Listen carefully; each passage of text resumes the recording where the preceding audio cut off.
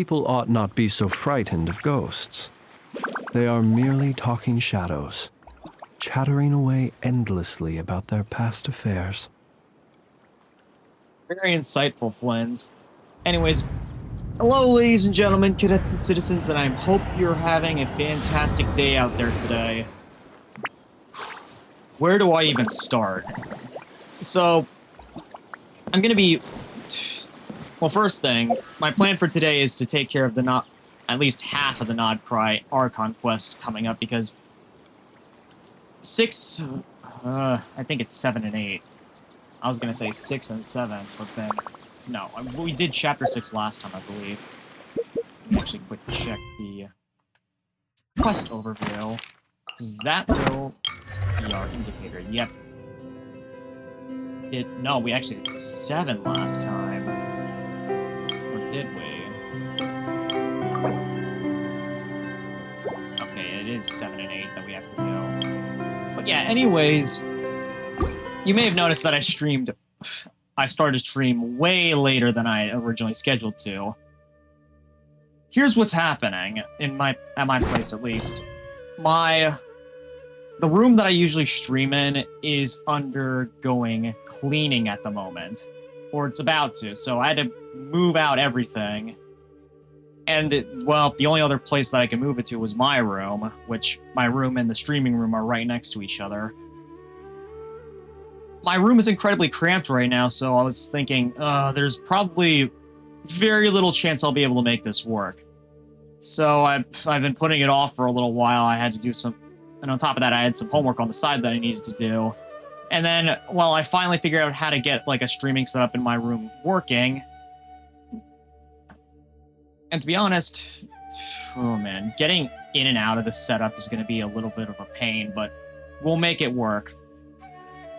Yeah, basically, I'm in front of my bed right now. The laptop's in front of me, or not in front, on top of a chair that I usually use. Well, actually, no, this is a different chair that I use, actually. The chairs that I usually use for my mic and my mouse and the laptop are currently being used to hold other things. These are just a pair of folding chairs that I have to mount that stuff on now. But yeah, having to do all this, and I think my mic is a little bit far away. Let me quick adjust it so that it... Okay, that's a bit better. Or, let me see. Does this change depending on how far I have it? It would appear so. Anyways, I think here is a fine spot for it. But yeah, long short of it, I've been putting off streaming for a little bit. And in fact, this is why I didn't stream last night, was because I didn't know how to get my setup working in my room. But I did, and even though it's not the most convenient setup, it's gonna have to do for now. But yeah, anyways, on to the actual stream that we're gonna be doing. Again, we're gonna be taking care of Archon Quest Chapter 7, and... yeah, I forgot. I've been off the game for a few days, and I've remembered that last time I ended off, or off stream at least, I was here in... I forgot which port this is. There's so many ports in the game right now, it's like hard to remember all of them. But yeah, okay, Beta Harbor. Wait, Beta Harbor? There's a joke in there somewhere, but I'm not getting it. But yeah, this was where I did the fungi event that happened here recently, so that's how I ended up here. As I'm just gonna get Flynn's out of his lantern. I want to see what the fungi are up to.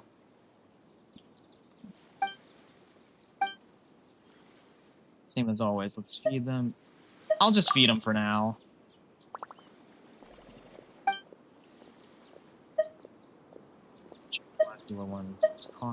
That's Fontaine, that's... Wait, no, both of these are Fontaine, and I think this one might be either Natlan or Krai. I don't know, I'll give them coffee. I want to see what that does to them. Who knows, maybe they'll be overcharged.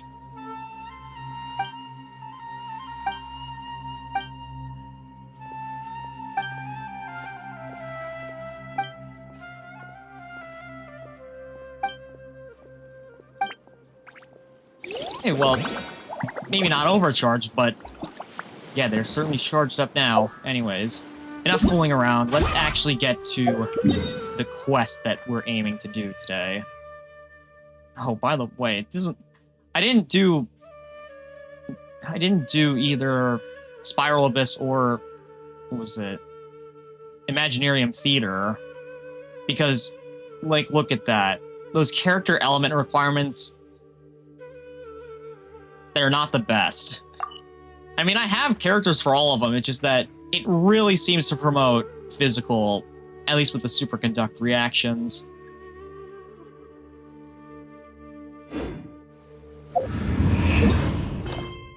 What I want to do is take care of Moonless Night now. Yeah. And for those of you who didn't see last stream, basically there was a big festival that was thrown for Columbina's like return to the moon, but unfortunately that celebration got put to an abrupt halt when the bad doctor showed up and tried to kidnap her, and now she's basically trapped in a moon gate with... at least I think it's trapped in a moon gate.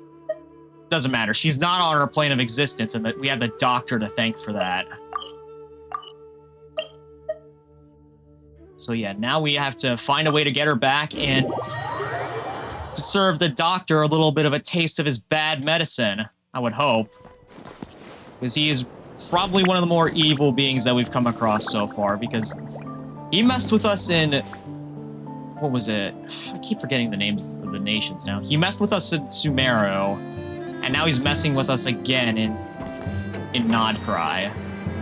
I mean, Rerir, he did his fair share of bad stuff, but only once, and it seems like most of it was because he lost his sanity, or at least for very reasonable reasons. I mean, again, he lost his sanity, he lost his loved one. Perfectly normal reactions to, you know, the kind of stuff that he's been through. The doctor, on the other hand, we have no idea what his motivations are, and we can only assume that they are not of pure intent. So now we gotta find a way to stop him. And plus, he exploited our boy Scaramouche. Made him into a puppet again, essentially, for a larger plan, and not gonna lie, I completely sympathize with his desire for revenge against him. Anyways, enough yapping. Let's head into this quest.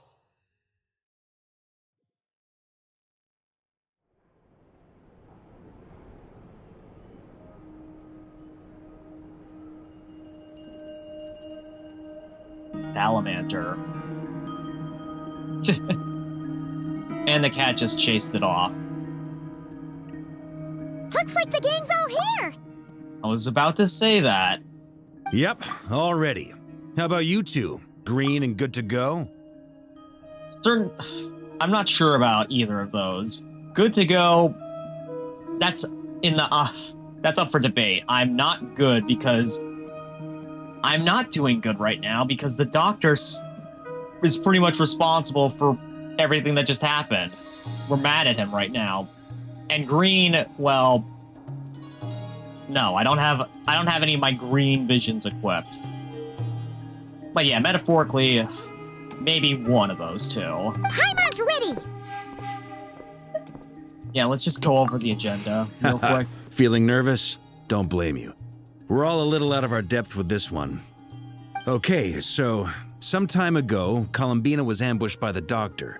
It all happened pretty fast, and the last thing you saw was her vanishing into the moon's reflection.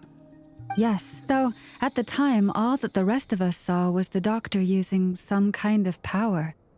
The next moment, Columbina had disappeared, and you were falling into the sea. We have to get Columbina back. And whatever the doctor's plan is in seizing the Three Moons Authority, we have to stop him before he succeeds. Is he trying to ascend to godhood himself? In which case, I don't want a tyrant god. We have enough of those. The Frost Moon Scions consider it our duty to rescue the Moon Goddess. I wasn't expecting so many others to come to our aid. So I want you to know that you have our utmost gratitude. Great. Well, first things first. What's this? Wait. Someone's here. I feel like it's probably our boy Wanderer or Scaramouche. We heard your footsteps. Although, You've been here for a while now. I take it you followed the Traveler, but I don't sense any ill intent in you. come on. It's him. What? I'm surprised. It wasn't him. Instead, it's a Fatui operative. I figured it wouldn't take you long to notice me. Oh, he's one of the Knave's people. I come bearing news from my lady, the Knave. Dottore went through the motions of returning to Snezhnaya, but it was obviously a facade. However, he has not returned to the Kuvaki Experimental Design Bureau, nor has he made an appearance in Nasha Town. Well, in that case, he'll be in his lab way up north. I always wondered why he applied for his own private pad. He was planning this all along. Tell them that Sandrone and I will go on ahead. If they still intend to pursue this matter, they should meet us at the research center in the northern tip of Krai. Nice of Columbina's two best friends to think of us. We appreciate the heads up. Our sincere thanks to the Fatui for your aid. Lady Damselette may have left our organization, but at least some of her colleagues remain genuinely concerned for her well-being. Not to mention that the Doctor's increasingly cryptic conduct gives us great cause for alarm. Yeah, I think the Tsaritsa is starting to lose her grip on him. We have crossed swords many times before, but it's not personal. We're just on different sides. We don't lack humanity. And so, as fellow friends of Lady Damselette, it's only right that you should be in the know about this. Arlecchino's situational awareness has saved us a lot of trouble. I'll leave the map here with you. If you do decide to head to the research center, please proceed with caution. And remember, at least while you're in Krai, Lady Arlecchino's subordinates are your comrades if you want them to be. This is very accommodating of you. We can't thank you enough. Just doing my duty. I shall take my leave now. If you need us, you'll find us at the Experimental Design Bureau. Oh, I'm sure we'll be up there very soon. So, the doctors left the Experimental Design Bureau and headed to some research center up north. Marionette seems to think he's been planning this for a long time. But when did it start? Before he even arrived in Krai? It seems his loyalty to the Tsaritsa is lip service at most. Behind the scenes, he may even be working against her. Whatever his motives, we know that he's decisive and incredibly ruthless. Facing him unprepared would be a recipe for disaster. At this stage, it's difficult to predict his next steps. I suggest we split into two groups. We need some people to stay behind and guard Nasha Town. Well, Sorry, as but I much can't as I'd accept love any to help, world join infiltrating requests at the research moment. labs isn't really my area of expertise. I was gonna say though, if we had to fight him with like the power of gods on his side, I mean, I've fought like what, 2 gods before, Raiden Shogun and Wanderer when he was, you know, put into a god machine essentially. But at least take Cool Your Jet's Ducky with you. It should be some help during the battle. Oh, another one of your lucky charms, and as huh, for Miss Aino? Anefa, I suppose you will stay to protect Miss Aino? Detecting operational logic. Protect Aino. Priority. High. Just in case, Servarka, I think it would be best if you stayed behind as well. You can leave the research center to us. I mean, I would have said the Knight of Berea should probably be out on the front line, but okay, fine. Yeah, he has a heart that Leave yearns for Nasha Town battle. to me. Be careful out there, okay? If things get out of hand, fall back right away. Yehodo will be on hand to assist you. In my absence, she can handle any intel gathering work.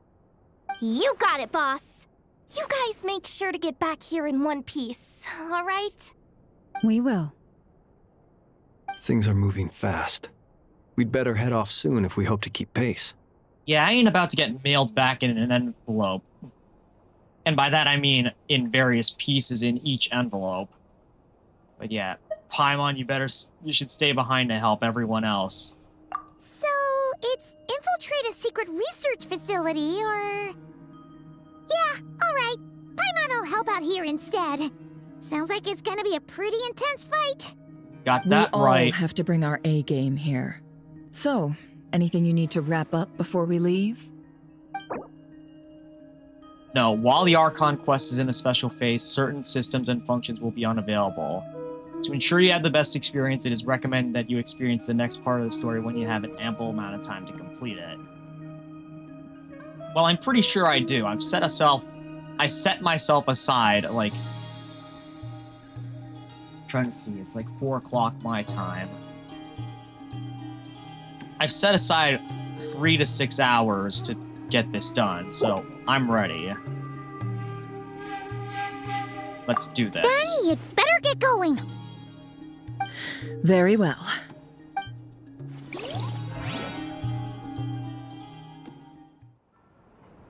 I thought we were gonna do a little bit more All these strategizing, broken but machines on the ground. Someone got here before us. Could it be Arlecchino and Sandrone? Crimson Flames. Yep, that certainly seems like the work of Arlecchino. Actually, I ought to see where I am on the map right now. Okay. This is his research center, it seems. Special Territory Research Institute. Yep, definitely sounds like it.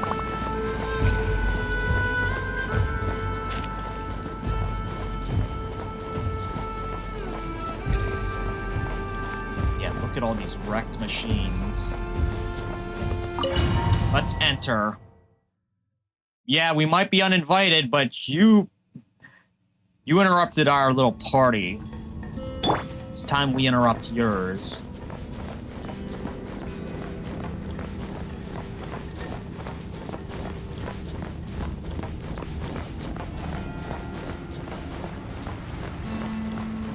Man. Someone tore up this shop right here. And oh, wow. A bunch of his men are unalive, I guess you could say. Or at least I guess those are his men. Oh, and someone better keep the shells out of the musket. That's Oi! quite a welcome party. Use the... Oh, okay. Use an elemental skill. Okay, that summons that.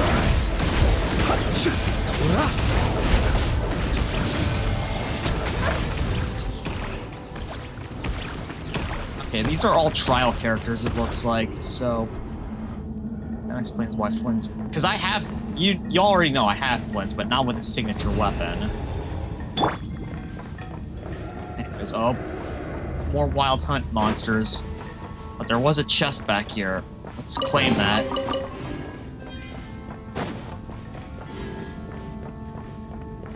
Alright, can I get into this thing real quick? Or do I have to take a long way around? Well, I guess that's what it looks like. Wipe out! Yeah, sorry, Mr. Human. Sorry, Mr. Zombie, but...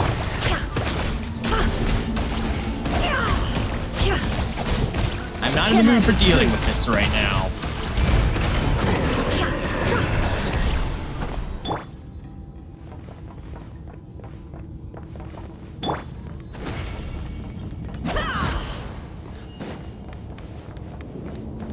Get back! I said get back! Do you hear me? Well, that clearly ain't gonna stop him. Why isn't it working? No! Don't come any closer! Don't! Okay, it seems like some pretty inhumane experiments are happening here. I'm just gonna pretend that I didn't see that. Instead, we gotta find the one responsible. Yep, he did. And those are from Inazuma. I'm pretty sure. Observe. Night falls. Man, I love...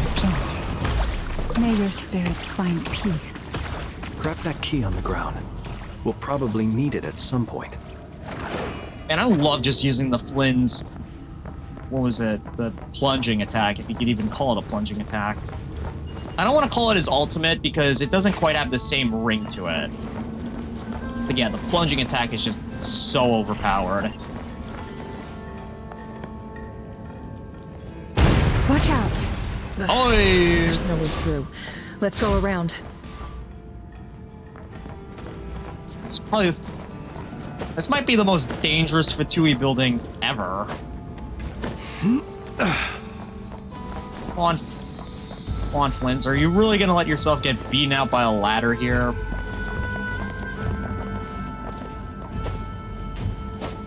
Up. Up. Oi! I swear, every corner that I turn right now, I'm fearing for my life because I don't want to get caught in an explosion. At least as these guys.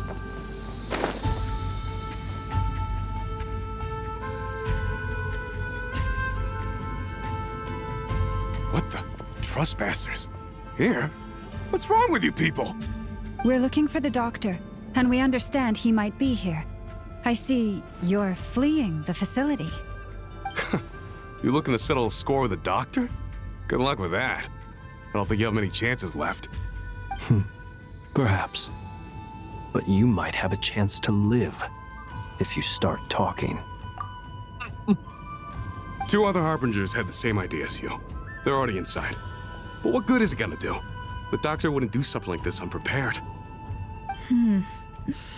Seems to me that you're not too thrilled about being his subordinate. Also, is it just me, or do I sense monsters nearby? If you'd prefer their company to ours, that can easily be arranged. Man, I know this is kind of grim, but I like how intimidating everyone's being right now. We need to know what the doctor is up to. Please, if you know anything at all, tell me. This is about more than us versus the doctor. His actions could have consequences for all of Krai, and perhaps even your homeland, Snezhnaya.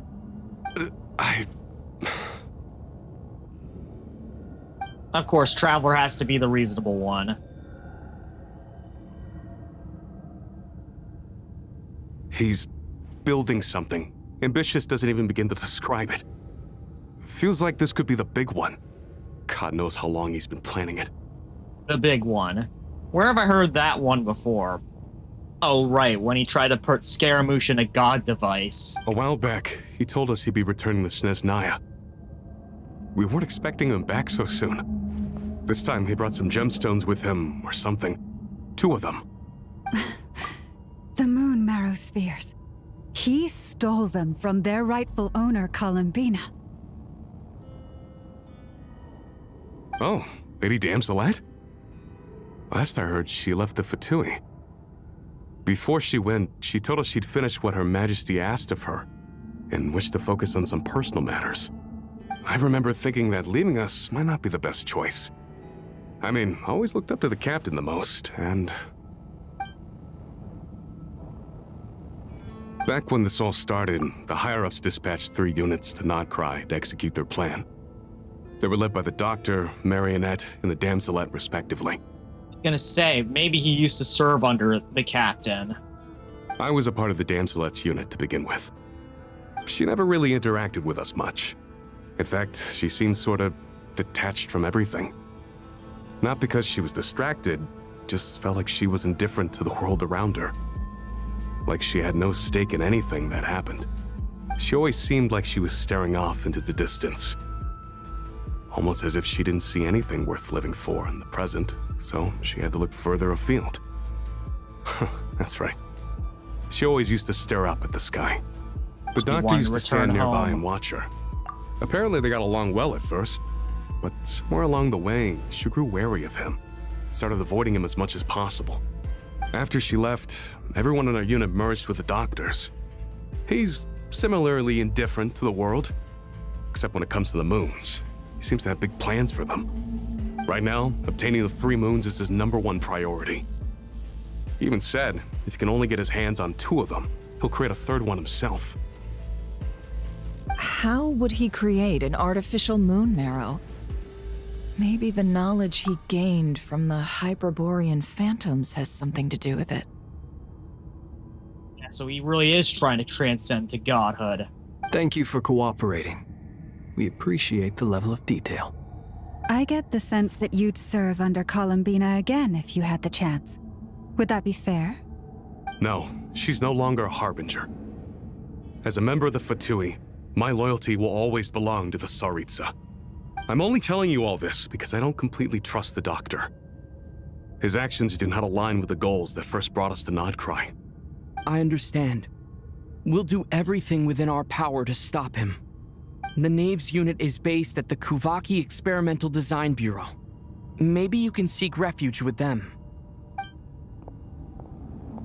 Well, now we know what's going on here. Artificial moon marrow. He's likely well on the way to completing it.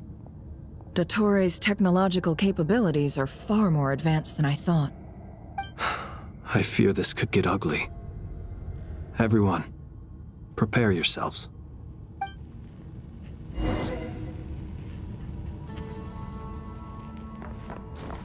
Artificial moon marrow, huh?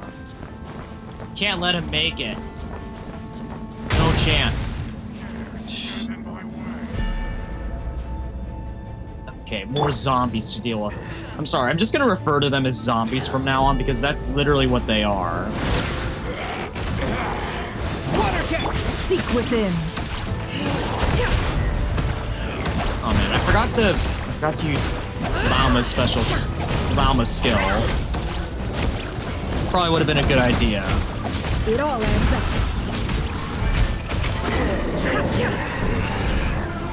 No more lies. And I just love how, like, they're just special reactions, and yet they somehow do an insane amount of damage. Yay, and yay, more... If this wasn't Genshin Impact, I would have thought that this was a Michael Bay movie, just with how many explosions have been going on. Anyways, let me check something. My model tracking's been acting a little bit strange.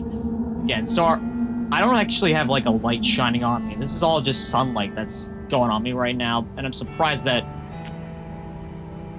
it's actually tracking as well as it is right now. But don't be surprised if later on during the stream that my tracking starts to get all funky, or even it starts not tracking at all, because I have no light in the room.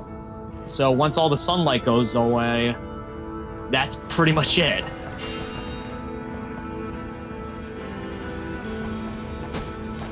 Oh, more inhumane experiments. My favorite. Leave this place for the everlasting. Bombs away! Go! Can't hide the truth. Wow, that took like no time at all.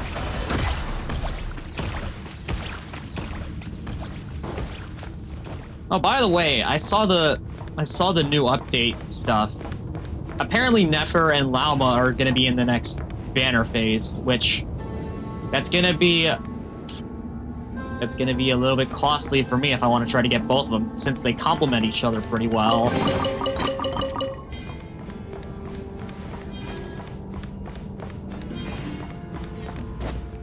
Unless I get super lucky, which, knowing my luck, it's probably not gonna happen. Actually, it might happen since I have guarantee on one of the characters coming up because, well, I lost my last 50-50. We'll see. Oh, there he is. He's trying. Is that the artificial moon marrow? We're deep in the facility at this point. Welcome, one and all. I've been expecting you. I hope my humble research facility is to your liking. This is more like... Yeah, if Michael Bay was a harbinger, he would have your facility, just with how many explosions have been going on.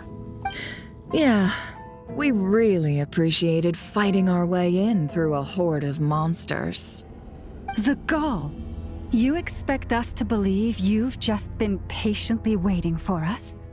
Of course I have. Should I be worried about something? Everything seems to be going quite smoothly so far, and you've shown up right on schedule. First Sandrone and Arlecchino, now you. Quite a surfeit of guests I've had today. Where are they? If you were looking for them, I should probably mention that Arlecchino disappeared as soon as she entered the facility. As for Sandrone, why, she stood right here only moments ago demanding answers from me at the top of her voice. Hardly out of character. She never was one for basic courtesy. But I have to admit, I was a little surprised to see her showing concern for someone besides herself. Does everyone you associate with undergo such a change in temperament? Speaking as a researcher, I have to say, it is not a change for the better.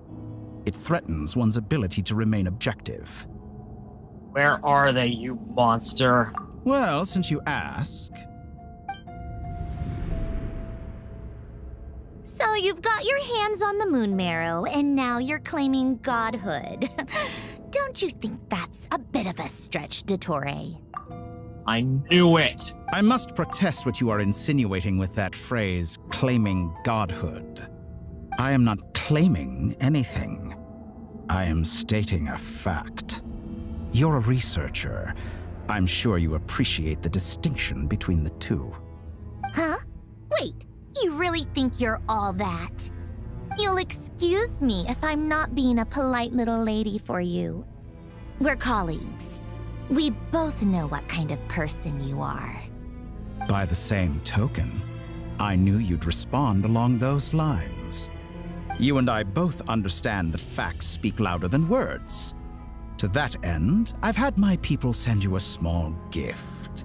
It should go some way toward helping you understand my present position. What gift?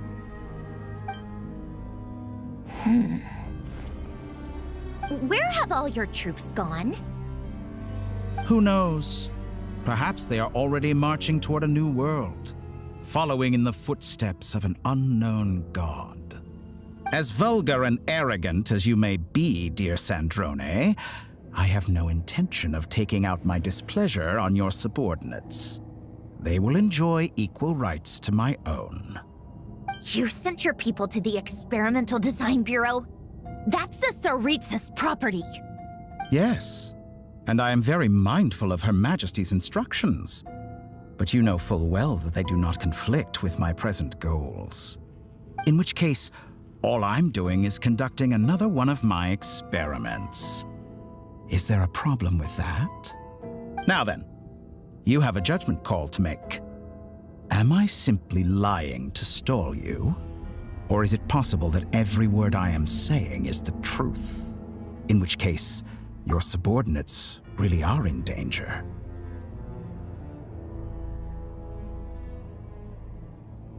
You know, when he first appeared in, what was it?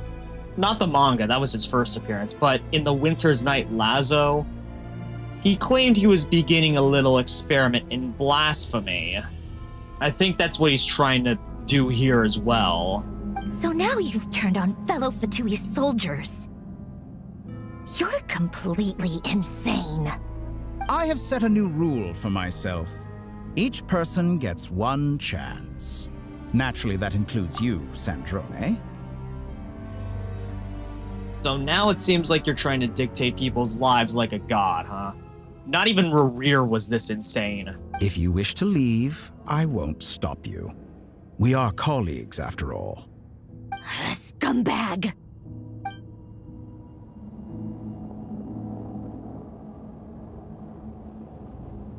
Still, I hadn't counted on Sandrone sparing any thought for the people of this world. Shame. I always found her self-centeredness to be one of her few better qualities.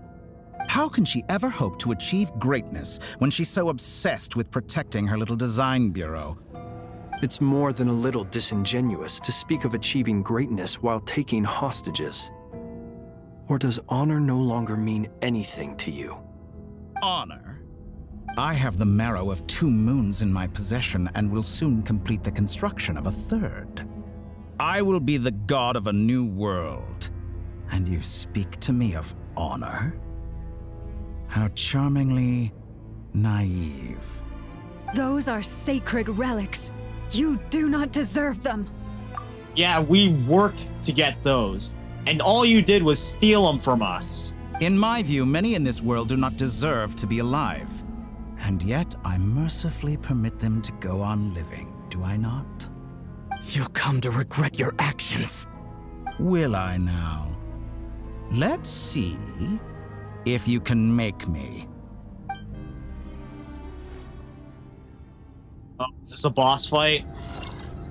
Yep, it's a boss fight. Alright, time to deal with you. You won't feel a thing.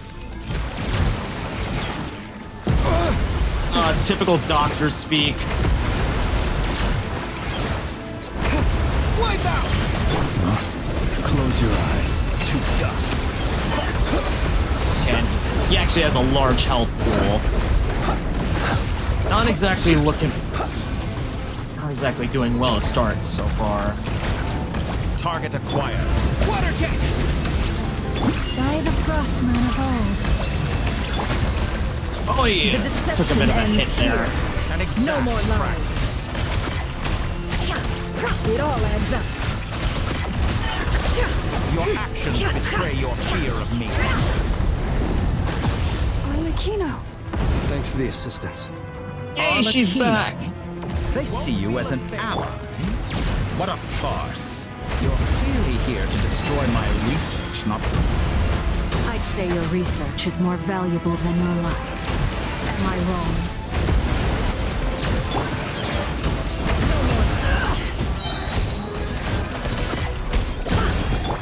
Water jet! Alright, well, Witness my rise. I might as well use her while I have her available. Well, I mean, I have her character as well, but not nearly as powerful as this. Like a reflection. Alright, I gotta use the Lunar Charge and Lunar Boon to break these things. Be silent. I'm rather out of sorts. For the everlasting forest.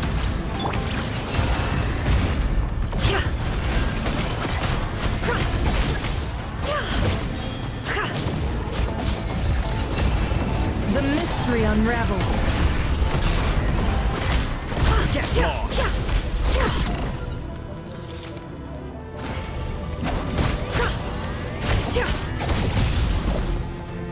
Can't hide the truth.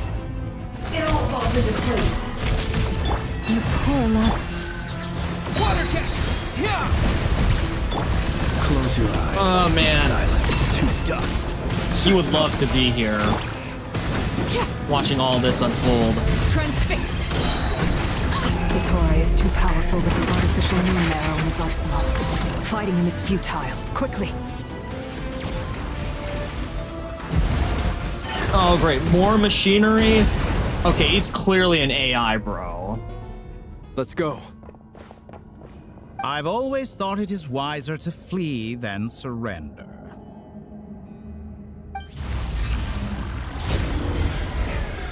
Watch out!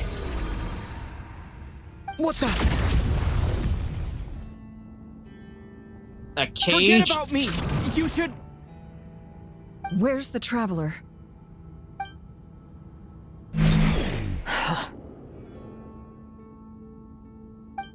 Trapped us. You better not be doing any weird experiments on me while this is happening.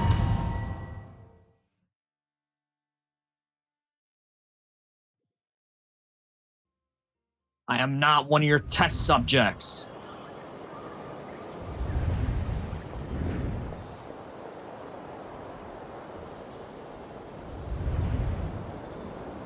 Okay, so we're... What just happened? Nasha We're Town? not Krai. How did I get here? Strange. I remember being trapped by Dottore during the battle. And now all of a sudden, I'm here. Something weird is going on. I guess I'll start by exploring the area. Huh? Traveler? What brings you here at this hour? Huh? What are you in the mood for today? A hot dog? Or something else?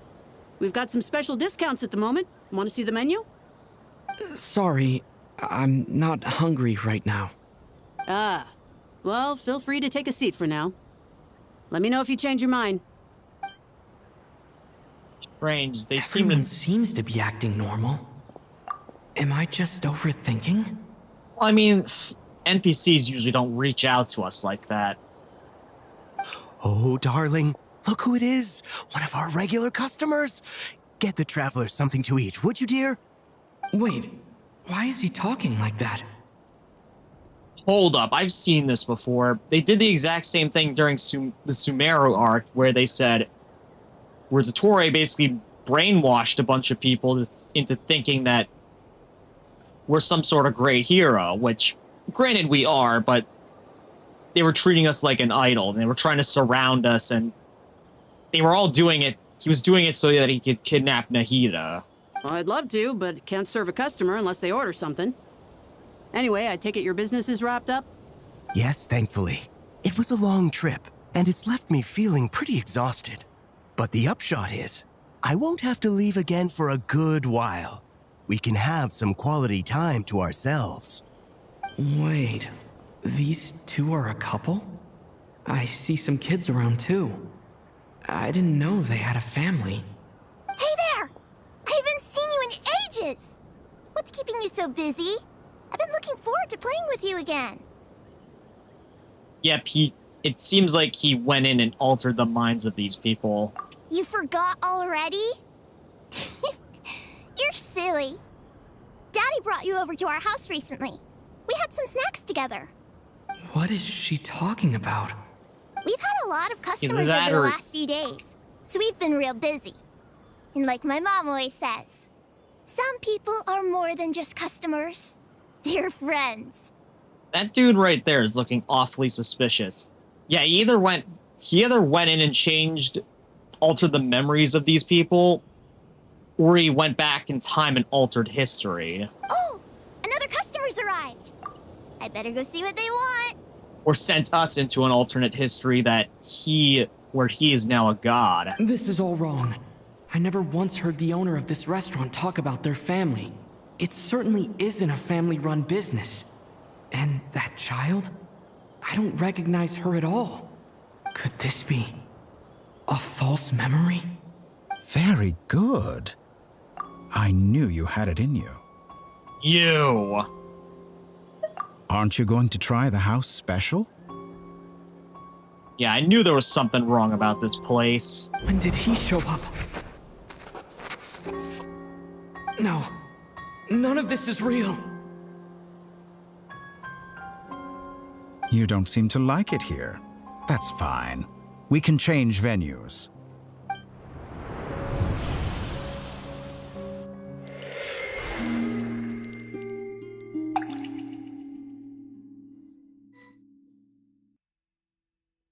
It's one of those flowers from Columbina's garden. Oh, she's still alive. I'm still alive. Is she actually on the moon, or is this another illusion? Where is this place? It took all my strength to open the moon gate, and then I leapt into it. So this is the moon's reflection? The mysterious realm beyond the gate?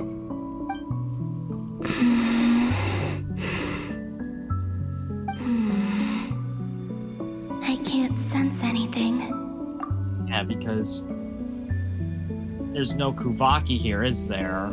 I guess I could try opening the gate once more.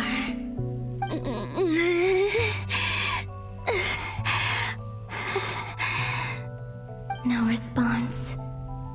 Maybe this space can't be opened from inside. If this was the space that killed both Revier and his lover, then why am I unscathed?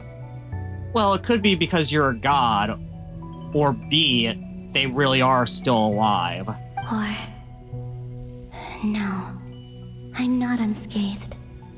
Even the air here feels... frozen in place. There is nothing here with which I can restore my power. I should conserve my strength and proceed with caution. I don't believe Dotori's scheming will stop just because I escaped.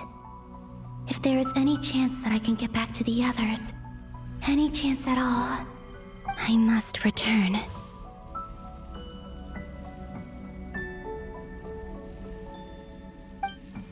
Please, you must return to us, beloved Moon Maiden. Silence. What is this place? Or maybe the real question is, what is it for? Such a barren land. What's this? Looks like it responds to my power. Maybe it's Kuvaki? Golden. Like Kuvaki. Is it some sort of guide? And why does it feel so familiar? I might as well follow it. Might be Kuvaki.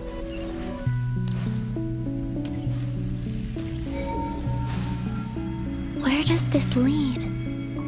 Could it be the exit? Hold up. That looks very much like her weapon right there. That's a cool little detail. Anyways, let's see where this leads to.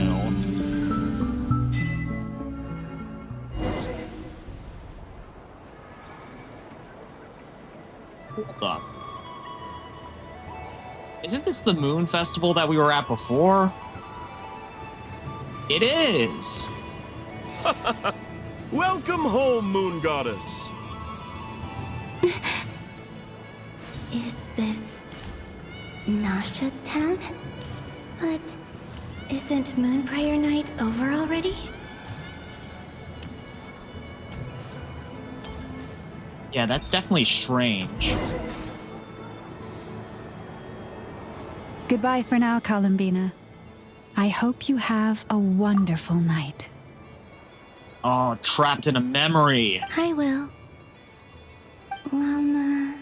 everyone else... and... me? Are these... my memories?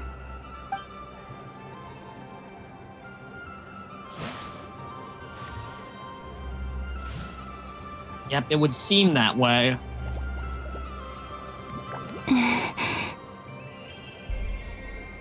I can't touch them. It's as if we're separated by some impenetrable power. Thanks, Peanut Gamer. Thanks for the check-in. Hope you're having a nice day out there today. Yeah, and some nice golden flames. Quite relevant right now, I would say.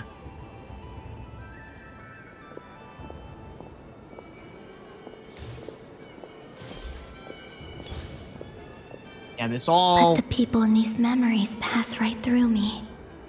Just like when I disappeared.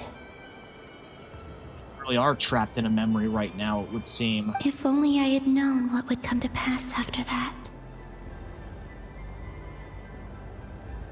Yeah, hello, hope stream's going well. Happy Saturday. Hope you're enjoying the weekend so far. Yeah, I certainly am so far. It's a miracle that I even managed to get a stream set up at all because, again, my streaming room's getting ready to be cleaned and I'm streaming in a place where I usually don't. And it's so cramped, but, you know, I'm making it work right now. Glad to have you on board, regardless. Even so, I should still take a look around. Just being back here, it gives me the strength to keep going.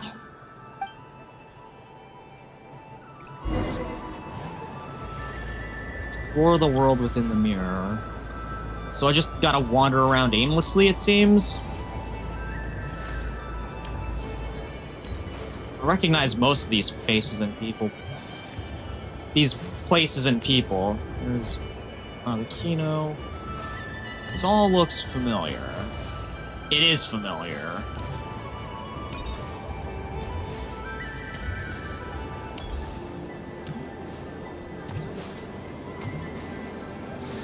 There's us. Welcome home, Moon Goddess. Oh, there's where we had our tarot cards you're the read. Genuine article. Alice was right. This moon prayer night was worth watching after all. Oh, yes. That was the fortune-telling stall run by Barbeloth from the Hexen Circle. Yeah, maybe they'll provide a hint.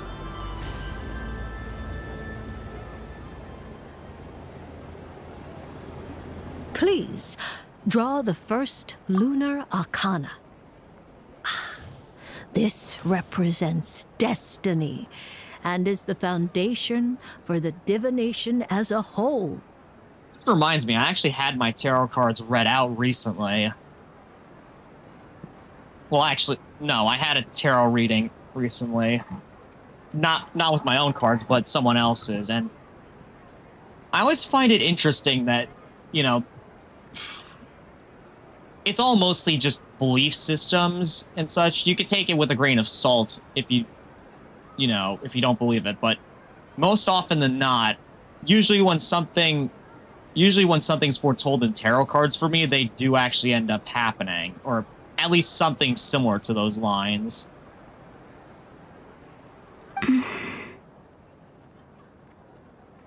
As one of my friends who does it says, the tarot cards never lie. My destiny. I believe the card I drew was the moon. Now that I think about it, Barbeloth's divination was absolutely right. Yeah, like I said, the tarot cards never lie. It's almost time to draw the last card. The one that represents the future.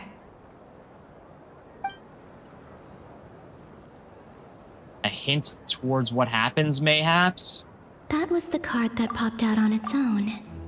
From here, I think.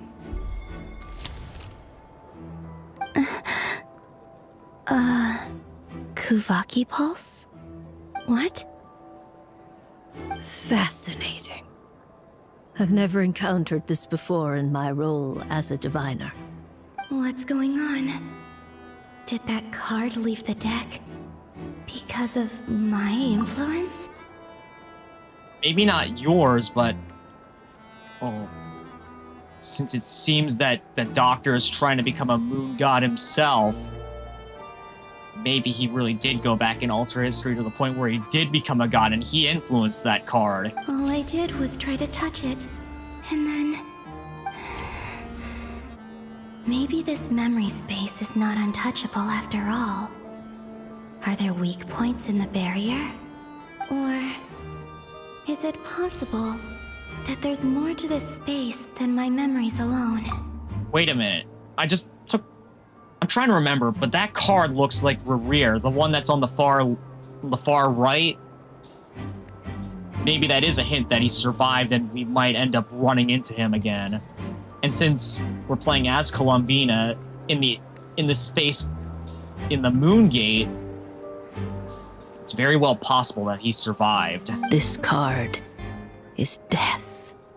I need to get to the bottom of this. I'll try touching something else.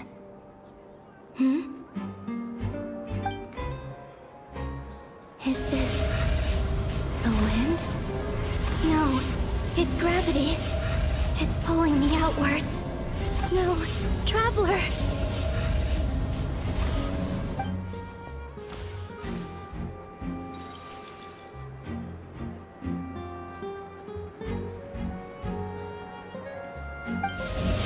and just looking blissfully unaware of, like, what's happening. I mean, we are kind of trapped in a memory at the moment, so...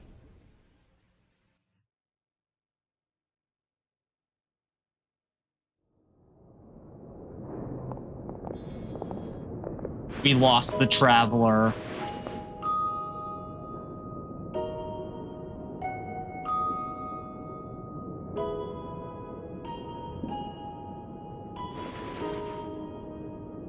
The Traveler has died. Oh, man. I guess Paimon, listen to me. I guess she's not going to take this news very well. From the bottom of our hearts, we are so sorry. We completely understand how you must feel. The Traveler is trapped, and we all feel responsible for it. Okay, they didn't just say that Traveler Fluken died, but... Don't say that! Paimon's not a little kid! You didn't leave him behind on purpose! There was nothing you could do! Well, I mean, you might not be a little kid, but you certainly have the mentality of one. But... He's all alone in there! What if something happens to him? What are we gonna do then? We've barely spent any time apart since we met. Is he gonna... die? We must find a way to rescue him. We were all involved in the operation where he was captured, and we do not abandon our comrades. Well spoken there, Arlecchino. That being said, it won't be easy. Through conversation with the others on our return, we've arrived at a basic idea of what we're up against.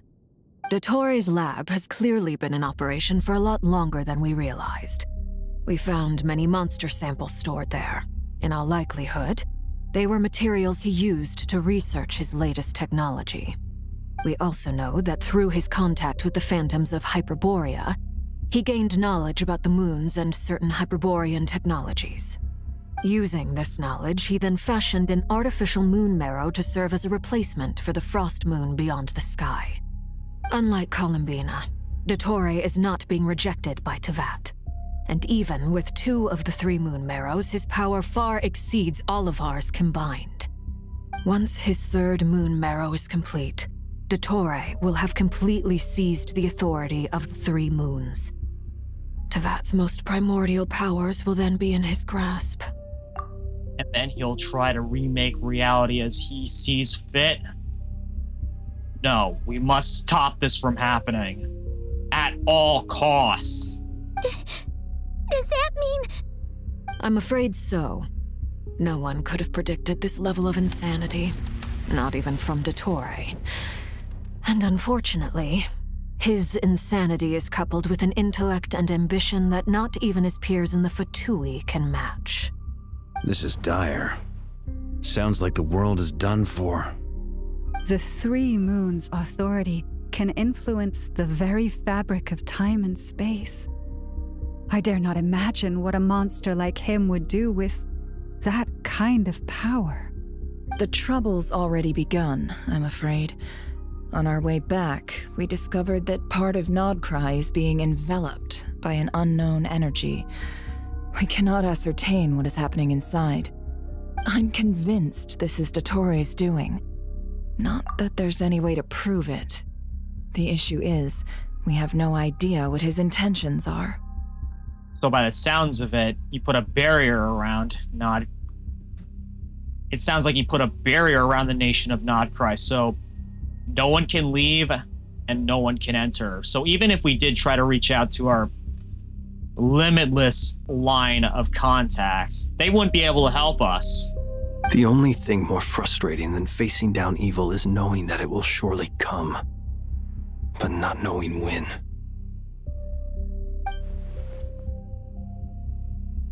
The Doctor is guilty of numerous crimes at Mondstadt as well. One of our knights, well, former knights, his father was murdered by Dottore. Oh, I guess they're talking about D-Luke. His ideology and methodology are a danger to everything in his path, from individuals to entire nations. He does not feel guilt, even when he acts against his own people. He doesn't see them as his own people, that's why. People like him see everyone else as beneath them.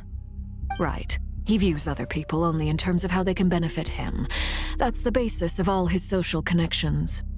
Granted, he's hardly the only harbinger to pursue their own interests. We all do. And Her Majesty is gracious enough to permit it. Still, her mercy has its limits.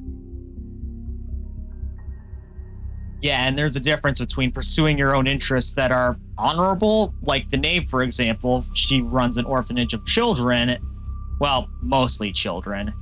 And I did this off stream, but I learned her methods of, well, dismissing orphans a lot more honorable than her predecessor. And then you have Dottore over here, who's literally trying to pursue godhood. Not honorable in the slightest.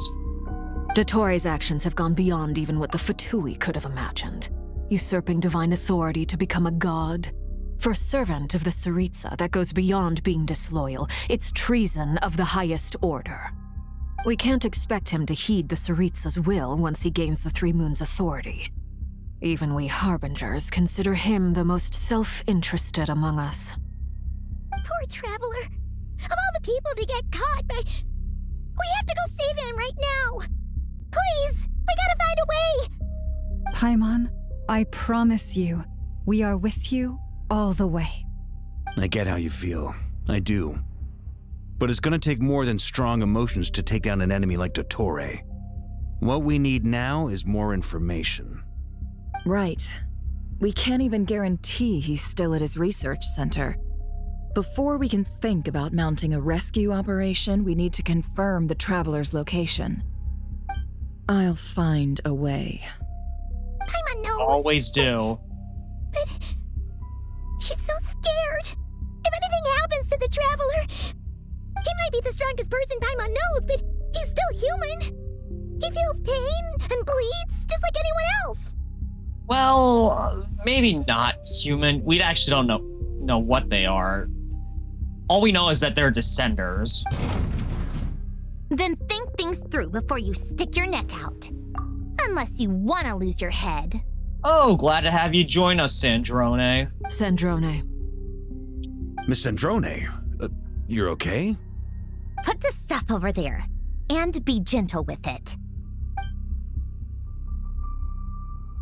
So, am I okay? As you can see, I've had to move my whole livelihood out of the Experimental Design Bureau. It's been swallowed up by Dottore's energy field. If I'd left it any longer, I probably would have gotten stuck there. Oh, okay. Ugh, Dottore always goes a little loco when he finds a shiny new toy. Not that he'd ever admit that. But this time, he's gone full psycho. Yeah, and that shiny new toy happens to be the tools required to reach godhood.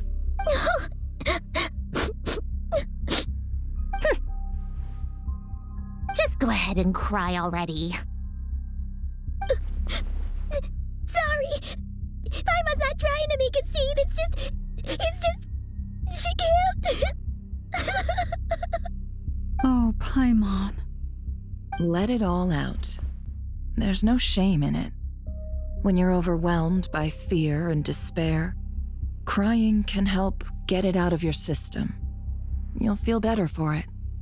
Okay then, while the baby of the group is having a moment, how about the grown-ups get to work? Give me your hand. You've made a discovery? Polonia, scan.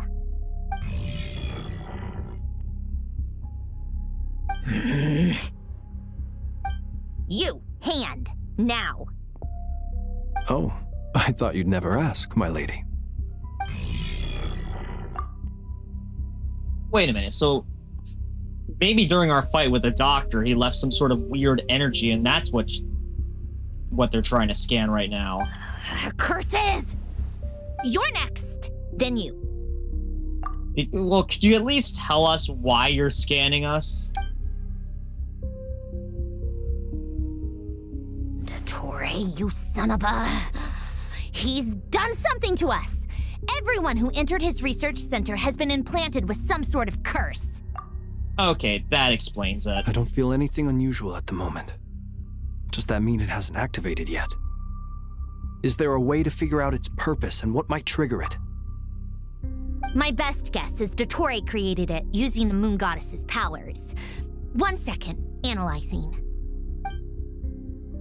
Ugh! That friggin' maniac! So, what twisted game is he playing this time? The moment I analyzed the energy composition, some encrypted text appeared in my mind's eye. And when I deciphered it according to the Fatui standard encryption protocol, I got the following message. Feel free to run, or you will perish in Nod Cry. He's mocking us. Sounds like a hacker's threat right there. Yep, he loves to toy with people. Only in this case, there might be more to it. But I didn't detect any murderous intent or malice either in the message or the curse's energy. As if this is him at his least malicious. Or perhaps all people are cowards in his eyes.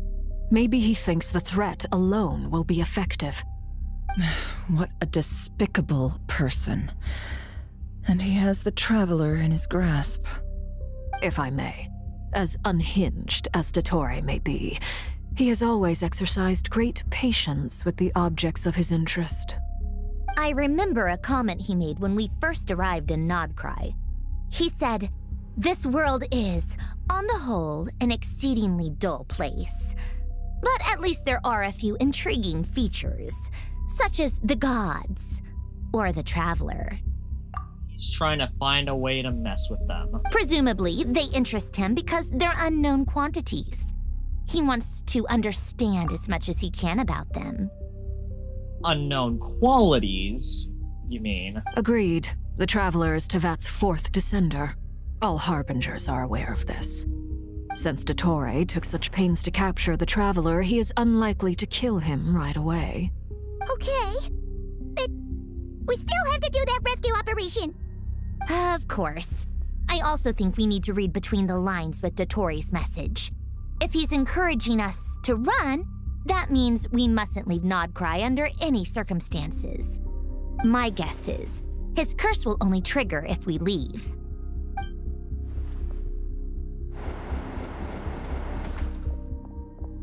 We've discovered multiple energy fields. Albedo is still attempting to analyze their structure. He told me to report back first. Each field is slowly growing, swallowing up more of the surrounding area in the process. And the pace of their expansion has increased since we first examined them. He's probably trying to swallow Nod Cry whole. His nefarious ambition knows no bounds. If this continues, the whole of Tevat will be in trouble, not just Nod Cry. The loss of Columbina could not have come at a worse time. Do we think she's truly gone for good? She entered the space beyond the Moon Gate, knowing what became of Rerir and Thalindus. I'm sorry, but I fear the odds aren't good. Well, she did. I have the hindsight of knowing that she did survive. You know, I did experience everything that in that last sequence. But now, knowing that she survived, a little bit on edge thinking that Rerir and Thalindus survived as well. Don't be ridiculous. If I know her, she's busy finding a way back as we speak just so she can annoy me. She isn't dead. That's some rationale right there. Whatever has become of her, the fact remains that we are 2 comrades short on the eve of a decisive battle. We need to find out the Traveler's location. But there is also other work to be done. Agreed. Whatever Dottore's planning, we have to get the local populace somewhere safe. So, as well as a rescue mission, we have to organize a mass evacuation at the same time. It would be best if someone could approach leaders of neighboring nations and negotiate emergency asylum for Nod Cry's inhabitants. Can anyone handle that? I'm not sure if that's the best idea. Not sure if that's the best idea, since it seems this field around us, no one can enter and no one can get out. Snezhnaya is one option. I'll see what I can do. As This would be so much easier if the Traveler was here. No! Stop thinking like that, Paimon. Paimon will join you. She's pretty well connected thanks to the Traveler. Maybe it'll come in handy. Either way, that's what the Traveler would do if he was here.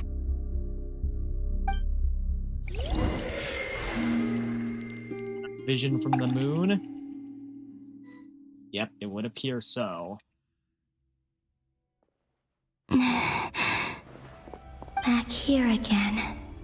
That gravitational force that pulled me back. Is this where it came from? When I saw that memory of Moon Prayer Night, I think I influenced reality. Was it just a coincidence?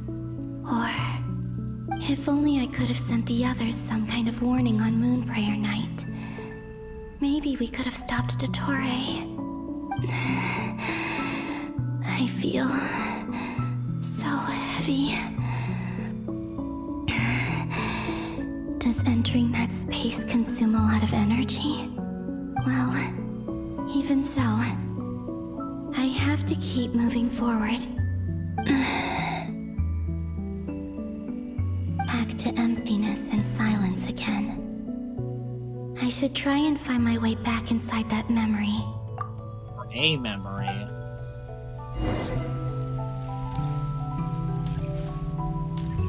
Gotta follow the golden light, since that seems to be the indicator of where memories... That could be the guide to our memories.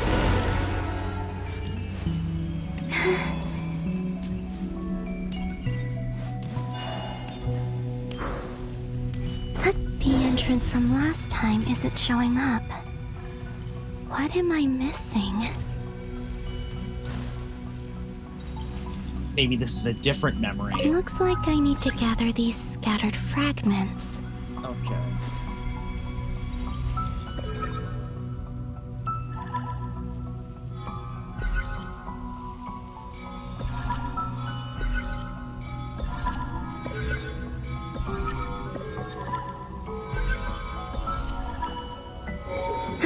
It worked.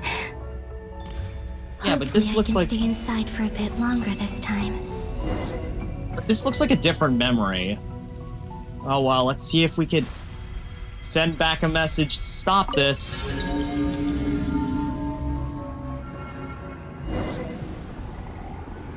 Yep, this is a different memory, alright.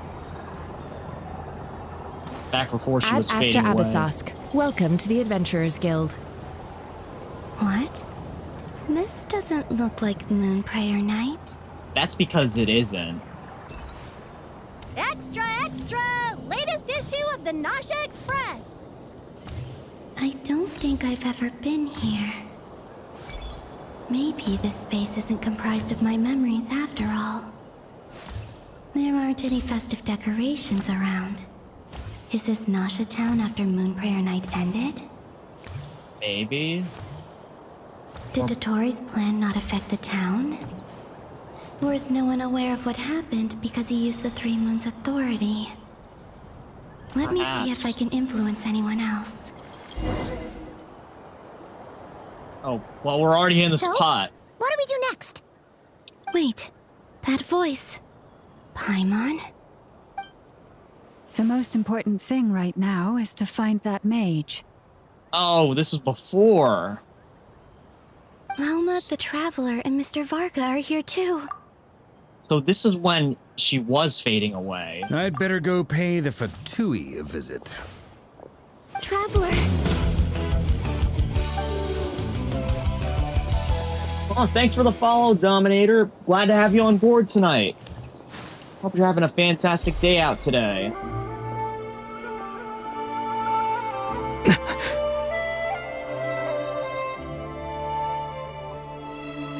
Columbina?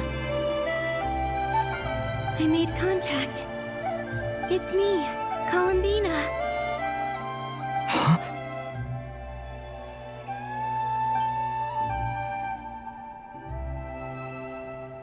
Traveler? Fascinating. Let's go! This is no time to be spacing out! No problem.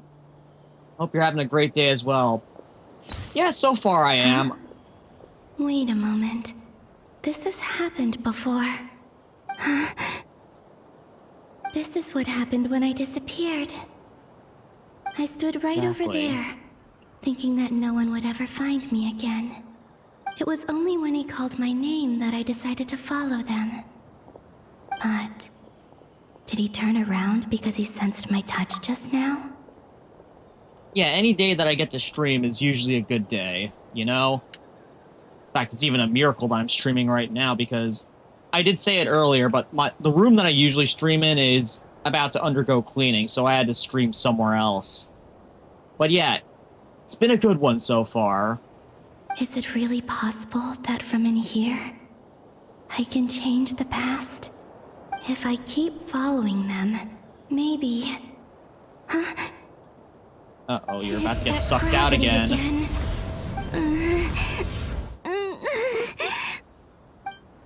So it seems like she only gets one move before... It seems like she only gets, like, one chance to influence the past before she gets pulled back out into the moon pool, I guess you could call it. Yeah, hope the cleaning goes well. Yeah, as do I. The sooner the better. Every time I influence reality within that space, this force intervenes and pulls me back. It's as if it's trying to stop me from leaving.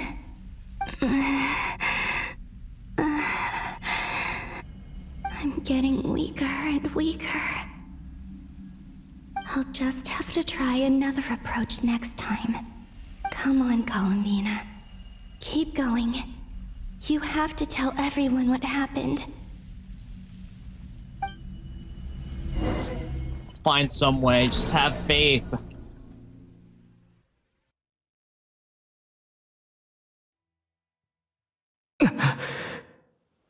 Uh-oh, now we're back in the Traveler's point of view. Suddenly, I've been plunged into darkness.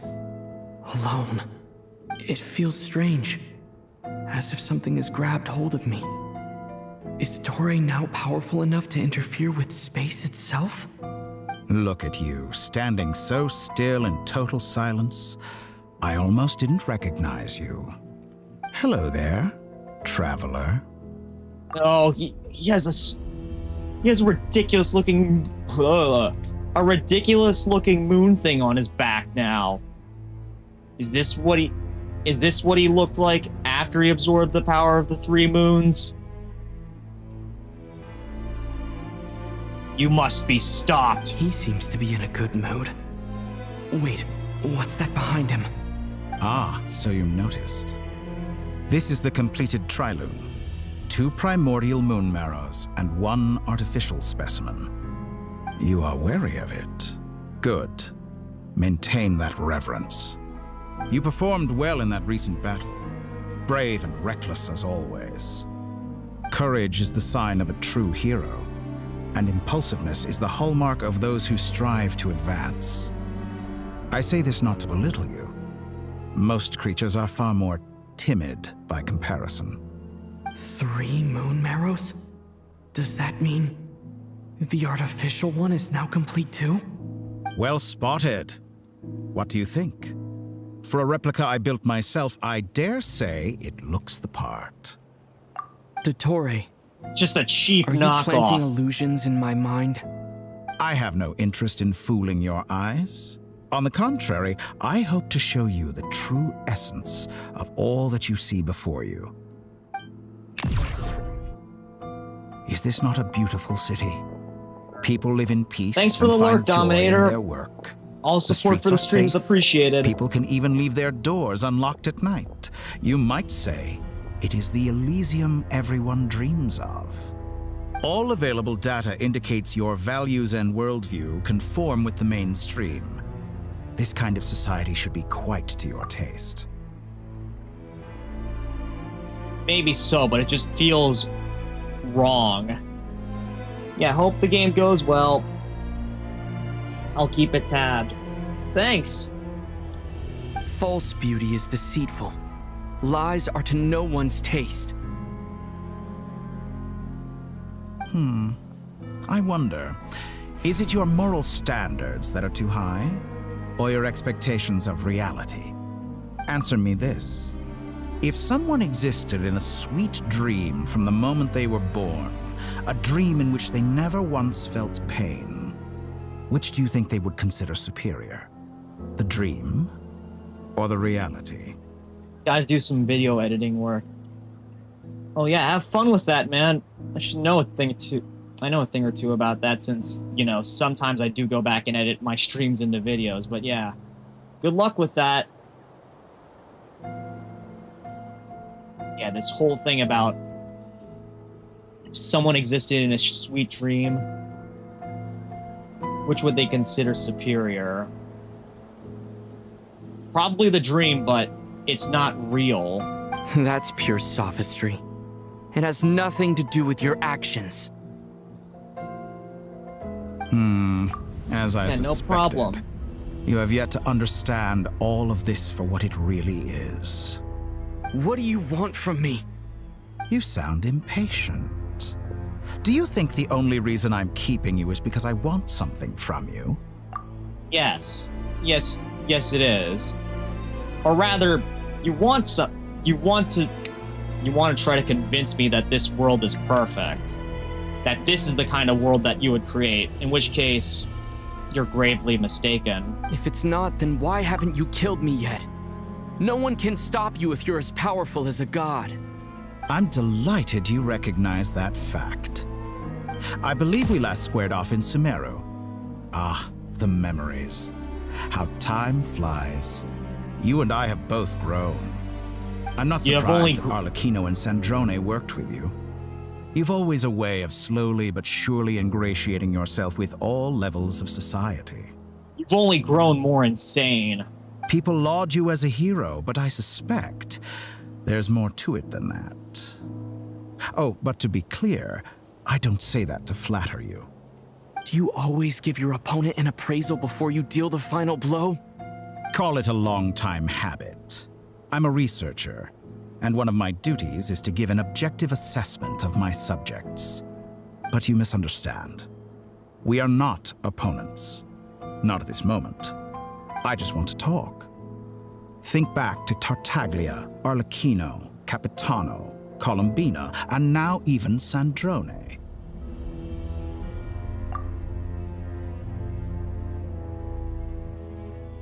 You've worked with each of them in the past. I believe you can work with me as well. Well, aside from Tartaglia, at least their motivations weren't completely... What would be a good adjective to describe your motivations? Oh. At least their ambitions weren't quite as blasphemous as yours. What makes you so sure? Well, why not? Should the good associate only with the good and the bad befriend only the bad? I like to think we could have a more mature relationship than that. Surely you don't think all your relationships are grounded in friendship or shared ideals? People come together because it benefits them to do so. If you think of the people you admire, you must surely admit that they have provided some benefit to you. Yeah, but those first two come first. Morality, ambition, dreams. People have plenty of words to embellish the nature of their relationships. But once you break free from those ethical frameworks, you will see that the only thing connecting the two of you is mutual benefit. Bro, this man is literally acting like Discord or Q right now. And that is what I'd like to talk to you about. We're finally getting into it. He's probably been planning to kidnap me for a long time now. But for what exactly? He has the authority of all three moons. I won't be able to gain the upper hand in a fight. Best if I pretend that I'm willing to negotiate for now. You say you're a god, but you also speak of mutual benefit. What could a god want that the three moons cannot provide? Excellent question. But before I answer, I would ask you the same thing. Gaining Columbina's allegiance was a rare and extraordinary feat. But the Moon Marrows are now in my hands, and I have the edge over her. For this artificial moon is not being rejected by Teyvat. Her identity and lineage may have been a thing of glory in the old world, but they were also shackles that prevented her from ever integrating into Teyvat. I, on the other hand, you may view me as a thief, but I have overcome that limitation. So what is it that the Three Moons cannot grant you? What stops you from negotiating with me to get what you want? I don't make deals with lying psychopaths. Way to put it. That's quite an accusation. Are you expecting me to get angry with you?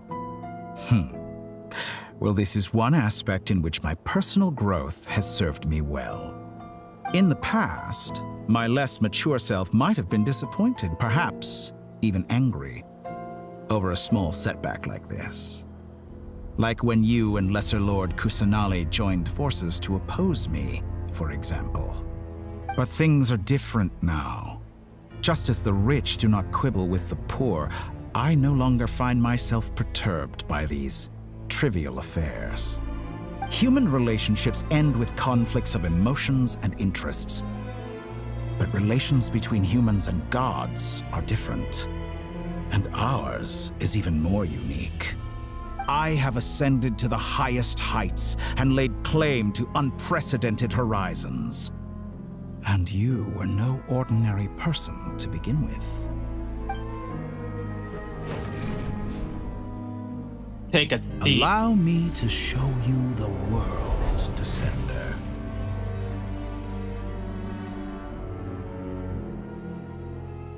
I don't like the look of this.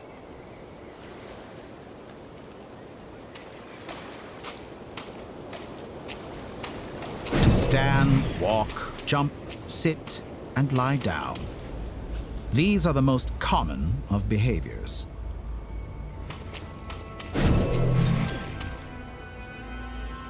Guessing walking on water isn't on that list, let alone teleporting. Have you ever wondered why we were born following such laws? Who stipulated that we could not fly instead of walk?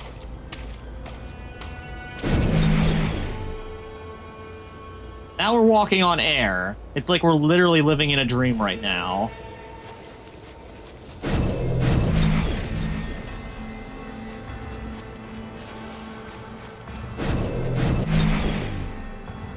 Oh, we're ascending higher and higher right now. Someone of We're your literally talents walking and on the experience clouds. must surely know of the four great rulers who serve the heavenly principles. They govern life, death, time, and space. One wounded by a blade will die from blood loss or infection, and one who falls into a lake will drown in agony. The elderly wallow in solitude, and the solitary age faster. Eventually, new life is born, only to embark on the same path of suffering. These four divisions anchor the world and shackle those who live in it. But they themselves transcend its boundaries, squandering the power bestowed by the heavens. All who live yearn for equality, but unless the gods prostrate themselves and profess that they are mere servants of the living, equality can never exist. Who makes the rules we must live by? Who has the right to restrict us?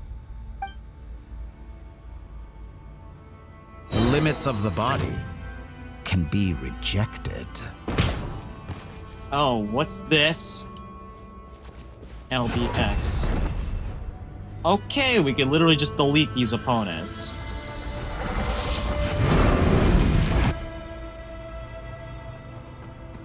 Is he trying to show us what ultimate power is like?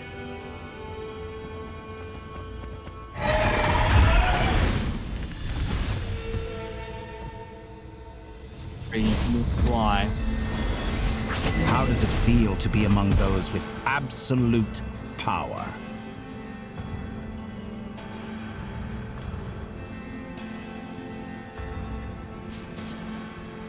It feels too easy.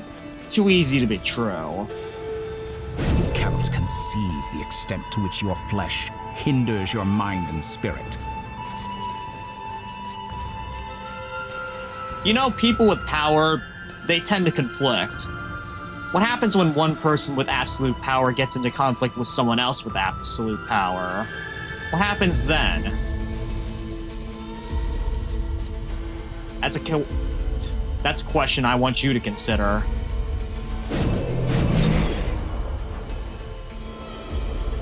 Only by discarding our useless, primitive eyes can we perceive a new world.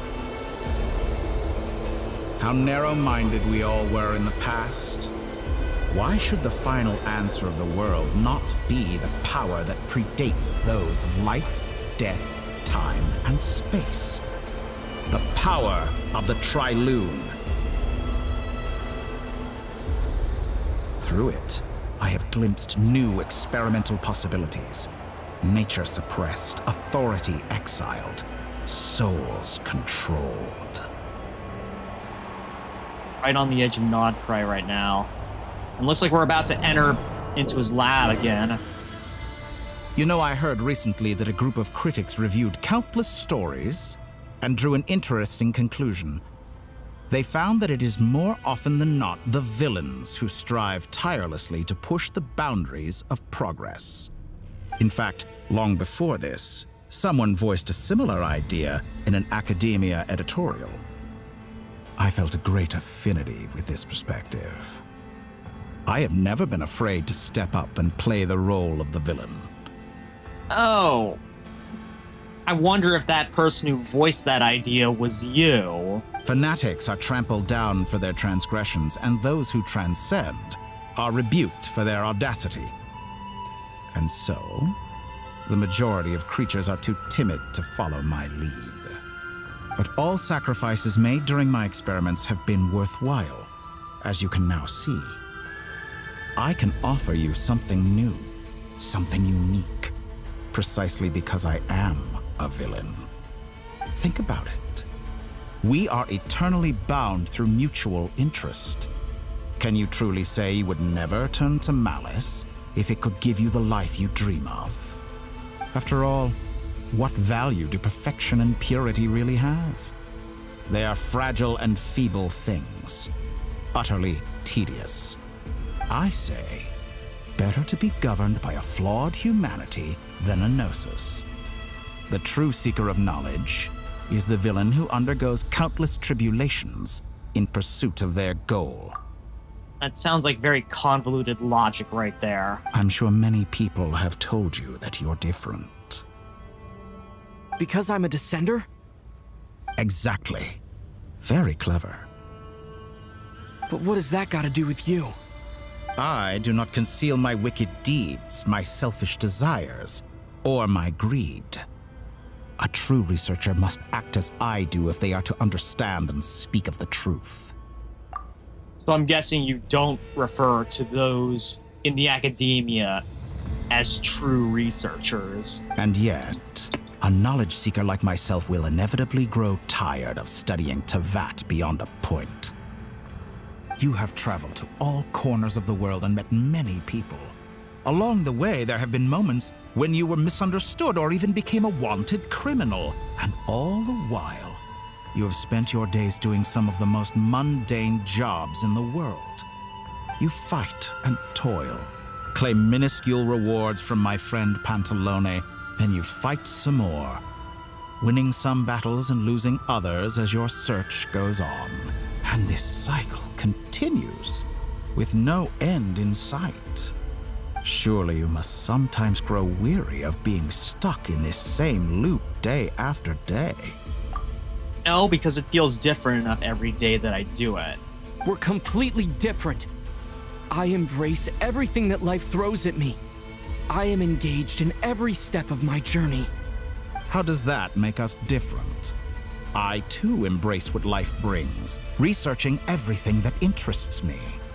Think of all the novel things I've managed to create, like the artificial moon marrow. Don't you see? As unique a specimen as she was, even Columbina is not irreplaceable. Take that back. She's gone because of your actions. I didn't say that to anger you. Though admittedly, I don't see what there is to be angry about. Anything Columbina could do for you, I can do better. Really? Then bring her back. I know what your ultimate goal is. You wish to walk the path your sister walked, and seek answers from her at the end of that journey, don't you? Someone like you could never understand what it feels like to care about another person the way I care about her. Granted, we have a pretty complicated relationship.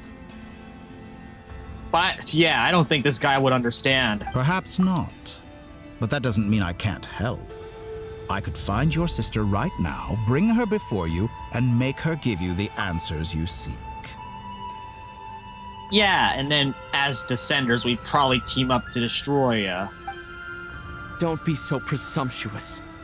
You'll never begin to understand the situation between us. Oh, no. This is no presumption.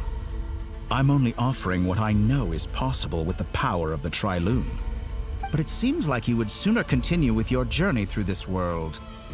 Why? Do you truly desire this journey? Or is it simply a necessary process from which you cannot escape? Think of all the time and energy you have spent, everything you've had to endure just to make it this far. Is this really what you want? Or has your hand been forced by the promise of that final answer? Yes, you have made many friends. But do they ever spare a thought for the void in your heart and what it yearns for? What you want is not friends. It is family.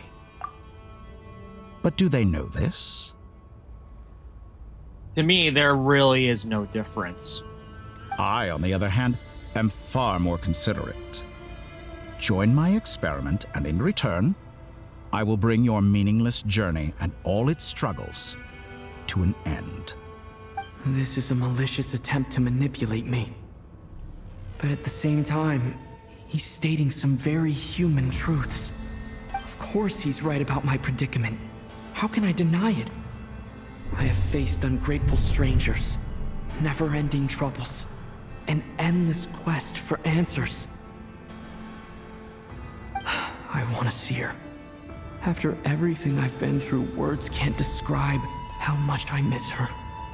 How much I want to be reunited with her, wherever you are right now. Do you miss me too?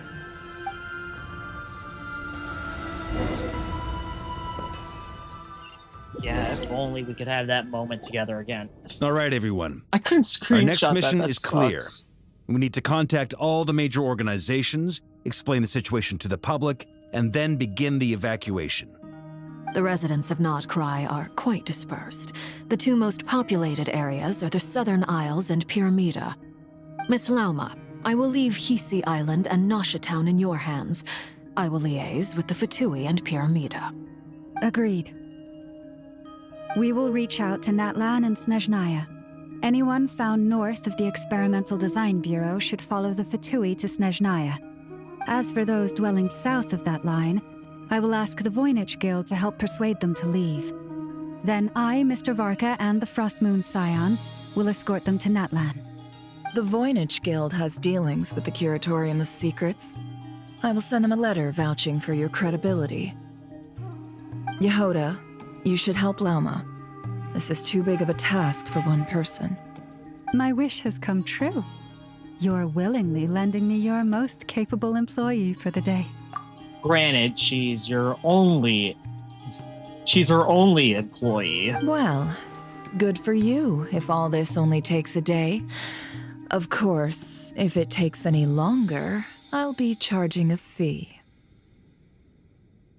Boss, wait. Don't I get a say in this? Well, typical Nefer. Oh, I'm sorry. Something to add, Yehoda? Well, no one's more important to me than you, boss. And remember how Lauma healed your eyes after that big battle? I think that's worth at least 2 or 3 days' work for the Frost Moon Scions. Are you completely incapable of acting in your own self-interest? Or do you simply devalue your own labor? Not sure what to say to that. Are you sure you don't want to come with us? Who will see to our other work if we're all busy evacuating residents? Sandrone insists that Columbina is still alive, and we have a traveler to rescue. There's much to be done. But boss, I'm just worried that... Well, Nefer, I'll link up with you once my tasks are complete. What makes you think I'd need you to do that? I'll need it. And considering the way you approach certain matters, I think you'll be better off with me present. That's quite enough. Just focus on your work first. I bet we're in for an uphill battle here. But we can help out too. Inefa and I are gonna help Nashatown's residents carry their stuff. Loading schedule. Store essential local research data and technology samples, then escort the people to Natlan. Understood. I will execute this to the best of my abilities. Great stuff. Thank you, ladies. I've contacted the Lightkeepers. A colleague of mine will join us shortly. I will persuade them to conduct a thorough search of the region to ensure that no civilians get left behind. As for me, I guess I'll be making an early return to Sumeru. I think it's important that someone informs the Dendro Archon of what's going on in Krai.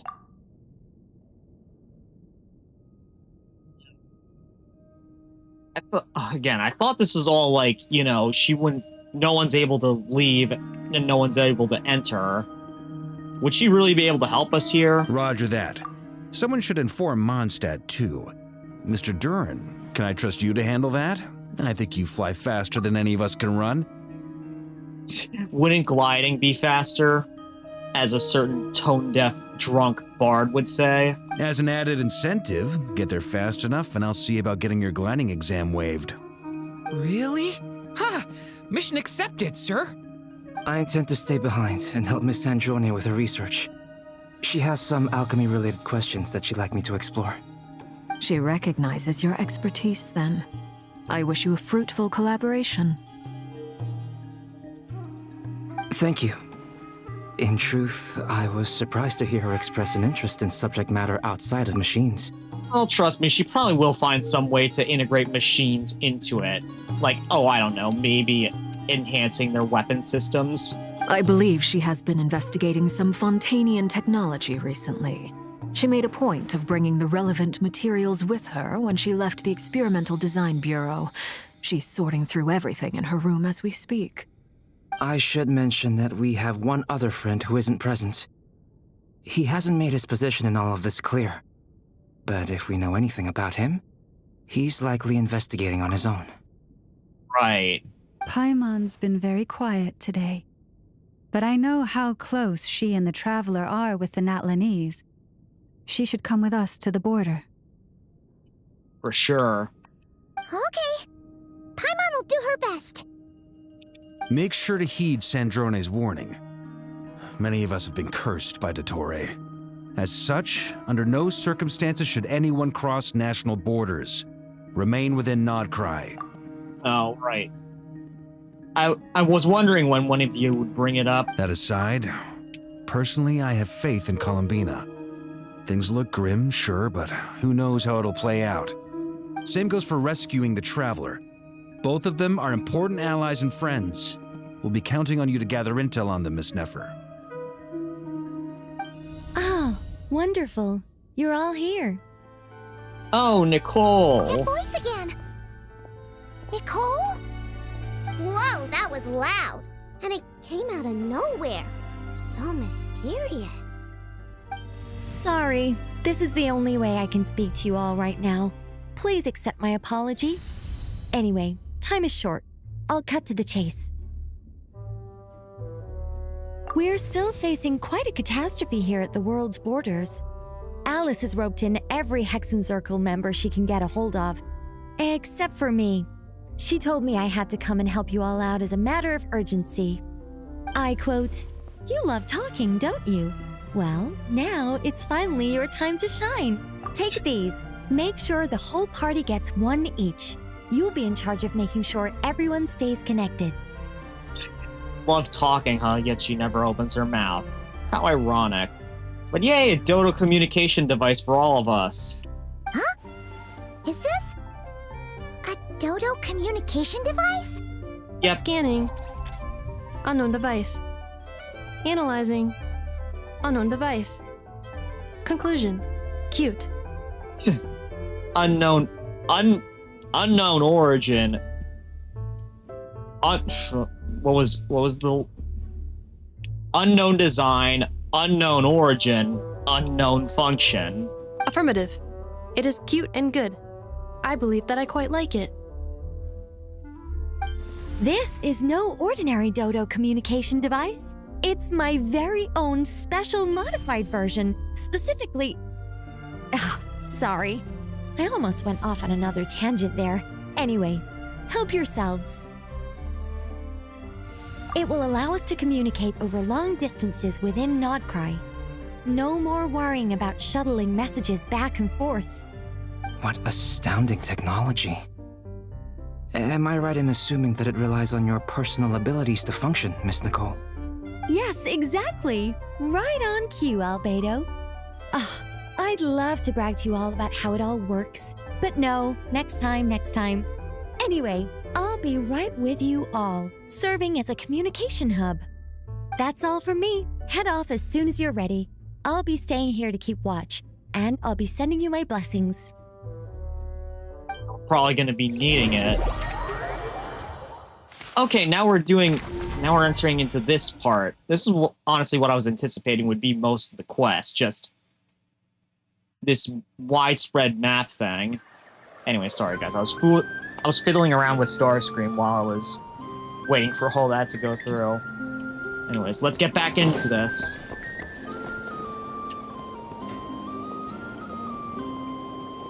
Here's that other playable Lightkeeper.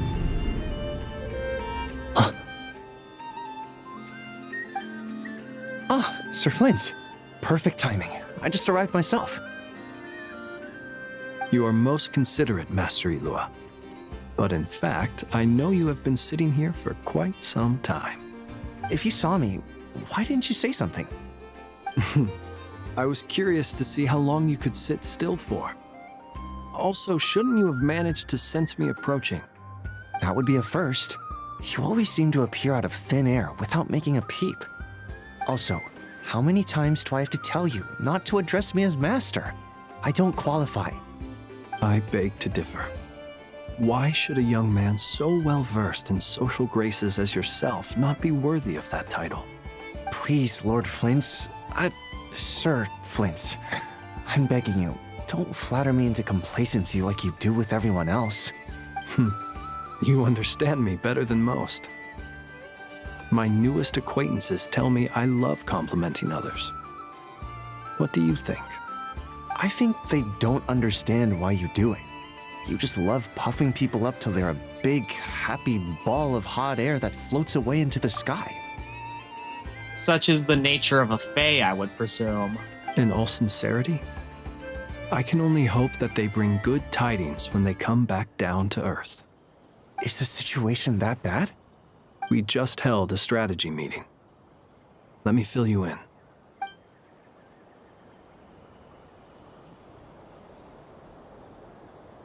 In short, we need everyone gone from Pyramida.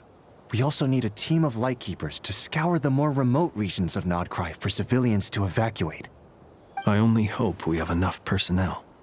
We do. As do I. Old Man Nikita will definitely help, and we can recall anyone out on patrol to focus on this instead. Good. I'm sure you and the others will make short work of this. Now, don't forget, once you've completed this task, make sure you and the rest of the team evacuate to either Snezhnaya or Natlan as well. Flint? If you've got something to say, Master Ilua, why not guess what I'm thinking right now? Why isn't he going? Or better yet, why do you call him Master again when Ilua said not to? You mentioned that you have something else to deal with later. How difficult is it going to be? I doubt it will be easy. I know you're a Lightkeeper, and it's your duty to protect others in times of crisis. But I have a feeling that you'll be walking into grave danger. When has that not been the situation for us? However bad things have gotten in the past, Krai has never faced a mass evacuation before. But from the sounds of it, you don't intend to come with us. I don't mean to pry, and it's probably none of my business. But whatever it is you're intending, you don't have to go through with it, you know. I've been afflicted with some sort of curse, and I'm told it may well trigger if I set foot outside of Krai. As such, I cannot leave. I have to act, if for no other reason than to fight this curse. What? No. Why? Why would anyone want to curse you? Oh, I don't know, because we probably know about his intentions. There are plenty of people out there willing to trample over others in pursuit of their own goals. Frankly, Sir Flint, I am furious. You're making light of what is an incredibly serious situation. Indeed I am. And? And what? I told you I'm furious about this. Nothing I can do about it, I'm afraid. Things happen, and we just have to deal with them. If you find yourself feeling angry, perhaps start by drinking a big glass of water. Yeah, cool off.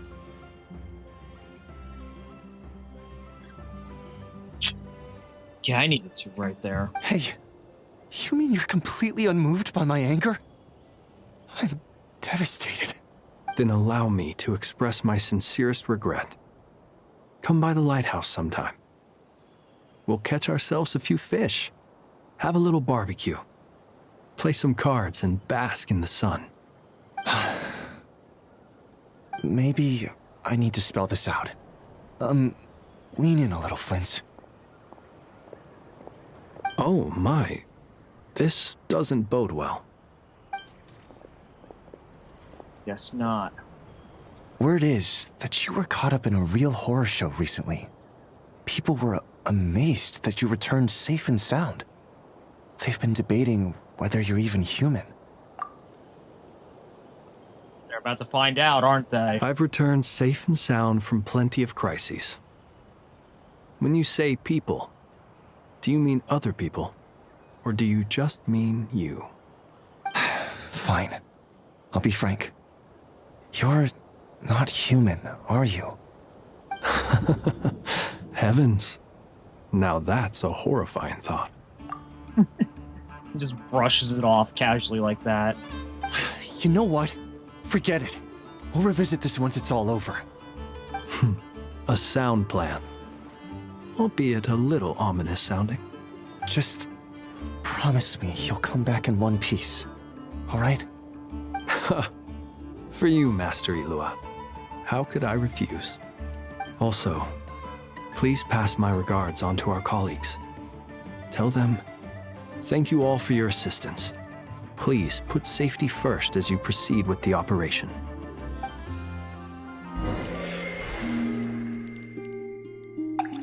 Vision from the moon.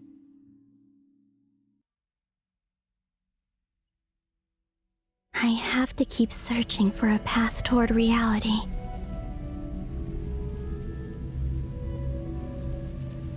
I know this is only like a one-time area, but I'm never gonna get over how like pretty this area is. I mean, sure, it's all just mostly water all over the place with a dark tint. Something so serene about it.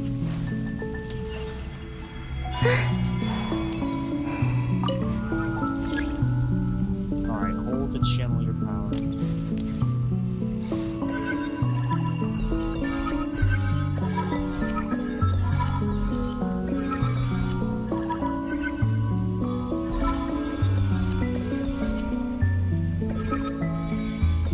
This should do it. The last 2 times I reality in this space. It consumed a lot of Kuvaki. I'll try and be more careful this time. I need to leave key clues behind using less power. I hope everyone still remembers what I said on Moon Prayer Night. Where could this be? This looks like the inside of either the bar or the hotel room that we were staying in.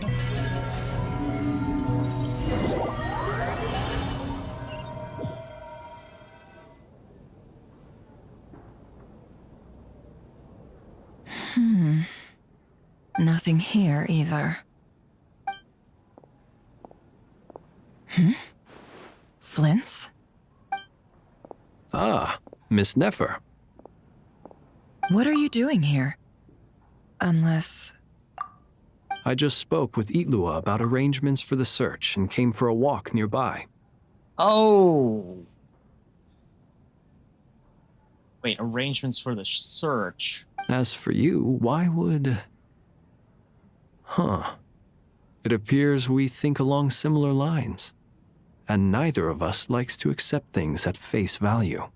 As well as figuring out how to gather intel on the Traveler, I wanted to confirm some of my own suspicions.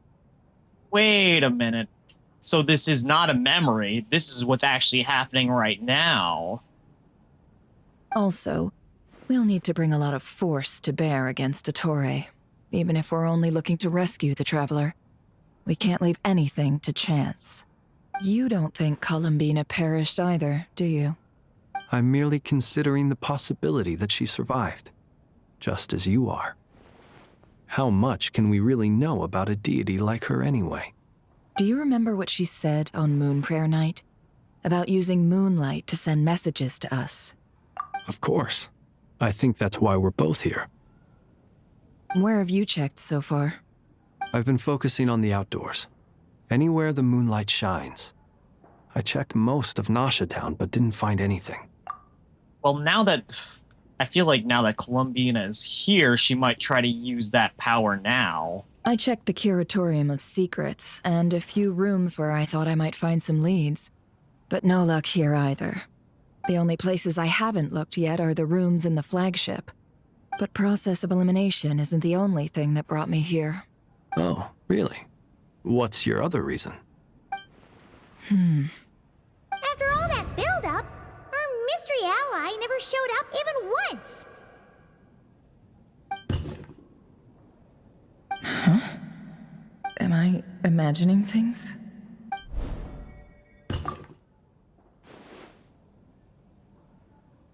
Wait a minute. So that was Columbina making that sound, huh? Come on, let's see what's going on. Oh no. I knocked over a vase as soon as I came in. It must have been caused by a Kuvaki fluctuation when I entered the space. Although, it seems like I'm not about to be pulled away this time. It looks like as long as I'm careful with my actions, it doesn't count as influencing reality. Anyway, is this the flagship? The Traveler mentioned that's where he was staying. I only went into the lobby last time, so I've never actually been here before. How does this space work? If nothing else, I can now be sure that it is not simply memory. He mentioned where his room was. I think it's... this one.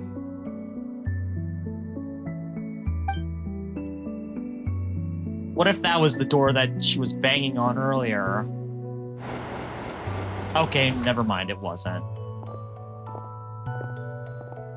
The door is closed. But if this is anything like when I disappeared, then maybe... Oh, here come Flynns and Nefer, they're about to hear this. Yeah, and she just straight up passed right through. He and Paimon aren't here at the moment. I hope he's okay. I wonder what happened to him after that battle with Ettore. Best not to dwell on that for now. I need to try and leave them some clues. Please, Traveler. I really hope you find this. Oh, broken vase. They found that. Oh. And a random cat. Huh. Just a cat. Nothing else here strikes me as noteworthy. Didn't you stay here for a couple of nights once? Before Rerir showed himself, yes. It's also where the Traveler and I first met. Did you notice anything unusual during your stay? I remember thinking how much noisier the flagship is at night compared to the graveyard. Other than that, no. Or I'm just remembering that line in Toho 7. The dead have no mouths. The Traveler and Paimon were most congenial neighbors. This is where they've been staying, yes? Over here? That's right. I wouldn't usually condone breaking and entering, but we can make it up to them later. Focus now. I have to write a message on the wall using Kuvaki, just like I said on Moon Prayer Night. Simply open your windows on nights when the moon shines bright, and the moonlight will naturally flow towards the words I have written. Here goes. I'll need to carefully control my strength. Hold to maintain power in the target area as you're right. Okay, so this is what I have to do. Just try to keep the power within the purple area. Oh, no. Okay. Well, at least it doesn't seem like anything happens when that happens.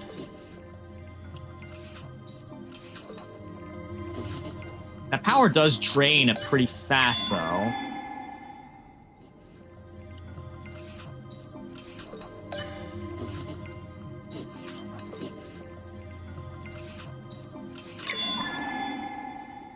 Okay, now I have to be very careful. I basically gotta spam it here. Hopefully this is the last one. Any smaller and I might lose it.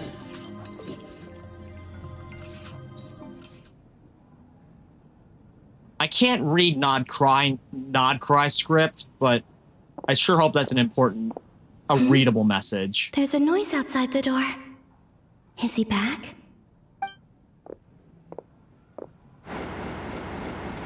Please, you have to see these words.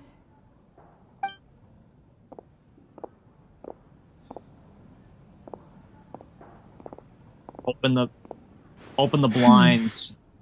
Well, are there blinds? Do you sense anything? Unfortunately, no. And this place was our last chance. Not necessarily. We've only looked in Nasha Town so far. Miss Columbina said she would leave messages at her friends' dwellings. It's still worth checking where Miss Lauma lives and where I live. Let's try and make some time to look into those then. Wait. What are you waiting for? Oh, Paimon might have overeaten slightly. Huh? What's that look for? This is a victory feast. It's normal to eat a little more than usual. It's games sometimes, dude. The Traveler in Paimon. It's really you. But why are they talking about a victory feast? Huh. You worried Paimon sick while you were out there fighting Rerir. So this is your chance to make it up to her, alright? Wait. So this is the night after the battle against Rerir? They really pulled a bait and switch on us here, didn't they? How did I end up here? That's quite a long time ago now. Wait. Time. That's it. Every time I've entered reality within this space, it's been at an earlier point in time. Every one of those points has been before I fell into the moon's reflection, and everything I've done to affect reality really did happen in the past. Does this mean that Within the moon's reflection, time flows backwards, starting from the moment I fell in. Not long till Moon Prayer Night now. It's gonna be even livelier than tonight. Although, it's gonna be sad saying goodbye to the damselette. She seems like a really nice person. Paimon. No, I can't. Even if I make contact, they probably won't understand what's going on. And in any case, I'll likely get pulled away again if I do. Instead, I have to find a way to get them to notice what I've written using the moonlight. Wait, even I hadn't thought of doing that before Moon Prayer Night. They'd never conceive of that possibility. Is there truly no other way? Don't lose heart. We'll find a way somehow. Huh? Oh, you say that, but the Frost Moon is beyond the fall sky. If we wanted to go visit her, how would we make it through to the other side? We might not have all the answers now, but I'm sure we'll find a way one day. Oh, I really said that back then? Be the optimist. The present. The future. That's right. There are still things I can do. What's your plan? Flint's, when you were staying next door, did you ever open the window? No. The rooms here are dark and damp, and there's such a buildup of dust on the windows that the moonlight can't even get in. I didn't think it was worth the trouble. The moonlight. I think I see where you're going. Yeah, One open moment. that window. I'll see if the owner is available. Don't bother. Time is of the essence. What? Bruh. You're almost... Time. Okay. Even if no one sees what I've written at this moment, maybe someone will remember what I said after Moon Prayer Night. I need to write down as much information as I can. And maybe one day...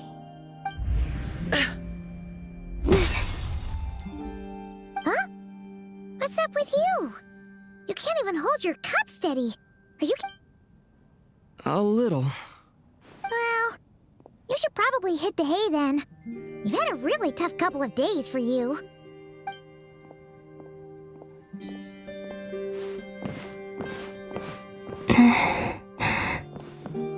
You truly have. You helped defeat Rerir, helped me reclaim my name, and you helped the others organize Moon Prayer Night. Wherever you are right now, I'm sure you're still fighting against the injustices of fate. Oh, you would never know. This is all I can leave for them. How I wish I could stay here. But it's time for me to go. I hope to see you again in the next time. And if the opportunity presents itself. I will surely return to your side. Oh, she found the moon writing. Columbina. She's alive. Not only that, but she's left us an entire wall's worth of clues. She even wrote down what would happen on Moon Prayer Night. It's just a shame we found it too late. I am here. Time in this place flows backwards. I am constantly moving forward. It sounds like she's found a way to influence the past using Kuvaki. But her future is our past.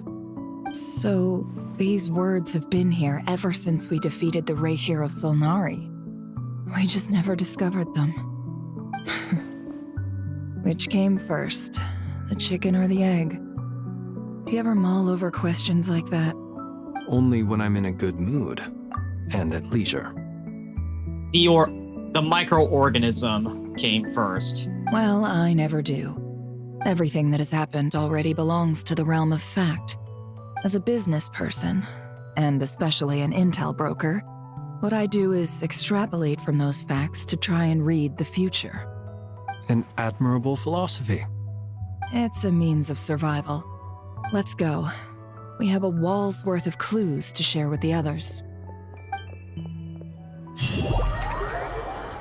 Sure hope that doesn't fade away. Find a way to make a breakthrough. Alright, time to check in with Sandrone and Albedo. And of course, we just enter into Sandrone crashing out. It appears that the doctor's energy signature has changed to something similar to Kuvaki, but not like the Kuvaki we're used to. Nod Krai's Kuvaki devices will only have a limited effect on it. I can see why you've chosen to place your hopes in alchemy instead. Also, I must say these books are rather profound. My subordinates just shipped them in from Fontaine. Some of them are from the Narcissenkreuz Ordo. Some are incident reports from Petrichor, and then there's a few test reports for these junk machines. Additionally, after some further scanning, I've discovered something extremely annoying. What's that? Teyvat's skies contain multiple moons. A long time ago, when I did my first scan, I detected 3, just as the legends say. But when I checked again just now, I detected 4 moons. So that artificial moon marrow that Dottore created another moon in the sky. So there's one extra? Yeah. Originally, I thought that if I could still find 3 moons, that would at least mean Columbina's still alive. But then it occurred to me that apart from the frost moon, Teyvat's moons are just husks. And husks surely shouldn't show up in the scan, since they're not alive. It's weird, isn't it? If we can't even distinguish between a dead and a living moon, how are we supposed to know whether a moon goddess is still alive? Or does this mean that the moon marrows are equivalent to the moons themselves? I think that's the true explanation there. It's certainly possible. In which case, the 4th moon you detected may be Dottore's artificial creation. See? I thought so. So he wasn't bluffing. He really built his own moon marrow. Ugh! I'm so mad right now! It's easy to get overwhelmed when you have too much on your plate. Maybe you need to relax. Perhaps try going for a walk, or simply take a few deep breaths. Nothing can calm me down at a time like this. I need more time, and I need progress.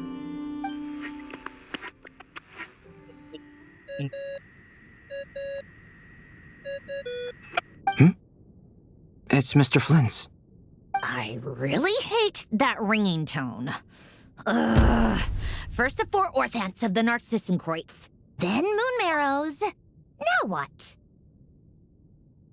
I think we have ourselves a new crash out queen. Oh, sorry if we're disturbing you. Might I ask what's troubling you? What do you want? We're busy. Are you still at the Curatorium of Secrets? Yeah. Look, everyone else is still out, so there's no hurry. Plus, I'm busy, so I would appreciate if you gave me some space.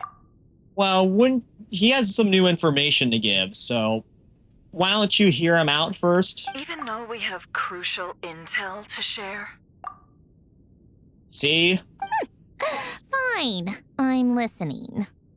Do you intend to share it via the Dodo communication device? Ordinarily, I would, but this is a unique situation. I think it's best that we discuss it in person. See you at the Curatorium. Right, since, Dottore has the power of the moons, he could probably hear everything now.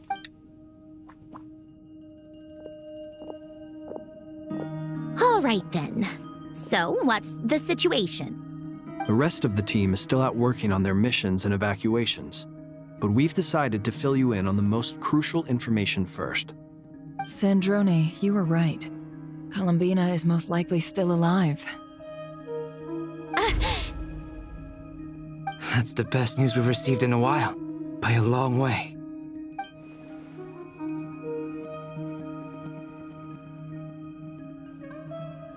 Random locations. Appearing in reverse order? Are you serious? So not dying isn't enough for the moon goddess, huh?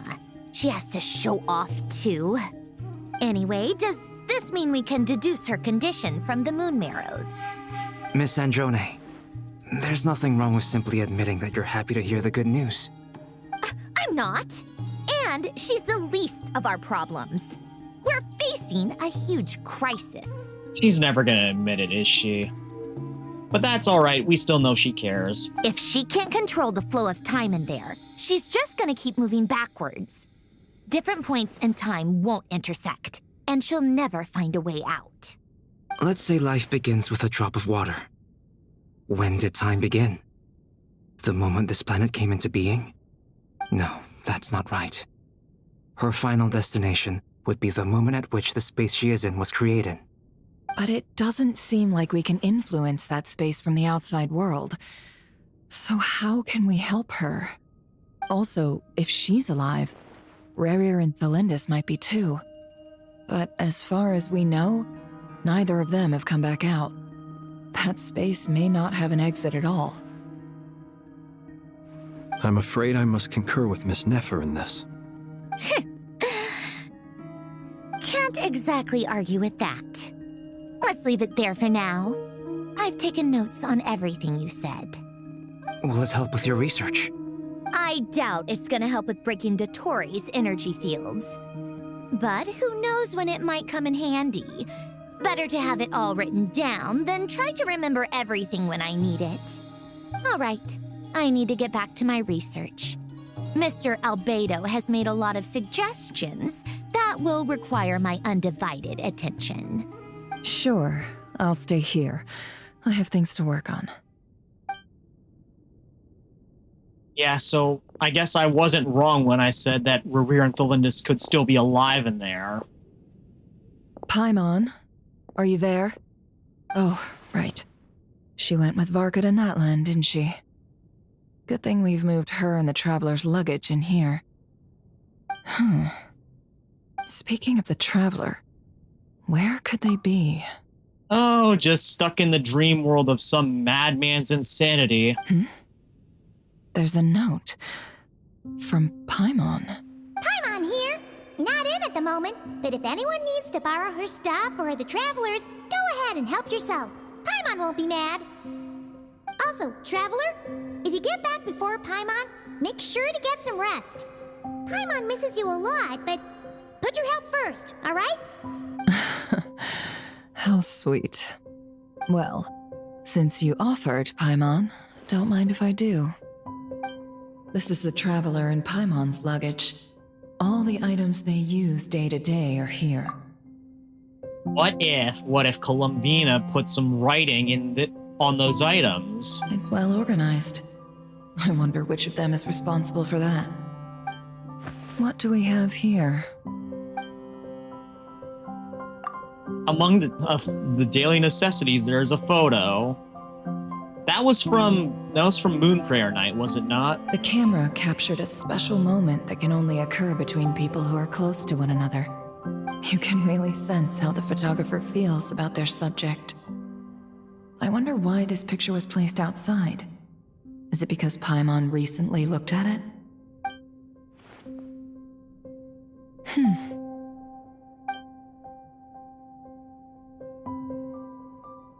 The Adventurer's Handbook. This must belong to the Traveler. Perfect. I'll use this. Hang in there. We'll find you. Yeah, maybe there's something in there as well.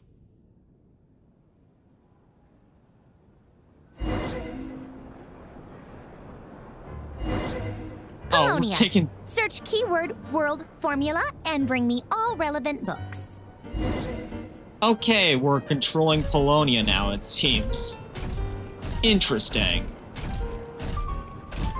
Didn't think I'd play as another Clanker besides an Effa. Alright, well, it looks like I'm gonna have to scan each and every one of these. Assigned to the same lab, I was...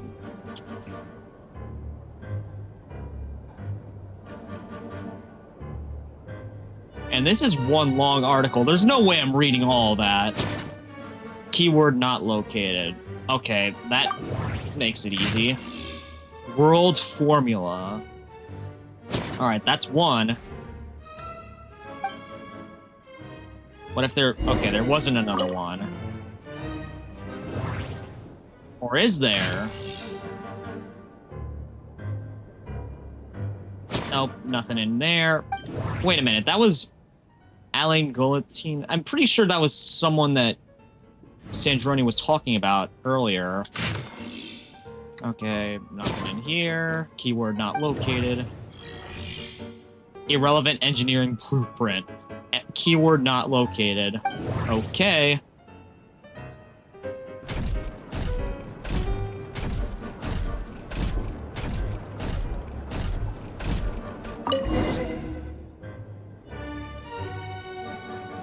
Let's see. This one is on Tonki's sermon dictation concerning the apocalypse.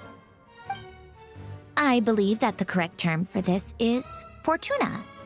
This was an ancient Romorian technology, a wisdom unparalleled.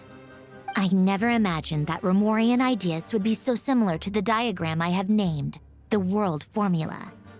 This is strong evidence that human civilization should gradually shed possibilities as it continues to explore and evolve. The end of humankind may well be upon us right now. The sparks of civilization shall run out, unless we consider introducing variables from outside the system. Variables. Surely that can only mean one thing. Variables from outside the system.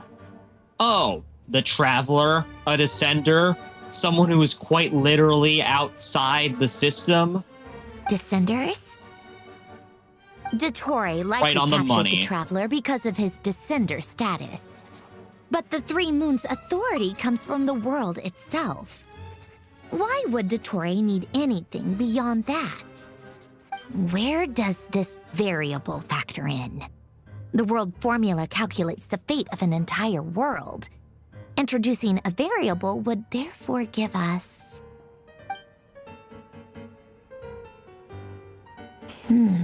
She's doing some Einstein writing right now.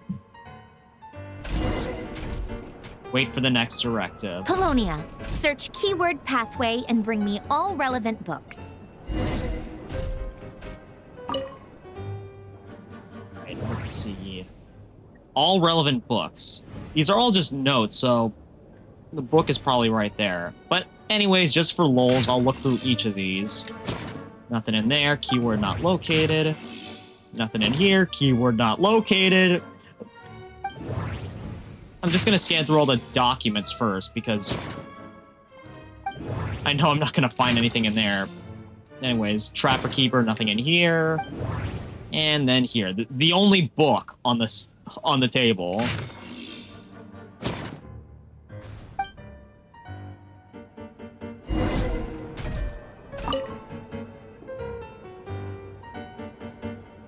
Otonki Sermon Dictation. Explications on the Chemical Marriage. These titles are pretty esoteric. As to be expected with exotic subject matter such as this. Observe and compute the pathway displayed in the guidance diagram. Deconstructing and reversing its effects could generate potential ideas. So, it's one of Renee's draft lectures. Deconstructing the pathway. I suppose that could lead to a breakthrough.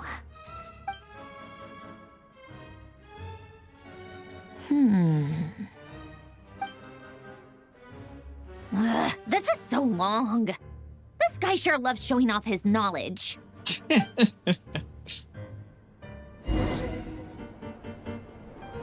Polonia, search keyword tree model and bring me all relevant books. Alright. Okay, he got all the stuff out. They got all the stuff out into the bar. Well, I mean, probably a good time to do it now since there's no patrons around here to serve. Alright. She said books, so... And ironically, there's a relevant mechanical blueprint. Keyword not located. It's all books here, it looks like. Okay, so...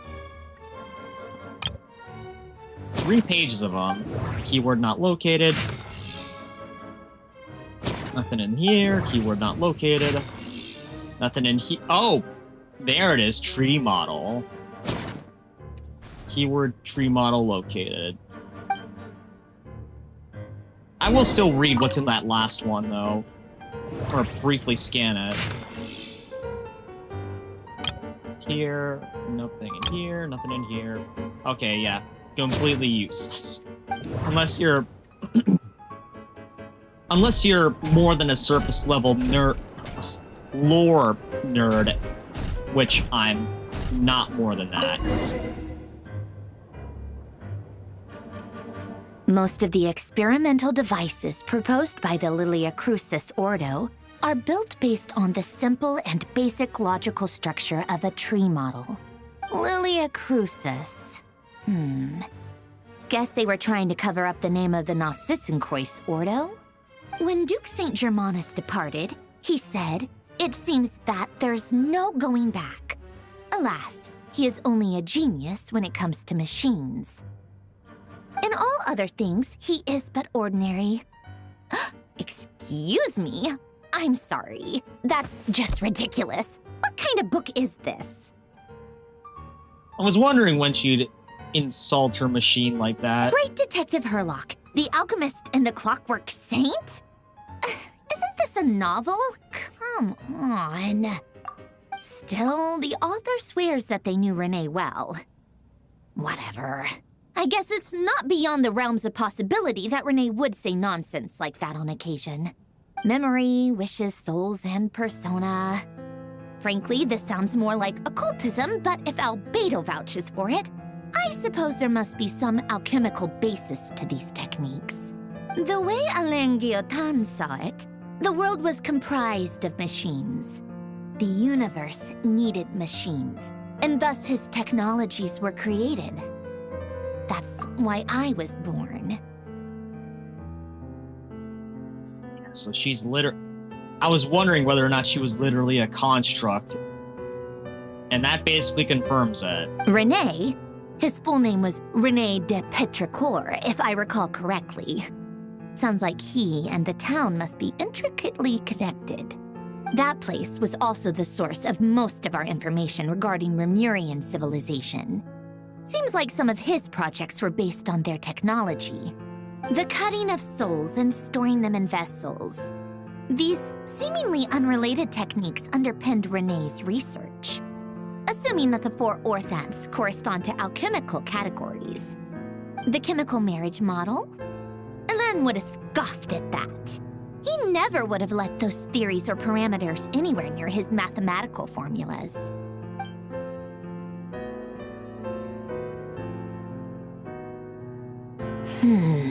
Still one piece of the center What was Alain's missing. view on Renee? I know he mentioned the name, albeit very rarely. Oh, now I remember. Alain's old notes are here too. They mentioned Renee once. Renee seemed most out of sorts when he spoke to me. A lack of sweet foods has dulled his mind, I should think. Either way, his words are not to be believed. Yep, that sounds like Alain. My subordinates actually did a half-decent job digging out all these materials. Makes a change. Good for them. Some of Alain's old files are completely consistent with these records. He must have gotten them from the Tower of Gestalt. I never knew he got his hands on Renee's records that early. He may have kept them, but he never even attempted to use them. Didn't believe a word they said. Come to think of it, Renee's world formula was filled with calculations of constants. That shows he believed that the fate of the world to be predetermined. As for Alain, it's been too long. I forget what he said. Maybe read through it? What would he have said? A guy like him, fervent believer in machines, but not headstrong enough. The world can be changed. It is worth persevering. Yes, that's how he used to think at least. He created that procedure to save this world. Yet the scale of the world's fate proved too enormous. The result was beyond his ability to calculate. He died having never seen the outcome. And there I was, left behind in the ashes of his dreams. Did you really never take a close look at Renee's research? Or did you read it but deem his philosophy incompatible with your model? The very thought of trying to incorporate his ideas probably made you feel sick to the stomach. Well, don't worry, because there's a whole new category of lunatic in town. Next to Dottore, every other madman looks sane. That's a good way to put it. You once asked me what I wished for. Should have asked him instead. He's the one pining for things you'd sooner die than witness.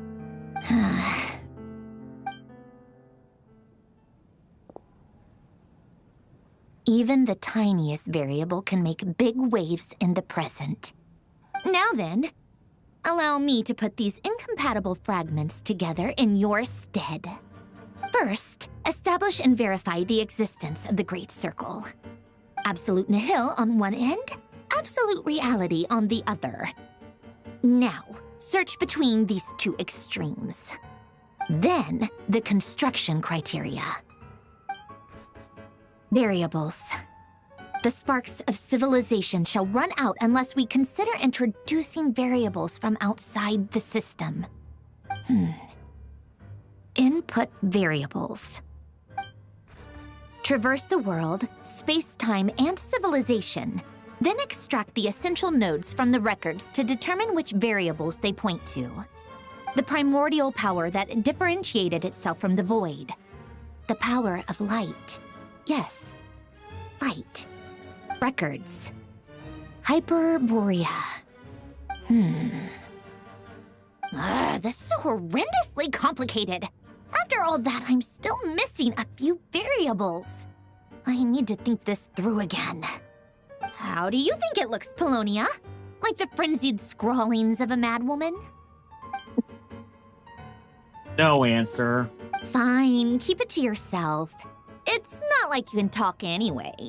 I'll assume you gave it a passing grade. I jest. But true madness does often start with trying to save the world. What would Arlecchino and Columbina think if they saw this incomprehensible hen scratch? They'd probably have me institutionalized. So would Rosaline. She's been dead for a while now. When I close my eyes and think back, I can still see her face.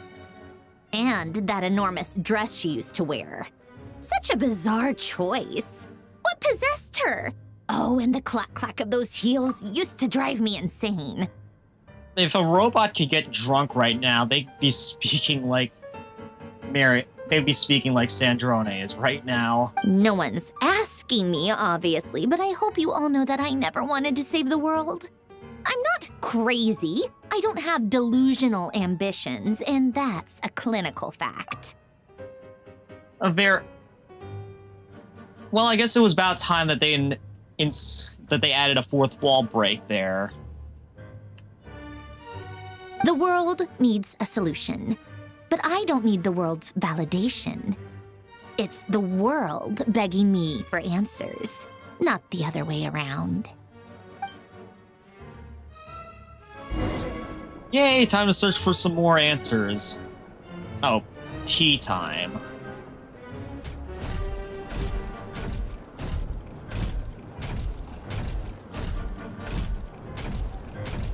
Guess I gotta get Sandrone a drink or something, because you know, robots can eat. Oh. There's where that was. I thought I actually had to go higher up towards where the bar was. Prepare tea. Take out the refreshments. Prepare tea. Wait a minute, what if Columbina wrote something in there?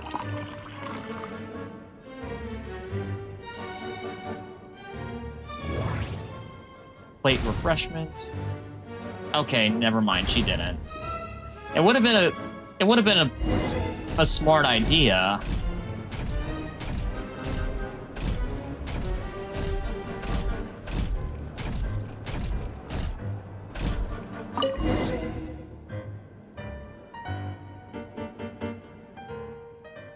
Oh, cookies to go with the tea. Let's see. They must be from that person who brought those documents. I see they're from Hotel de Boer. Those are fortune cookies, I believe. Something's written on the box. We are proud to present this homage to the Fortress of Maripede's fun-filled mill collection system. Fortune cookies. Have a lucky start to your day. Sounds like a dumb gimmick to me. Be early to bed and early to rise. Get plenty of sun and drink plenty of water. Then things will surely go well for you. What? Are you kidding me?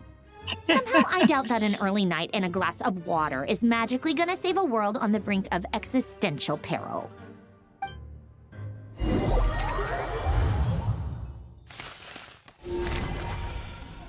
Sorry, something about that was just hilarious. All right, now we're looking at Arlecchino's perspective. Lady Arlecchino, word has reached us that Lady Marionette's troops are all in position. They are ready to act as soon as the order is given. Excellent. The only thing is, they are fewer in number than we expected. It looks like many of them must have lost their lives at the hand of the monsters released by the Doctor. Can't be helped. Allow them to join our ranks and keep in contact. As you wish. Well, that's a lot of well, actually not too many refugees, but it's a good amount. What am I saying? Why am I saying a good amount? This is not a good situation at all. It's been a while, Arlecchino. You look well. Did Dottore really have to build his lab right on the sole path between Snezhnaya and Krai? Had to go on a huge detour to stay out of its line of sight. Sounds like an arduous journey. I assume you've brought word from Her Majesty? Of course, all part of the job. I'm glad to see you back here again. We ran into him during Arlecchino's story quest. Firstly, the Tsaritsa has authorized Fatui Internal Affairs to review Dottore's case.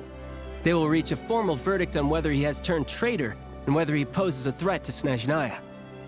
While they're working on that, I've been ordered to come and receive the refugees from Krai. They are nearby. My team will escort you to them shortly. Great. Aside from that, Her Majesty has a message for you and Sandrone personally. Huh? Where is Sandrone? She stayed behind to work since I was making the trip anyway. It seemed sensible to have one person on standby at base while the other came out to meet you. All right, guess that's just how she rolls. In that case, tell her that the Tsaritsa's decree this time is pretty awesome sounding. I think she'll like this one. Awesome sounding, huh? Still, I wonder what... Wait, what's that? Did one of our troops turn into a monster? Take him out. Bruh.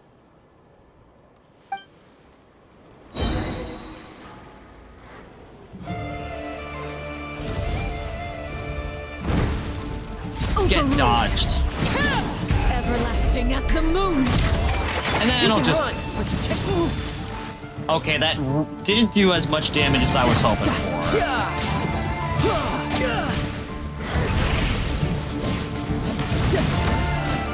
I guess this is what happens when...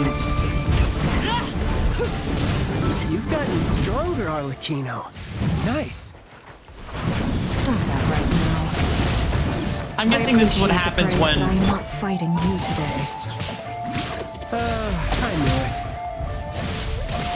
I'm guessing this is what happens when a soldier gets experimented on by Dottore. It's just they... This is literally what happens to them.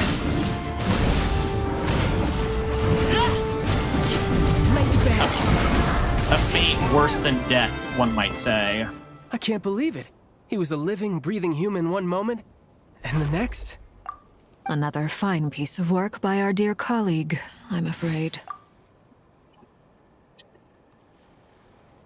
Yeah, exactly. Another fine piece of work. What in the world has been going on in Krai? A lot. But long story short, Dottore stole 2 moon marrows that should have belonged to Columbina, then built a 3rd moon marrow of his own to concentrate the Trilunar Authority in his hands. What? What do you mean he built a moon marrow? People build roads and houses, not moon marrows. What's his next DIY project? He's gonna build a god? He already did. In fact, with when he built a moon marrow, he he essentially became one himself. You could stand to be less surprised.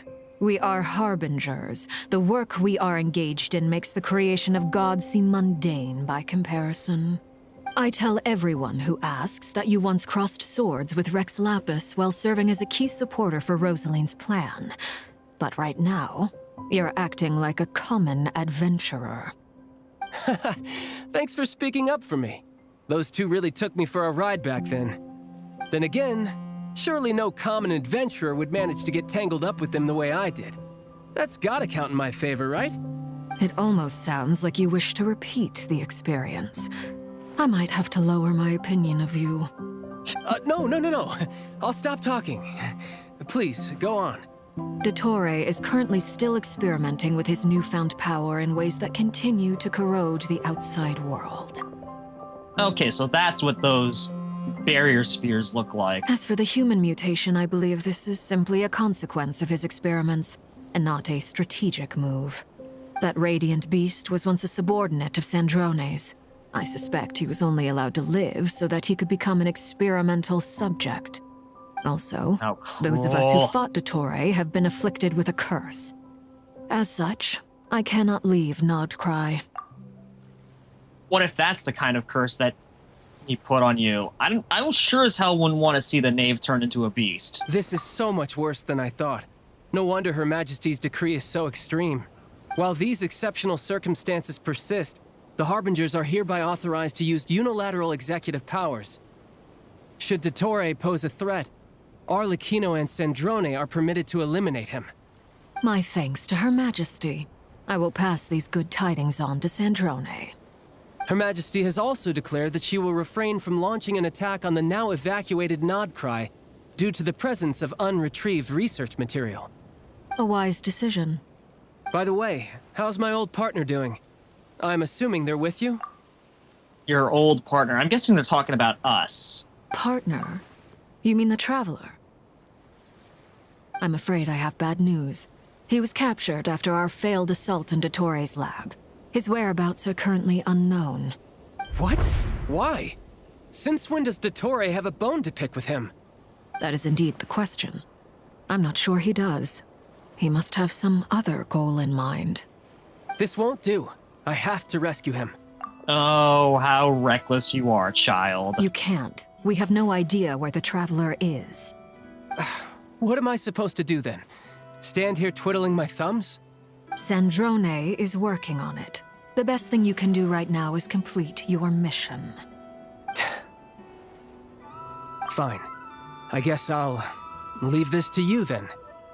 What if he just comes back during the middle of all this? Because, you know, he always likes getting engaged in a little conflict himself. One last thing. Tell the Rooster to get the message out to the gods and citizens of every nation in Teyvat. Beware. An uncontrollable pollution is spreading forth from Krai. The source of that pollution is a madman drunk on the success of his experiments. The Fatui and our allies will endeavor to contain the threat. However, if Krai falls, things are likely to escalate. Considering Dottore is one of our own, all Fatui stationed in Krai consider it our duty to stay and fight him to the bitter end. Hey, don't be too pessimistic.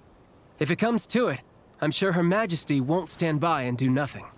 I hope you're right. That just looks evil right there.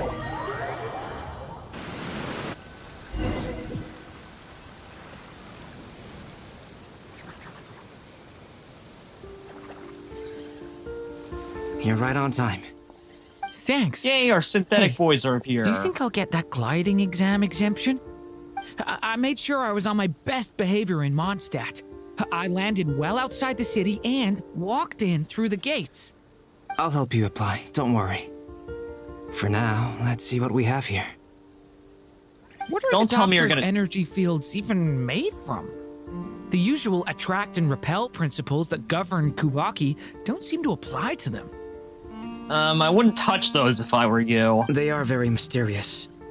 But ultimately, they appear to be comprised of energies from the three realms. Thanks to research by Master and the Hexen Circle, We know that Tevat's 7 elements are derived from the more primordial power of the Light Realm, which is antagonistic with the power of the Void Realm.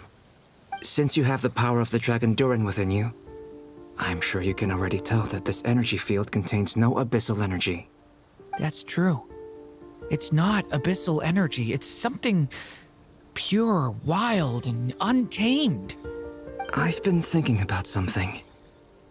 Do you still remember the device that Dory supplied from the Academia when you and Miss Columbina fought Rarier?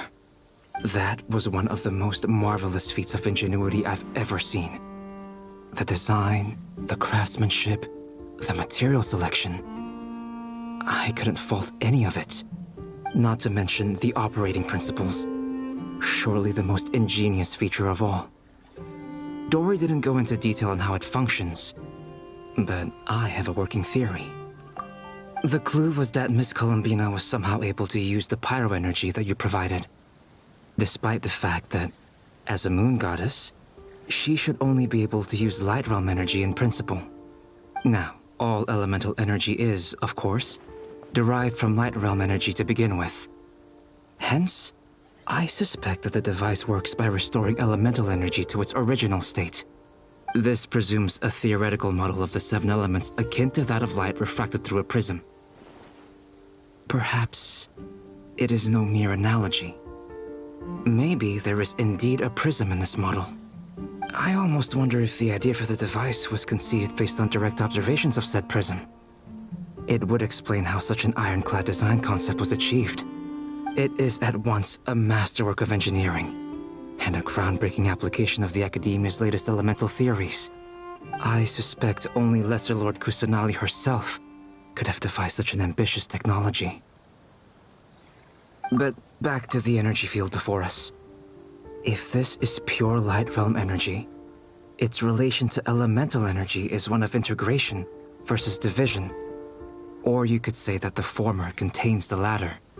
Could this mean that elemental energy can dilute the power of the Light Realm? Should we give it a try? We should. I have a bad feeling about this. Oh, there is a crack there. It works! Clear signs of disruption were detected at the periphery of the energy field. This indicates that elemental energy can disturb or even negate the field. Now you try. All right, here goes. It's working! Switch to abyssal energy and attack again. No surprises there.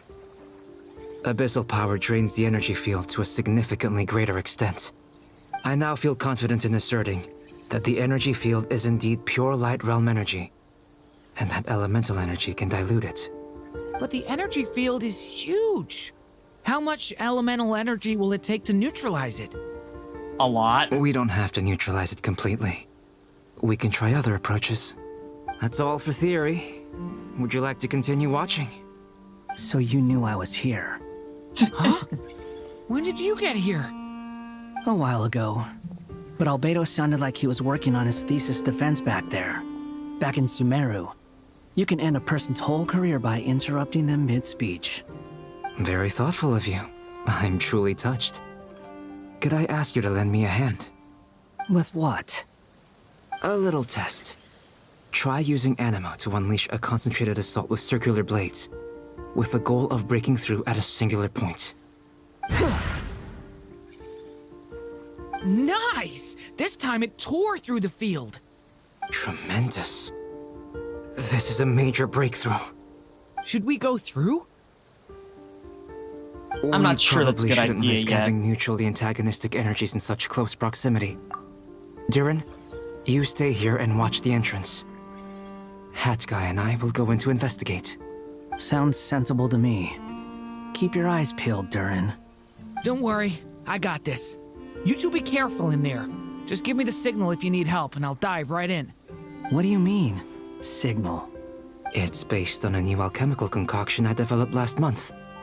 When 2 bottles of it are smashed on the ground together, they emit a blinding burst of light. If it comes to that, remember to shield your eyes with your hat. Glad I asked. Thanks for the heads up. that we're going into this. Okay, it looks like we're actually going into this. Like I thought. Beyond a certain distance, we can't see the opening where we came in. Maybe that's to prevent people from escaping. Sounds like Dottore style to me. Not much has changed.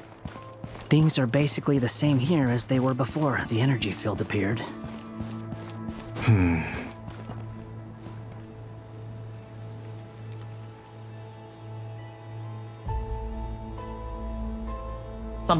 Yeah, but still, something feels wrong here. They have no heartbeats and they're not breathing. We can only assume they're dead. But there are no visible wounds. Oh, what I remember earlier when Dottore was saying about someone being stuck in a dream world. I think that's what he's doing to people who are stuck in these fields. Also, there's an animal squatting next to each body. It's watching us. That's not an animal's gaze.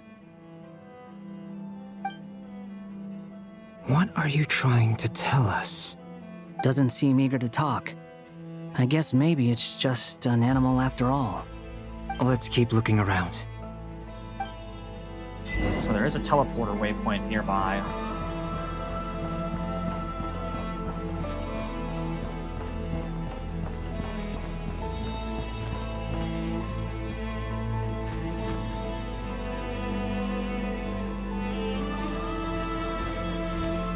I'm actually going to take a quick moment to stretch out, guys, because honestly, it feels like my body's getting a bit stiff at the moment, so I'll be back shortly. Yeah, and I'll see you then.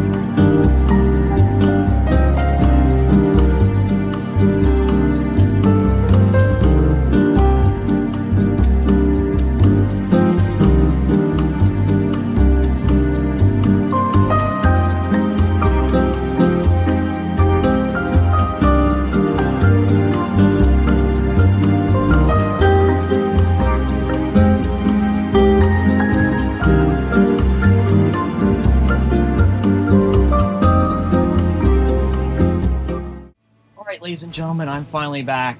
Just had a quick stretch out, use the bathroom and all that. But now we are finally gonna continue investigating what is happening within the sphere. Or, within this dome, I guess. Now let's...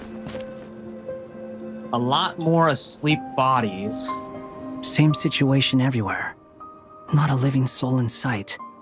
Just countless bodies with animals standing watch over them. Well, I think we can safely rule out the possibility that they're all pets.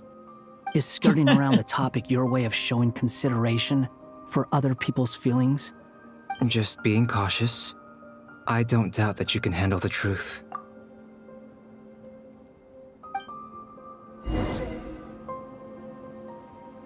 Yeah, they probably know what's happening here. They're in a dream state right now. A forced dream state. Oh, there's some Kuvaki sticking out. Maybe it's guiding us. Careful.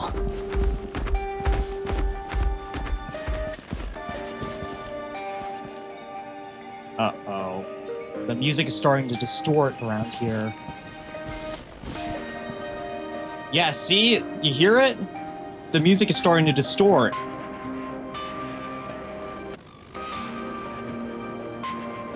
Yeah, this is actually getting quite scary right now, if I'm being completely honest. You know what? You know what I ought to do right now is... I actually do have a light in my room, since the light outside is starting to go out. I might as well turn that on now so that I don't lose my model tracking completely. Give me a moment, guys. I probably should have thought of this earlier.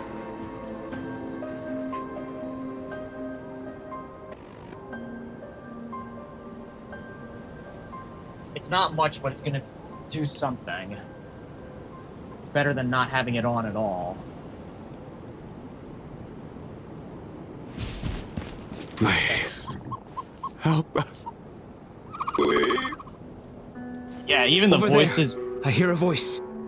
Yeah, even the voices and the scenery itself is starting to distort. Wait, where? Higher? Let's go up higher.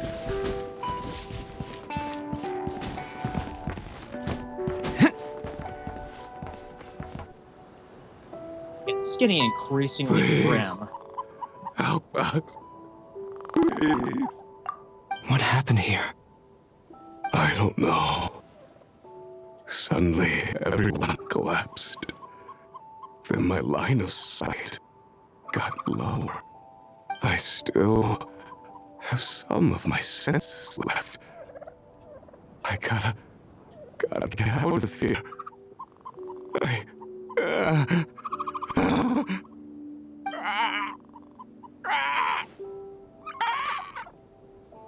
It became the animals. That's just bizarre. It looks like there's a huge experiment going on inside this energy field. Maybe each energy field is its own giant experiment. Vile. He's swapping human minds with those of animals. Even without the other circumstances, this would be an extremely radical experiment. Those people may have lost their sense of selves, but they are not fully animals either. If they were, they would have left. But instead, their instincts are driving them to remain by their dead bodies. We should go. No sense in sticking around here longer than we need to. Yeah, and for all you know, you might end up turning into animals yourselves. I don't want that to happen to either of you. We need you two, synthetic boys. Agreed. We need you.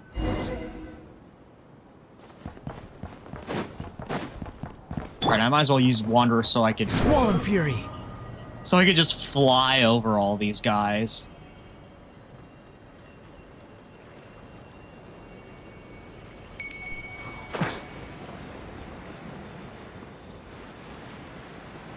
Yeah. Please tell me we could get out. Okay, phew, we can still get out. Ah, you're back! Everything okay? We saw some things that take a strong stomach.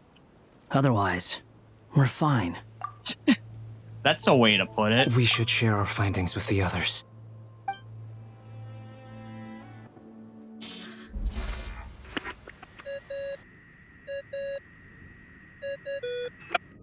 Yes? Who is it?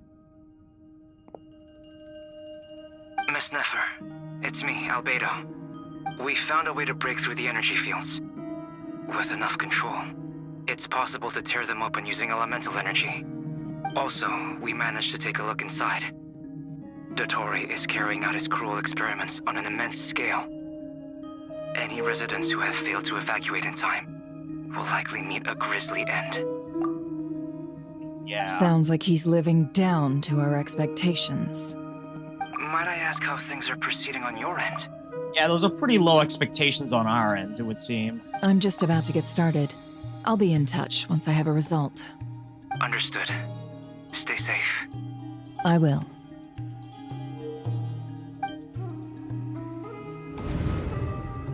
Well, Nefer, I'll link up with you once my tasks are complete.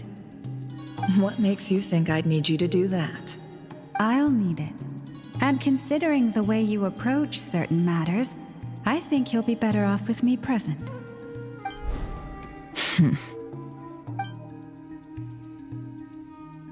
Let's begin. Entering simulation mode. The chess set is still in, well, at least one of the chess pieces is still intact. Is this the Traveler's inner world? Excuse me, this is not a wasteland. I was expecting something more vibrant, to be honest. Wait, someone's there. What are you looking at? Hmm.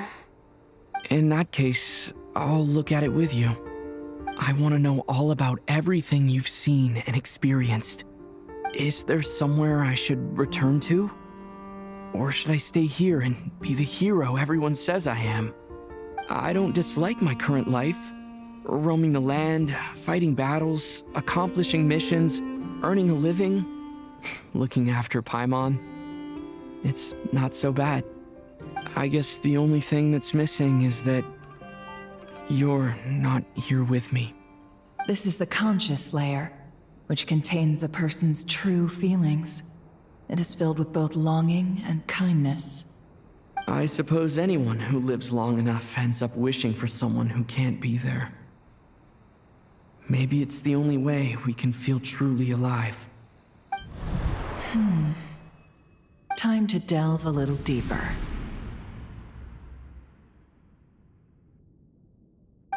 So they're just peeking into my memory, or my deepest desires without me asking. Well, I mean... Nasha Town is hardly the optimal choice for a place to live, but it has character and a reasonable population density. Anything to stop this lunatic. Also, look how you defiled this place. Paradise lost, indeed. What are you trying to say? Oh, don't be nervous. I was just thinking where might make a good starting point for your journey. Perhaps I should send you further afield. Conria, perhaps. Conria ceased to exist long ago. Once again, you fail to understand the possibilities that the Tri-Lune creates. Anything that has existed in the past, I can now recreate. You simply do not wish to see that happen. That might be because you miss your sibling and fear getting answers that you are not ready to learn. But this is not for me to judge. If we are to collaborate, we need to maintain an amicable relationship. In a moment, you will be able to... That's enough. Oh no. Oh. And Nefer's seeing into this. What are you...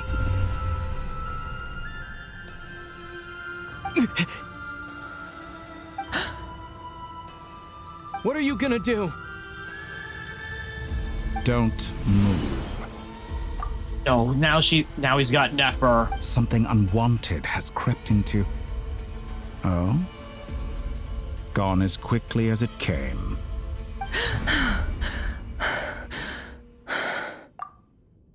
Well, she saw what was happening from our perspective. And she is about as horrified as we are. Did you save me? If I hadn't cut the connection, Dottore might have caught you from the other side and destroyed you. This was a good idea, but once is plenty. You were exceptionally brave. Excellent work. Thanks, but now's not the time for that.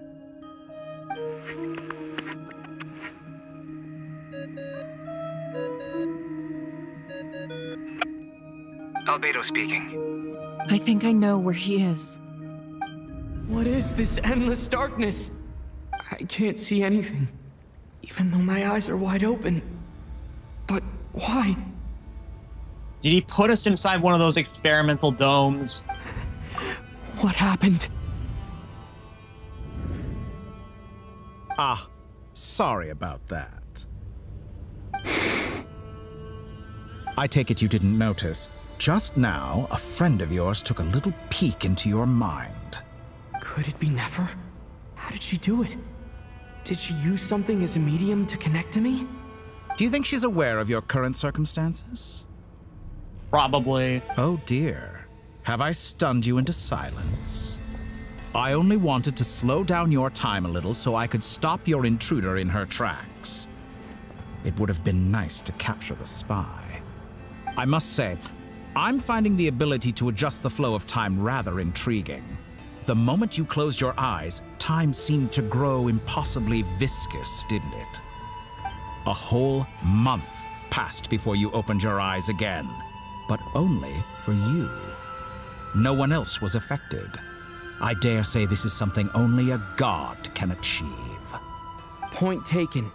You've proven once again that you have god-tier powers. Oh, you misunderstand. This wasn't about proving a point.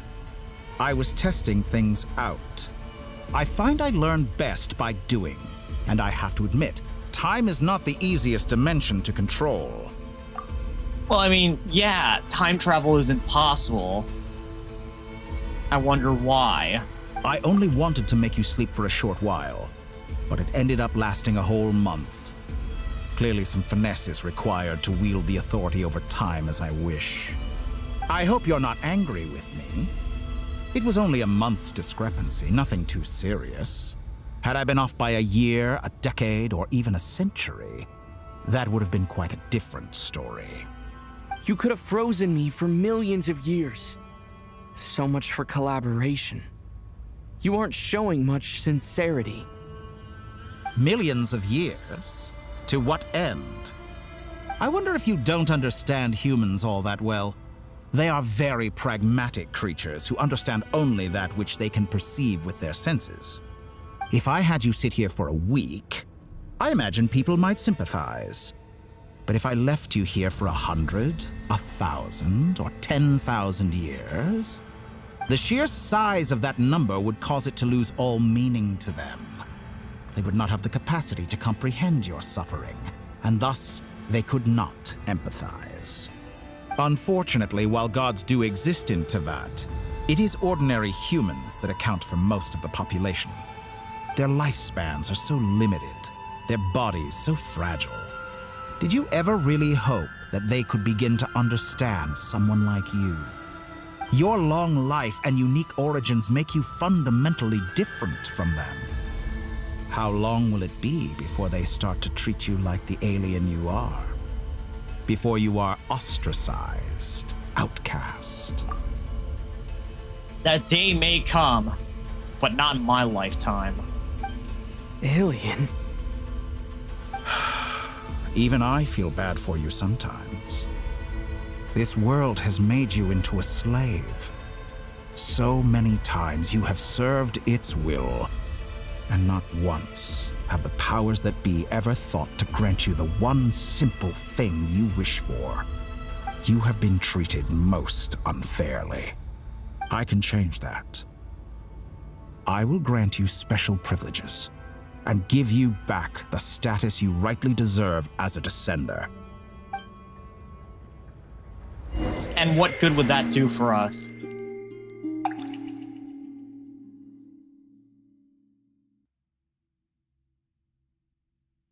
I've entered the past 3 times at this point.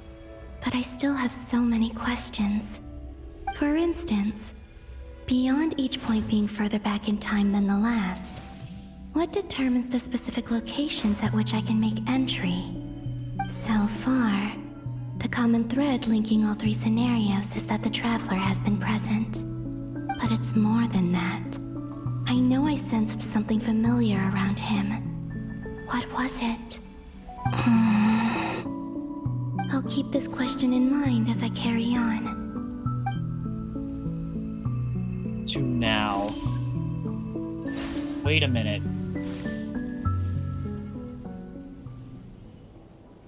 The beach where Rear was resurrected. You never change. Always trying to use powers you neither comprehend nor control. This looks like Star Sand Shoal. Was this before Rerir regained his physical form?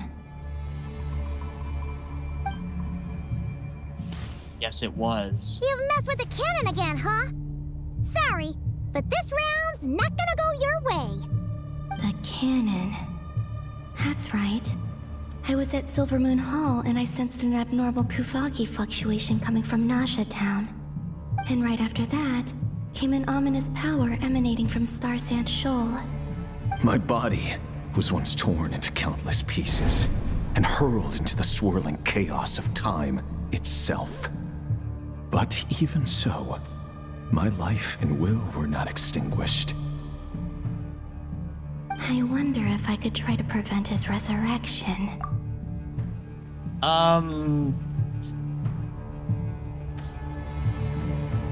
Feeling a bit mixed on that.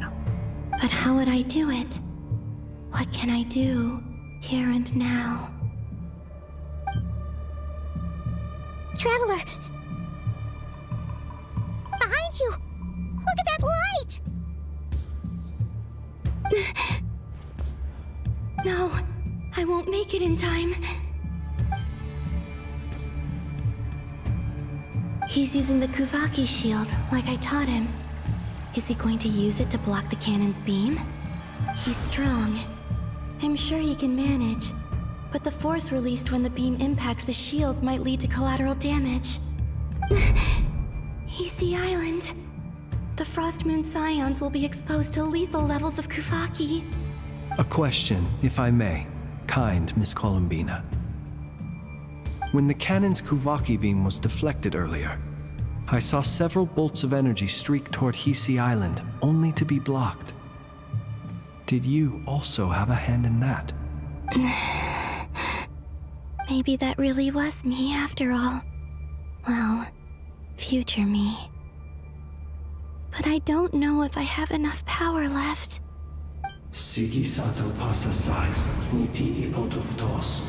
Let all mortal flesh keep silent before the light. There's no time. As I stood by the door of the Golden House, guarding the eternal flame. I have to make it. Oh, Frost Moon. Oh, great land. Oh, slumbering moonlight of Krai. If you can hear me, if you can sense my call, then please, heed me once more!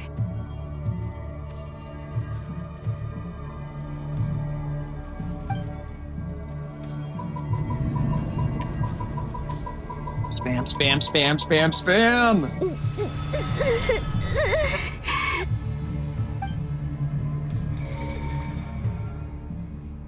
Did it work? Don't die on us now, Columbina. Don't die!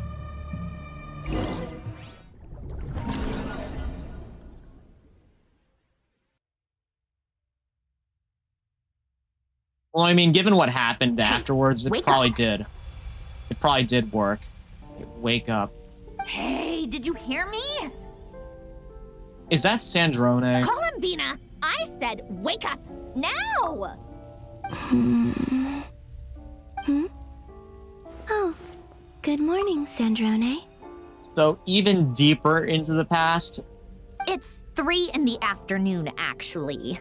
And could you kindly not use my quarters as your personal nap room next time? But I feel so safe here. And your coffee, right? It's so bitter, but it smells lovely.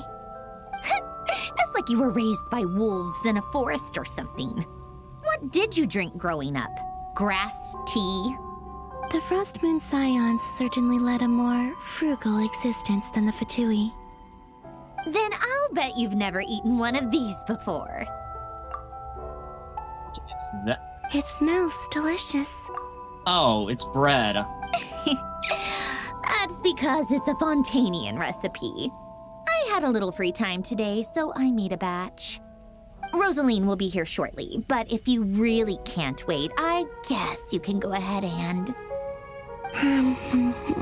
Yep, even deeper in the past since they mentioned Rosaline. Hey, at least let me finish before you start eating.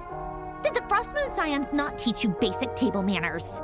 Or did the rules not apply to you because you're the high and mighty moon goddess? These are so tasty. Of course they are. I made them. I was worried they might contain traces of machine oil. What? Of course. You know, there's something I've always wanted to ask you.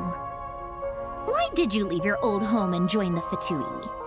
I mean, I'm sure their food was awful. But there's gotta be more to it than that. They just tossing jokes back and forth at each other.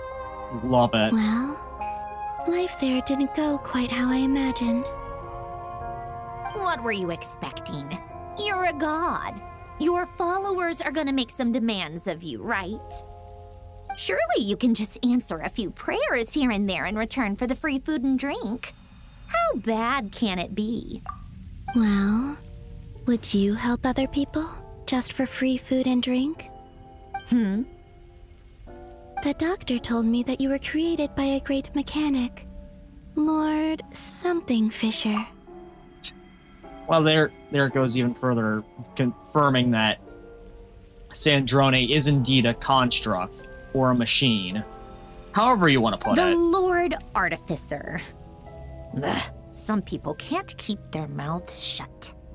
Oh, Lord Artificer. And didn't he have something to do with the, narcissist? Narcissenkreuz Ordo. Yes, that was it. Narcissenkreuz Ordo. So, would you try to fulfill their wishes? You must be joking. I wouldn't go even if they paid me. I don't even know them. Exactly. Well, I felt the same way. I did not know the people who made demands of me. What do you know? We're on the same page for once. In his later years, Alan did ask me if there was anything I wanted to do. If I had any wishes of my own. Well, I don't. And I'm not in any mood to fulfill someone else's either. Who's Alain? He was the... He was You know the great what? artificer. Never mind. You're not gonna remember. Anyway, the point I'm trying to make is, neither of us is the self-sacrificing type. Let me ask you this. What sort of place would you like to live in, if you could choose? A place where people don't ask me for things I cannot give them. Where they don't worship me, or fear me, but just want to chat with me like a normal person. I'd also like the freedom to come and go as I please. And ideally, it would be somewhere with the smell of coffee and snacks.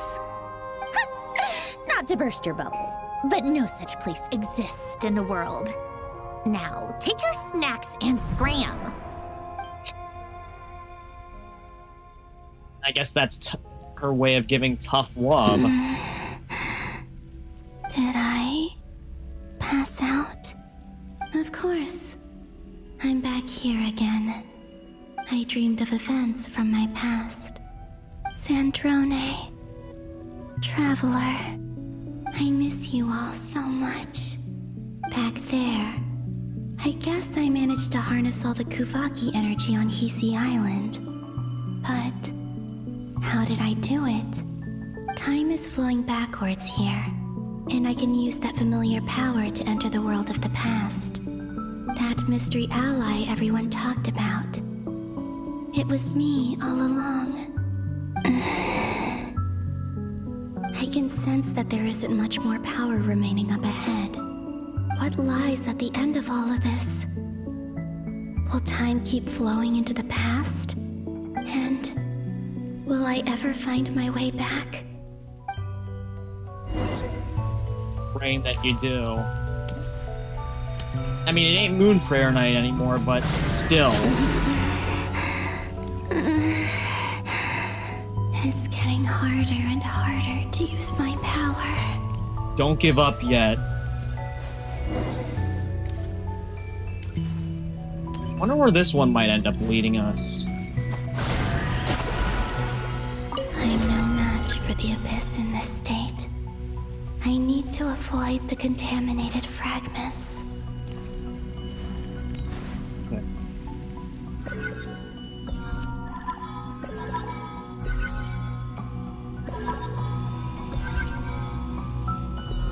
Yeah, so I'm gonna avoid touching the purple.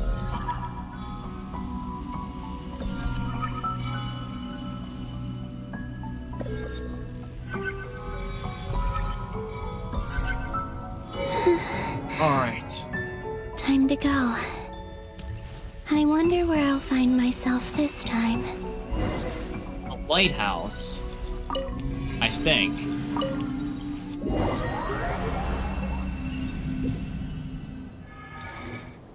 The Final Night Cemetery. This is where Flint's is based. Or not! How are we supposed to read through this many files?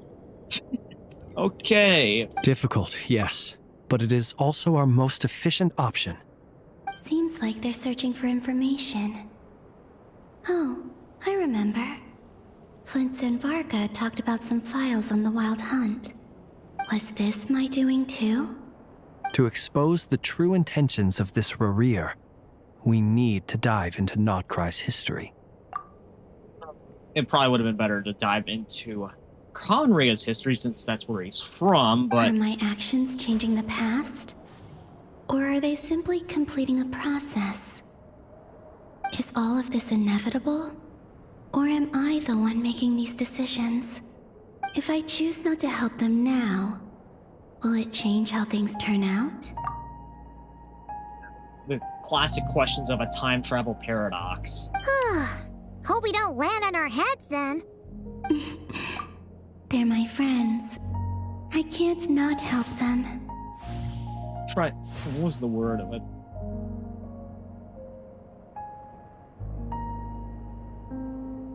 Some sort of paradox where, like, you know,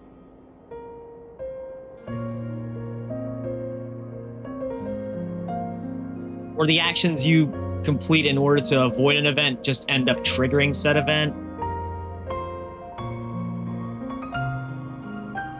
I gotta search this up real quick. Give me a second. Time travel paradox. Examples.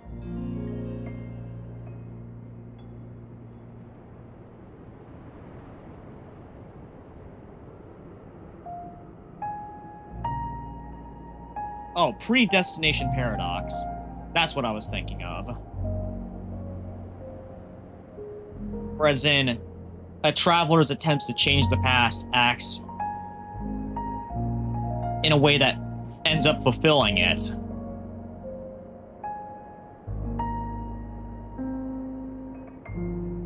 Yeah, that was what that's what's happening here. A predestination paradox. Ghost! And the other one was... here. Hey! Another file's moving!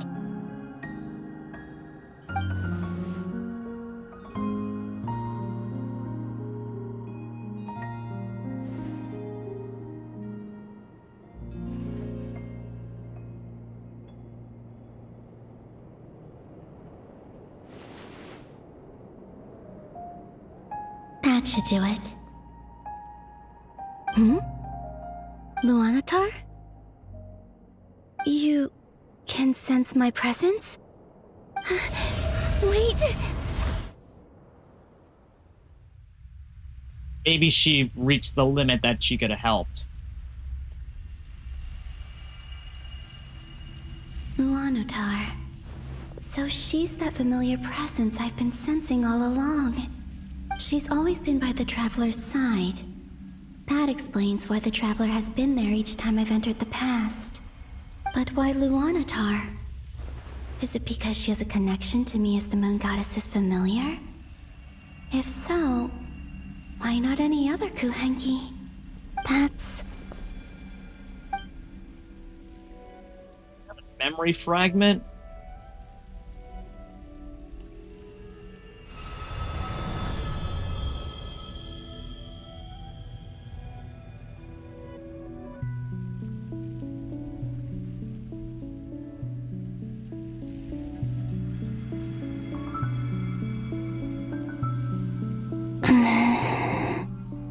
I cannot sense any power up ahead.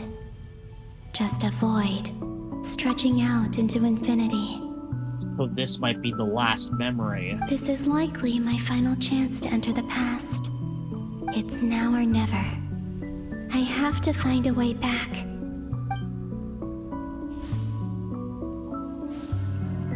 Let's find your way back. Not just for your sake, but for ours as well. Hisi Island? How far back in time is this? Back when we first met, I presume. Where's Luanatar? I can't sense her presence this time.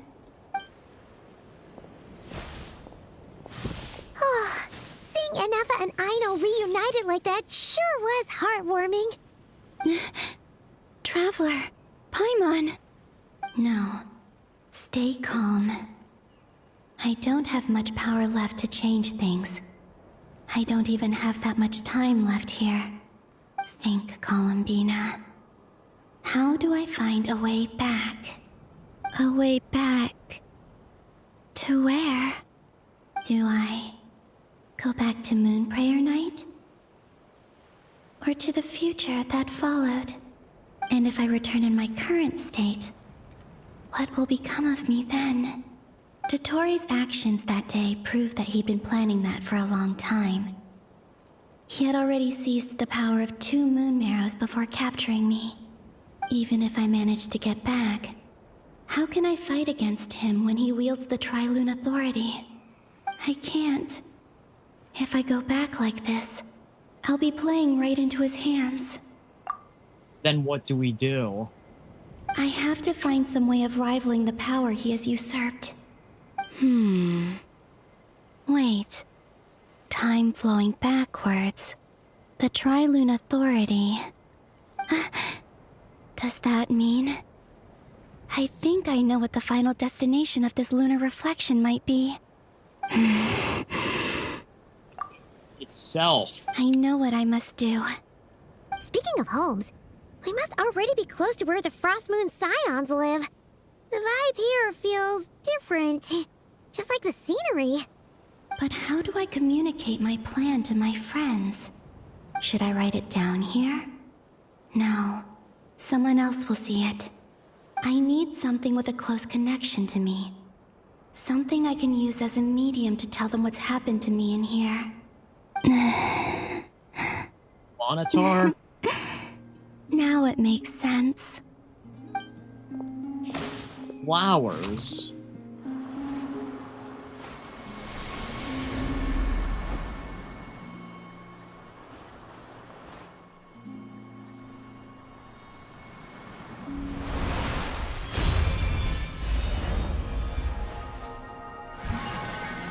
Oh. Okay, so it was Luanatar. Hey, what was that? I feel like some sort of breeze blew by, and then the petals suddenly turned into... Huh? It was I who brought Luanatar into being. I gave up a piece of my own soul to create her. That's why I could sense a familiar power from the moment I entered this space.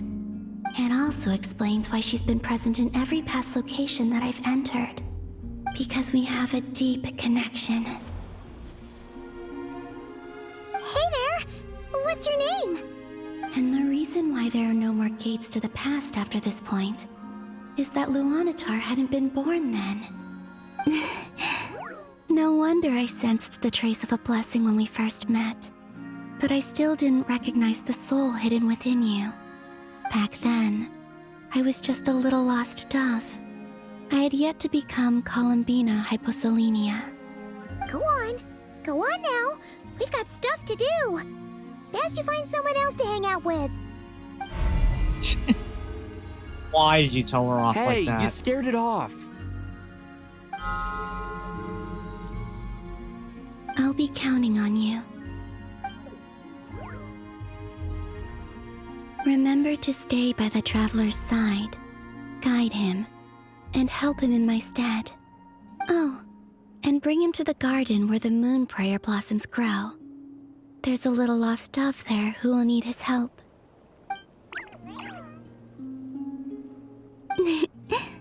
Go on.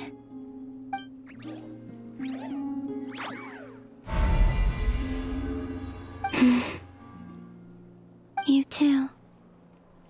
Go and live your story. What happens after this point? What happens when she actually does go back As into for the moon mine, reflection? Mine must go in a different direction.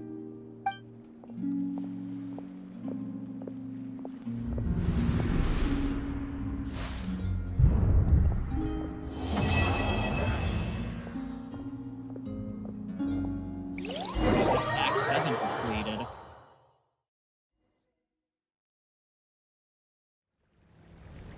Right, now we're back to Dottoro's evil spiel. How would you like to experience the thrill of never being held accountable for your actions? You could crush people like ants without consequence, or tear off their heads or limbs as you please. Believe me, such a life is but one small step away. What point is he trying to make? Freedom? But the freedom to kill?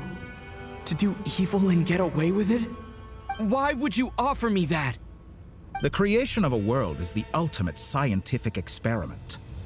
I have taken my research to the highest level, where I shall be not just a god, but also a servant to many sacred spirits.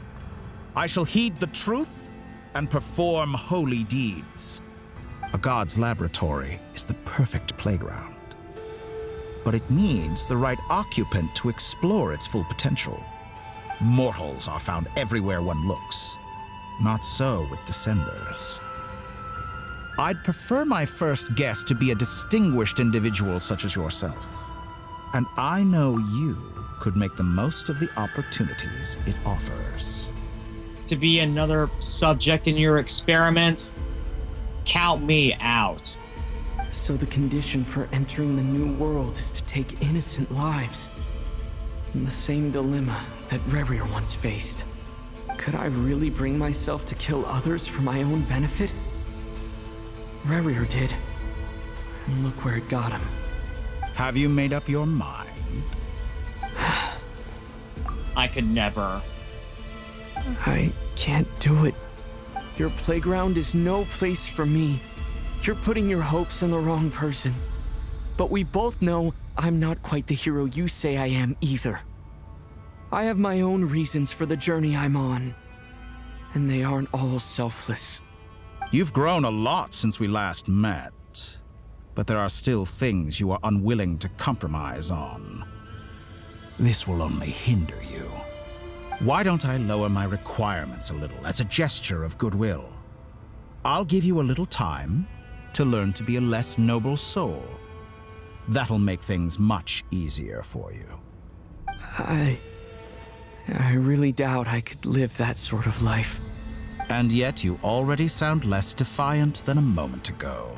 The benefits appeal to you because you can read the signs of the times. Why don't we return to my research facility?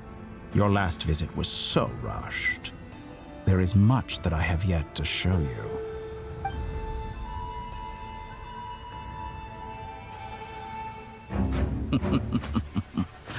Now to that question, Heroes don't attack from behind. Guess I'm no hero. This now that's a savage most line. Disappointing.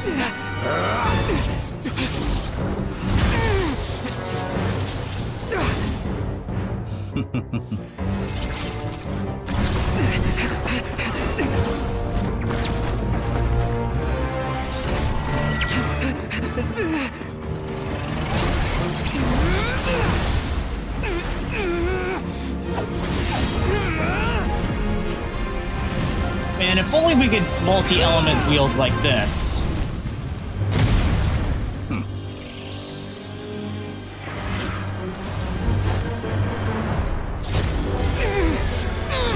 Oh, great. Trapped again. Now then.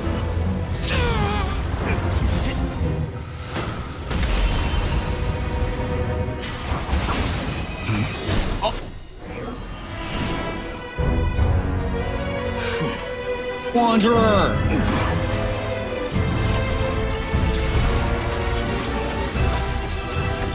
A new face. Interesting.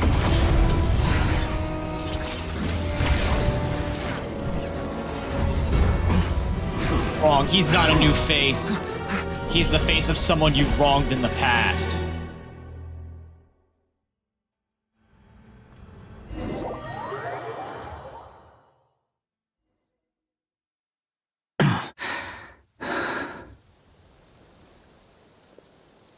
You're still gonna call me Hat Guy after that, huh? You came all that way just to save me. So I guess we really weren't in a dream. We were inside one of those experiment bubbles ourselves. And Dottore was just teleporting all around him. I didn't see anyone else in there who needed saving. Fair point. It's You nothing. alright? I'll be fine. Why are you looking at me like that? Is it that shocking that I'd come to your rescue? Yeah, I'm more shocked that you caught the doctor off guard. I owed you a favor back in Sumeru. Now we're even. Distracting Dottore was tough. I won't lie. He's not gonna fall for the same trick twice. That was my one shot. I'd hoped to use it to take him out. Ugh. I never wanted to obliterate someone more than I do right now. Dottore doesn't recognize me, but his segments were originally made based on an analysis of my operational principles. I expect it's only a matter of time before he figures out what I am. So Dottore doesn't recognize Wanderer because he deleted himself from Irminsul. It's only a matter of time before he finds out again. Did he really miss his only chance for revenge by saving me? Why the long face? Hey, I'm not blaming you, okay? And I'm not complaining either. Rescuing you and killing Dottore are equally important goals. Everyone would be pretty stuck without you. It's best you live to fight another day. How are you holding up? Are you all right? Hat Guy said to put safety first, so we agreed to run as far away as we could after leaving the energy field and only meet up once it was safe. You don't look injured. It seems that Dottore didn't do anything to you. Yeah, well, not physically, but he did scar me mentally. All right. Rescue operation complete. Let's head back. There's a lot more work to be done before this is over.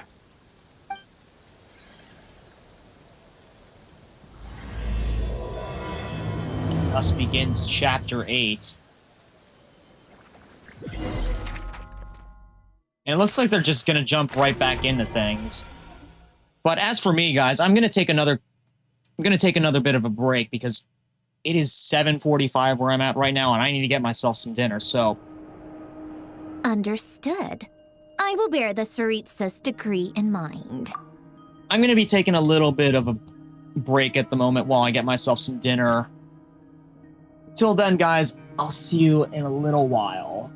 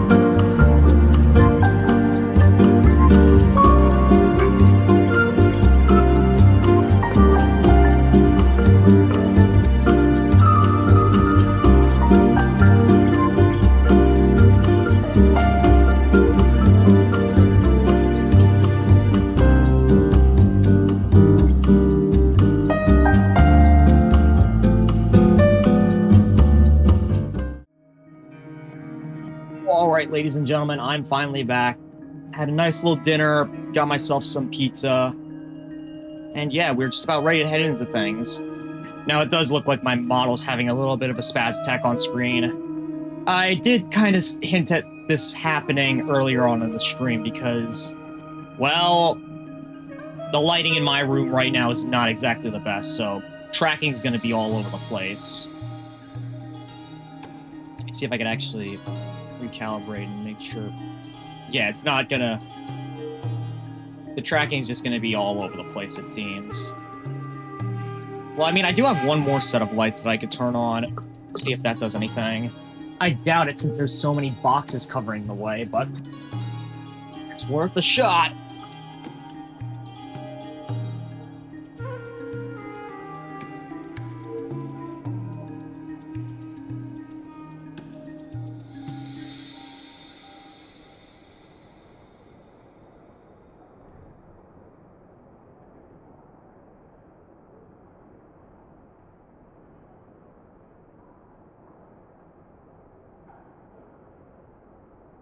Yeah, unfortunately, it seems like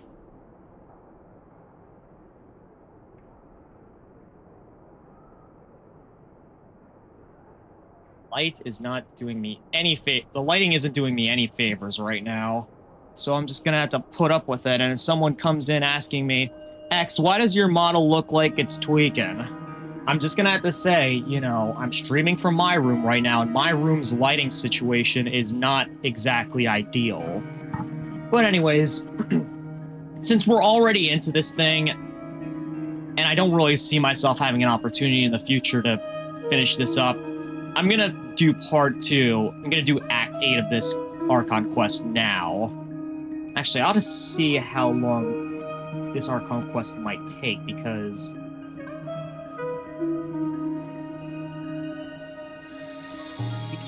these latest ones have been taking a long, long time. Genshin, Impact, Archon Quests, Act 8.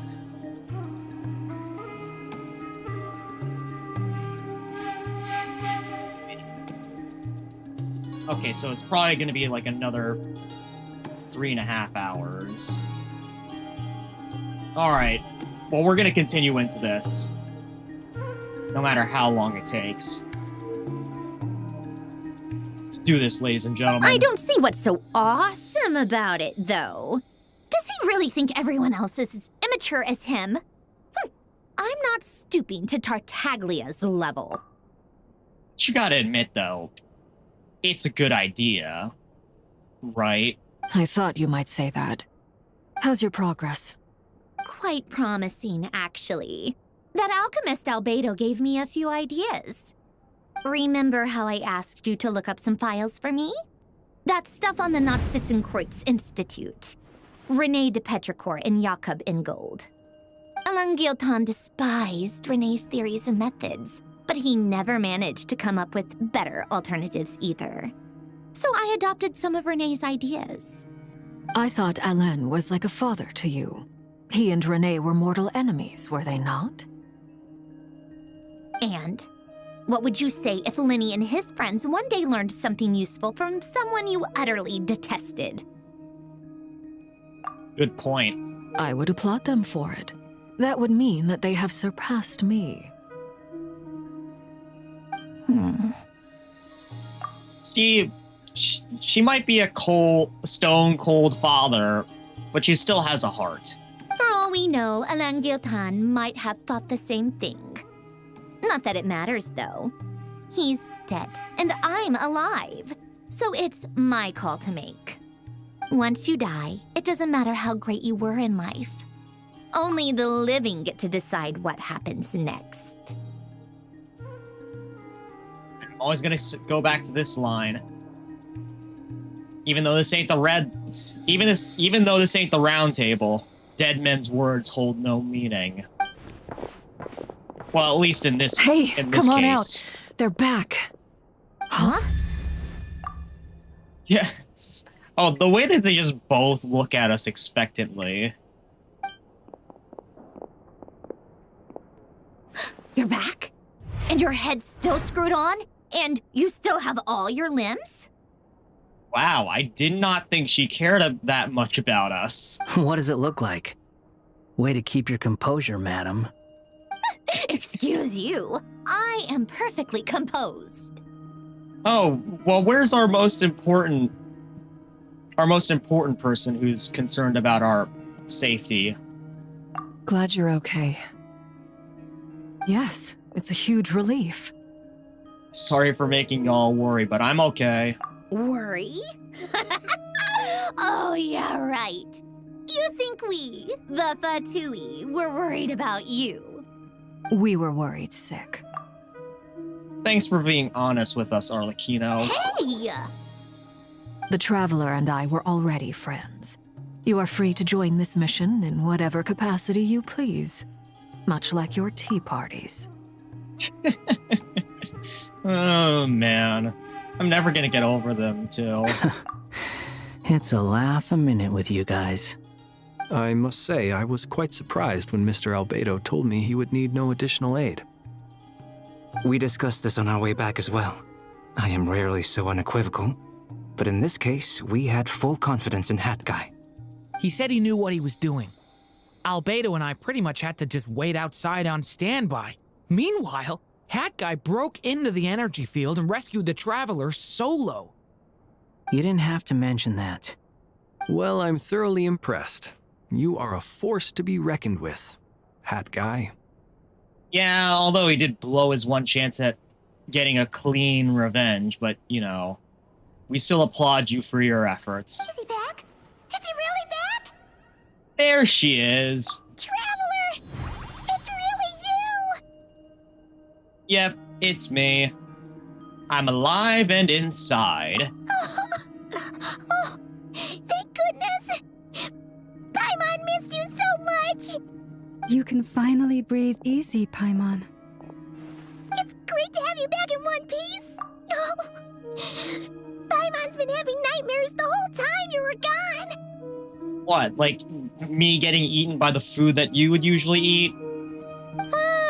Look at them. You know, once you reach my age, there's nothing better than watching a misty-eyed reunion between friends. It's nothing. Same goes when you get to my age, too. I bet Ino and Anefa would be tearing up as well if they were here. Well, the latter's a robot, and I'm not sure she has that kind of emotional module inside of her, but you know. Save the waterworks, though. We still have one more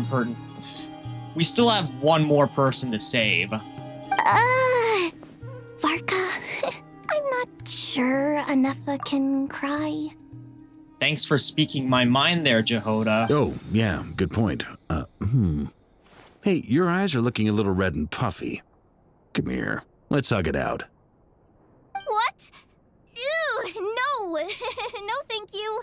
You're not my dad, okay? Knock it off. Well, he certainly acts like it, though. Everyone, I'm sorry for all the trouble I caused you. But the silver lining is, I didn't come away from this ordeal empty-handed.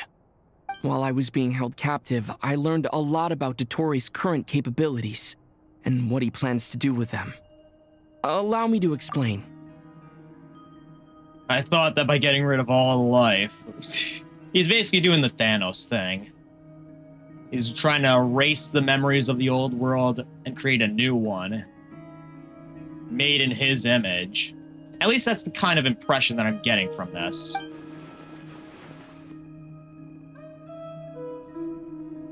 The three moon goddesses were even more powerful than we imagined. No wonder Dottore believes himself to be equal to the gods, maybe even superior. Utter blasphemy. He's busy with an experiment in blasphemy. While everyone was gone, Nefer and I made an interesting discovery, and I believe Miss Sandrone has something to share too. Ma'am, perhaps you could do the honors? Yeah, we found out that Called it. Columbina is still alive. Getting rid of a pesky troublemaker like her is like trying to clean up after a crumbly cake. It always comes back to haunt you. He has one hell of a way with words, wouldn't you say? Sorry, I was a little bit close to the mic there. Our next step is to find a way to bring her back. A place where time flows backwards, with no destination in sight. Surely it must have been created for a specific purpose. But I fear the answers are buried deep in Tevat's history, held by great powers beyond our reach. It sounds like she's on a specific path through time, just traveling in the opposite direction to us. The question is, where does that path lead? Or will it keep going to infinity? Yeah, does it just lead right back to the beginning of time? We considered that question as well. Strictly speaking, time is not infinite. Indeed not. Every road has an end. Oh, thanks for showing up out of nowhere once again, Nicole. Nicole!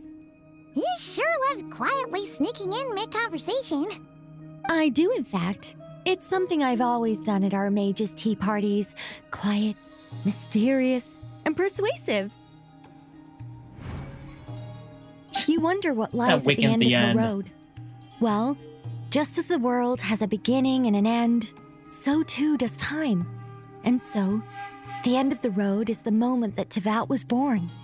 But where Miss Columbina will end up along this road, that depends on where this particular river of reverse time began. What about the original moons and the moon goddesses? Do they have a beginning too? All things do. In the beginning, no moons adorned the sky. It was the Dragon King Nibelung who raised the 3 moons into the heavens, and thus were the moon goddesses born. It all goes back to the dragons, it seems. Oh, and hey, there's Lunatar. They were shadows of the planet, born to wield Nibelung's authority and oversee the world on his behalf. They were extensions of his will, manifestations of his majesty. But then one day, they disappeared just as suddenly as they had once been brought into being. Nobody knew where they had gone. Okay, back into Columbina's perspective. I wonder what she's gonna see now. Like I thought, no more paths back to reality have emerged since. So she's just stuck here.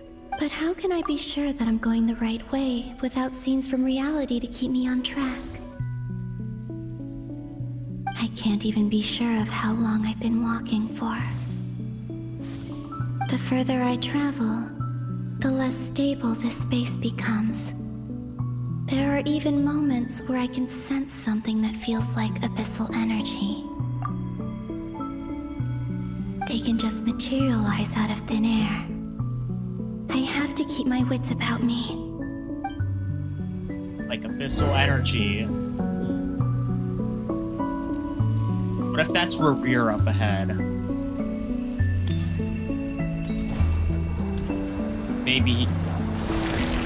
Oi! I can see what she means, yeah. What if that is Revere up ahead? I am mildly concerned. I knew it! Is that the Ray here of Solnari? I can't believe he survived. How did he do it? Sheer force of will. Well, all roads lead to this, it seems. I wonder if he's reflected on what he's done. Either way. Looks like we have no choice but to go up to him.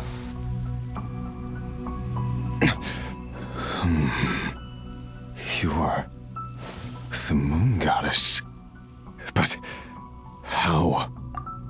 I could ask the same thing about you. Please, there's no need. I'm not interested in fighting anymore. I find that a little difficult to believe. Yeah. Honestly, so do I. The way you used my own power against me was a brilliant strategy. And then, in the final moment before I was thrown into this space, I Glad to see an old friend. Mr. Dainsleif. Right. It was so long ago now. But we were friends once. So it seems like he finally came to his senses after getting thrown into the Moon Gate. When I first got here, I was filled with hatred, remorse, and rage. How I cursed and devoured. I tore everything here apart. I was consumed by the desire to leave this place and have my vengeance. But to no avail. This is a place with no exit. This is the second time I've entered this space. Though I have no memory of the first. I was torn to shreds the moment I entered. But this time I survived. It must be partly because of this new body, and partly because of all the Kuvaki I absorbed in Krai. Are you the source of the abyssal power in here? Not all of it. Some is from when I first arrived here and tried to destroy everything. But there was already a degree of abyssal power here before I entered. And like a venomous snake baking in the merciless sun, it tried to slither into my shadow. Tried to? So, you rejected it? Yes. Because after that, the world suddenly became silent for a moment. What do you mean? The voices in my head, they were gone. Voices of the Abyss. And then I saw her. Her? Thalindis. My former lover. And what did she say? Something along the lines of, "Oh, what have you become, my former love?" Never mentioned that she saw a memory of Thalindis leaping into the moon's reflection. More precisely, I saw her afterimage. I'm sure the real her is long gone. She was just an ordinary Conrian. She couldn't have survived here for very long. Anyway, why have you come here? Didn't you know it was a dead end? If I hadn't escaped through the moon gate, my friends would have been in far greater danger. Oh, I see. Because of your power. The power of a moon goddess. What? You'd like to know how I know, wouldn't you? Yes, I would. Now you have me intrigued. Well, for one, because you've come to your senses, and two, because you seem to know things that we didn't think you did. The one who resurrected me said so. I could hear a deep lust for power in his voice. Do you mean Dottore? So he was the one who resurrected you. That actually explains a lot. Dottore. So that's what he's called. He'd been collecting fragments of my body for a long time. All so that he could resurrect me at the moment of his choosing. I had no interest in his research. But being as corroded by the abyss as I was, we were aligned as far as hunting the moons and recovering my strength were concerned. And then, just like his usual experiments, when he saw no more use for you, you were promptly discarded. So that's why the Wild Hunt suddenly became so active in Krai. When I left the Fatui in my weakened state, Dottore must have felt that his time had come. Moon Goddess, could I ask a favor of you? What? I know this is a lot to ask, especially from someone who tried to kill you. If you refuse, I won't fight it. But this is the only thing I desire now. Nothing else matters. What do you want? I'd like you to take a message to Thalindis for me. Thalindis? But... She's gone. Yes, she's dead. But like I said, I saw her afterimage. I can sense that some part of her soul remains here. Far, far ahead. Why don't you go and speak to her yourself? I can't. I don't know why, but I can't move freely in this space as you can. All I can see is a glimpse of her walking away. Just like the moment when I last saw her in life. In return, I will clear these abyssal obstacles for you. No, not in return. I'll clear them for you. Whether you want to help me or not. It feels like something I ought to do. Trying to redeem yourself, sinner? Well, I guess we'll take any help where we can get it. Even if it was from one of our former enemies. Why? Yeah. Why, indeed. I've been asking myself that question a lot recently. Why did I do the things I did? I'm tired of it all. Tired of the person I became. People used me. And then I turned around and started using others. I hurt a lot of people. I think I grew tired of it long ago. But I wouldn't admit it to myself. And ultimately, that's how I ended up here. Almost like his own personal purgatory. What do you wish to tell her? All of it. My past. My mistakes. Everything that happened after we were separated. Is it okay if I give her the abridged version? Yeah, I'm sure there's plenty you can skip over. Just tell her the important parts. Whatever you think that means. Like the part where you relentlessly tried to kill us? It's up to you. Love demands honesty. But my relationship with Thelindis was built on lies. We hid too much from each other. But after living my whole life in the shadows, I don't want to hide anything anymore. I will do my best. There.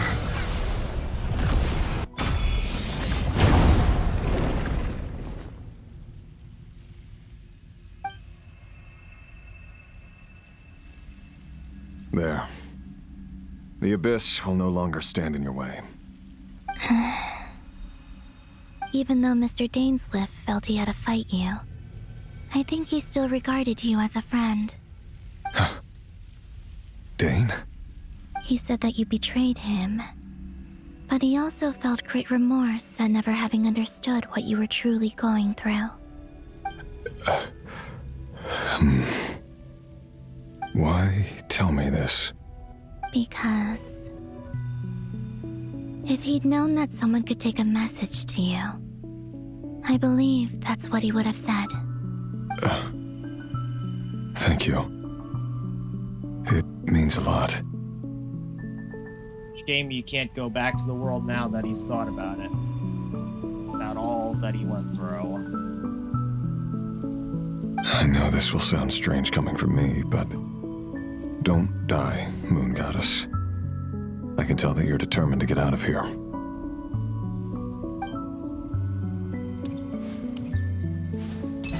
What if we end up breaking out and he ends up tailing along with us?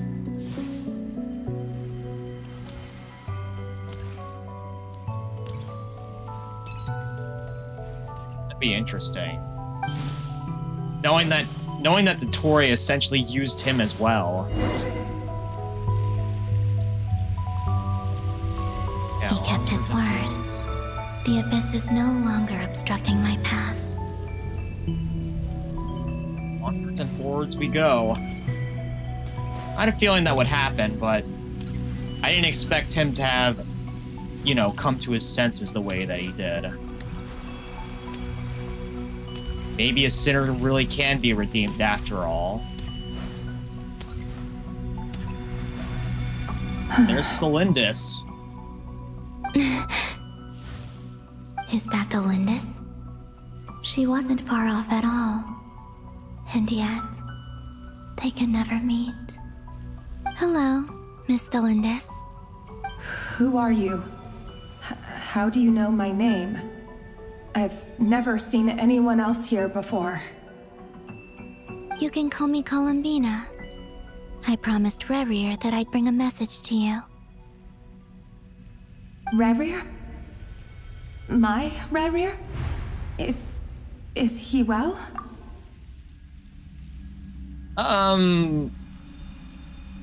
That's debatable. He's doing better than he was. Better than he was, huh? Sounds like he's had a pretty rough time. Others have had a rough time on his account too. In many cases, their time ran out because of him. And I'm not just talking about the children of the Crimson Moon. So, things got worse before they got better. Could you tell me what happened, Miss Columbina? Are you sure you wish to know? Yes. This is my opportunity to learn the truth. No matter how hard it is to hear, I have to know. I admire your courage. However, time is short. I cannot stay here for long.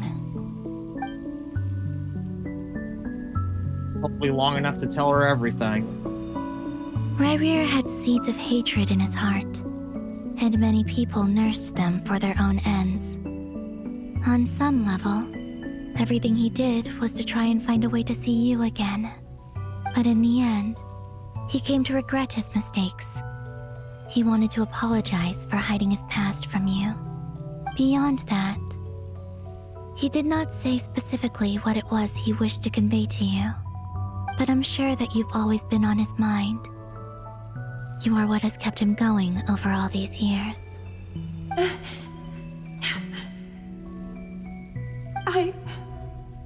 I'm sorry, Miss Columbina. This is so upsetting. I'm not sure how to put my feelings into words. It's all right. I understand. Well, that's everything from me. So, I guess I'll be... What if she wants us to convey a message to Rerir as well? Wait. One moment. Time flows backwards here. The road ahead only leads further and further into the past. I know. I intend to reach the end of that road. Without a moon marrow, without the 3 moons' power, you won't make it far. Wait, unless... Are you one of the moon goddesses? You could say that. I see.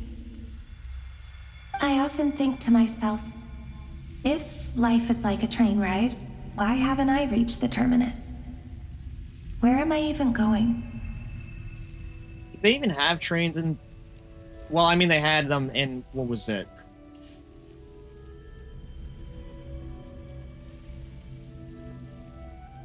I don't know. I forgot what that world was called that we went into. You know what I'm talking about. The place where Durin originated from. But in the real world, in real to that... And it's not just me. It's this whole place. Wherever it is, it seems like it's existed forever. It's such a mystery. Where is it going? I must seem so ridiculous. I can't answer these basic questions, and yet I jumped right in here without hesitating, only to be torn apart the moment I entered by powerful energy currents. Only my soul remains now. Thinking back, I was suddenly overcome with fear and terror in that moment. Perhaps I too became bewitched by the abyss. I may have been the leverage it needed to control Rerir. I used to be a researcher at the Universitas Magistrorum in Conria, researching the iridescent moon's marrow. Eventually, I came to the conclusion that time in here flows in reverse. Rerir was one of the Vinster King's retainers. With me, he was in an impossible position. It plagued him constantly. I wanted to help him escape his lot in life. I wanted him to be happy, so I thought I'd use this place to return to the past. At the time, I thought I could just go back to the day that the Vinster King first found the princess. It was only after meeting the princess that the Vinster King started going too far with his research into the Abyss. That was the day all of our woes began. I thought I could stop the king from ever meeting her and solve everything. By the princess, I'm guessing they meant Lumine. What a shame. I couldn't kill the Vinster King himself, so I had to find another way to save Rerir. That's why I wanted to go back, to kill the person who had brought new possibilities to our realm. Trying to start up another predestination paradox? I'm sure it was a futile endeavor, but the Abyss probably enhances the basest human desires. So I naively hoped I could change everything. But I was simply too weak. Like a speck of dust against the whole universe. Look at me. I didn't even survive the journey here. Not physically, at least. I know I'm never getting out of here. But you're different. You can make it, and I want to help you. I owe you that much. How do you plan to help me? Have you noticed the golden energy that exists here? Yeah, that's how we access the memory points. Based on my past research and my observations since coming here, I believe they carry you forward faster. I can share what I've learned and help you understand the pattern in which this energy appears.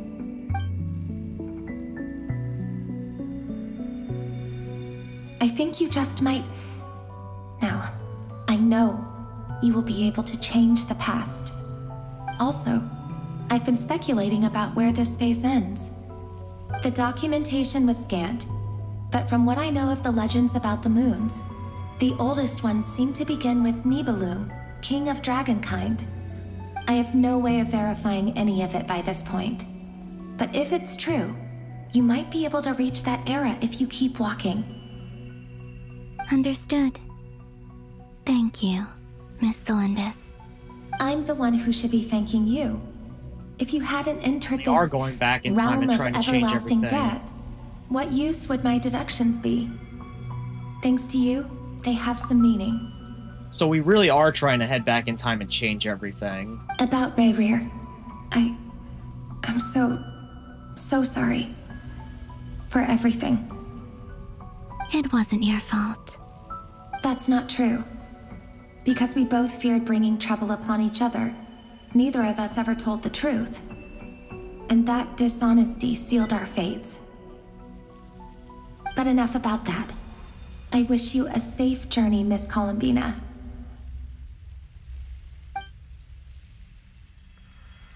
Just pray that what she said was right, and that we do end up where we need to go. And may the outside world never have to experience pain like this again. It probably will, but it will be able to tough its way through it.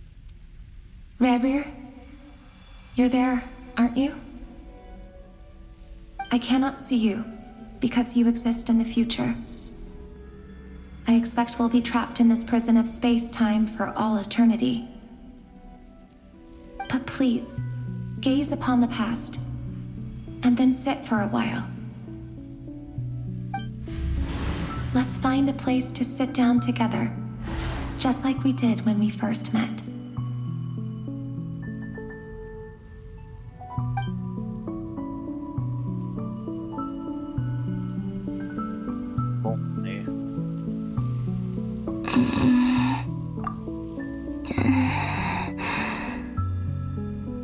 How long have I been walking? How much further till I reach the end? Is there even an end to be found? Everything's getting blurry. things. No, get out of my head, Ace Combat 5.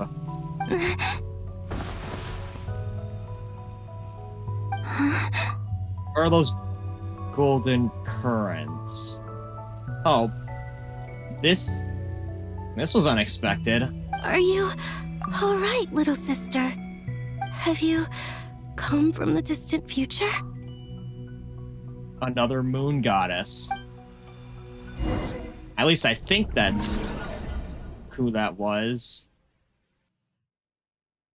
So, how exactly did the moons just disappear? Shouldn't it be a little harder to get rid of major creations like moons? The world is a vast and ancient place. On a certain scale, all life lasts for but a fleeting moment. Miss Nicole explained that the moon goddesses likely perished in the War of Funerary Flame. The moons themselves were also destroyed at that time, save for the Frost Moon, from which a new moon goddess was later born. Am I missing something then? 'Cause the stories say that the moon goddesses were born on the moon, but doesn't Columbina say she was born in Krai? Huh, you're right! Why do their birthplaces differ? What's the difference between the two generations of moon goddesses? Also, remember what Sandrone said? Her scans detected 4 moons. In other words, 4 moon marrows. Because the artificial moon marrow that Dottore made. Technically, the result of the scan means that 4 moon marrows were detected and positively identified as moons in that moment. In other words, this piece of information alone isn't enough for us to know how Miss Columbina is doing right now. Yep, we have no way of staying up to date on whether she's dead or alive. She's on her own for now. But at least she's trying her best to get back to us. Yeah. She's a tough cookie. And a sore loser, too. We have to trust that she'll find a way. Because we really need her power. As much as it pains me to say it, we've got no chance of beating Dottore in a straight-up fight. He's much too powerful. It wouldn't even be close. What if, again, what if Rurir came back with... What if Rurir came back with Columbina, and then the Sinner would have to fight this super god? Would that be a fair fight, then? That maniac is going to devour everything in his path until he reaches us. We need to find someone, or something that can stop him before he does anything worse. I'll be frank. Our only hope of defeating this false god is with a real moon goddess on our side. I'm not just saying this because Columbina's a friend and I want her back safe and sound. It's just the truth. She finally admitted it. And I know that even she was no match for him when he attacked, but I don't have a better solution. Again, maybe pulling Rurir out of the portal and using him. But he did say that he's kind of stuck there permanently. We're not giving up on saving her, whether she can defeat Dottore or not. Right. Don't worry, Miss Sandrone. We're all aligned on saving Columbina. No one's trying to argue that we can only justify saving our friend because it will help save the world. This is about multitasking. We want to save both.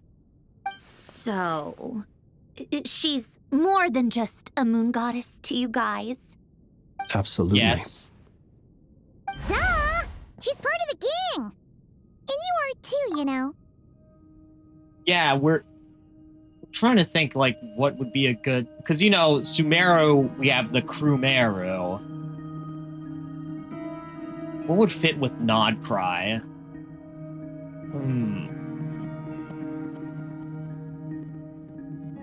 I don't know. Someone has to come up with a good... Someone will come up with a good name to describe the Krai team. Yes, I know. You don't need to labor the point. I knew that the moment I came running over with my documents that I was part of the in-group. I mean, if Arlecchino can fit in, I certainly can. The in-group. Anyway, as for how we get Columbina back, I've been working on it constantly. But I think I'm still lacking certain information about the moon. I'd probably get there if I could continue my calculations, but the problem is, I've run out of computing power. Right. I'm totally buying that reason. Computing power? You mean you need more energy? Yeah, because she's a construct, you know? No, the issue isn't energy, it's processing power. There's so much data to get through that the whole process has just ground to a halt. That's a tricky problem. René de Petrichor of the Nazissenkreuz Ordo once foretold the fate of the world. But I don't know how he did it. My guess is that he used the primordial sea's power. However, that won't work for me. His methodology was vastly different from my own. What's worse, they're incompatible. And, to top it all off, we can't even leave Krai. Ugh, this is so annoying. If I'd known we'd run into a bottleneck like this... Well, no, the design bureau's a bust as well. Curse that Dottore! Couldn't have made this harder for me if he tried. Oh, what do we do then? How about we grab a bite to eat and take a break? Maybe something will come to mind after you've cleared your head. You don't get it, do you? I'm trying to calculate the fate of an entire world here. What if we were... I wonder what's in her mind. Maybe we replace it with a quantum computer. And I need accurate results, not vague prophecies. Where the heck am I gonna find the computing power for that? Oh, I don't know. You say not vague prophecies, but what if we got the Hexen Circle in on this? Well, I mean, we got one of their members here with us right now. Anyway, time to shelve the discussion on technical difficulties. Being a killjoy isn't very ladylike, after all. Either way, we've done what we can. Rest well, everyone. Remember to let us know if anything new comes up. Hat guy? Is he hinting that we should talk outside? Probably. Let's go somewhere a little more private.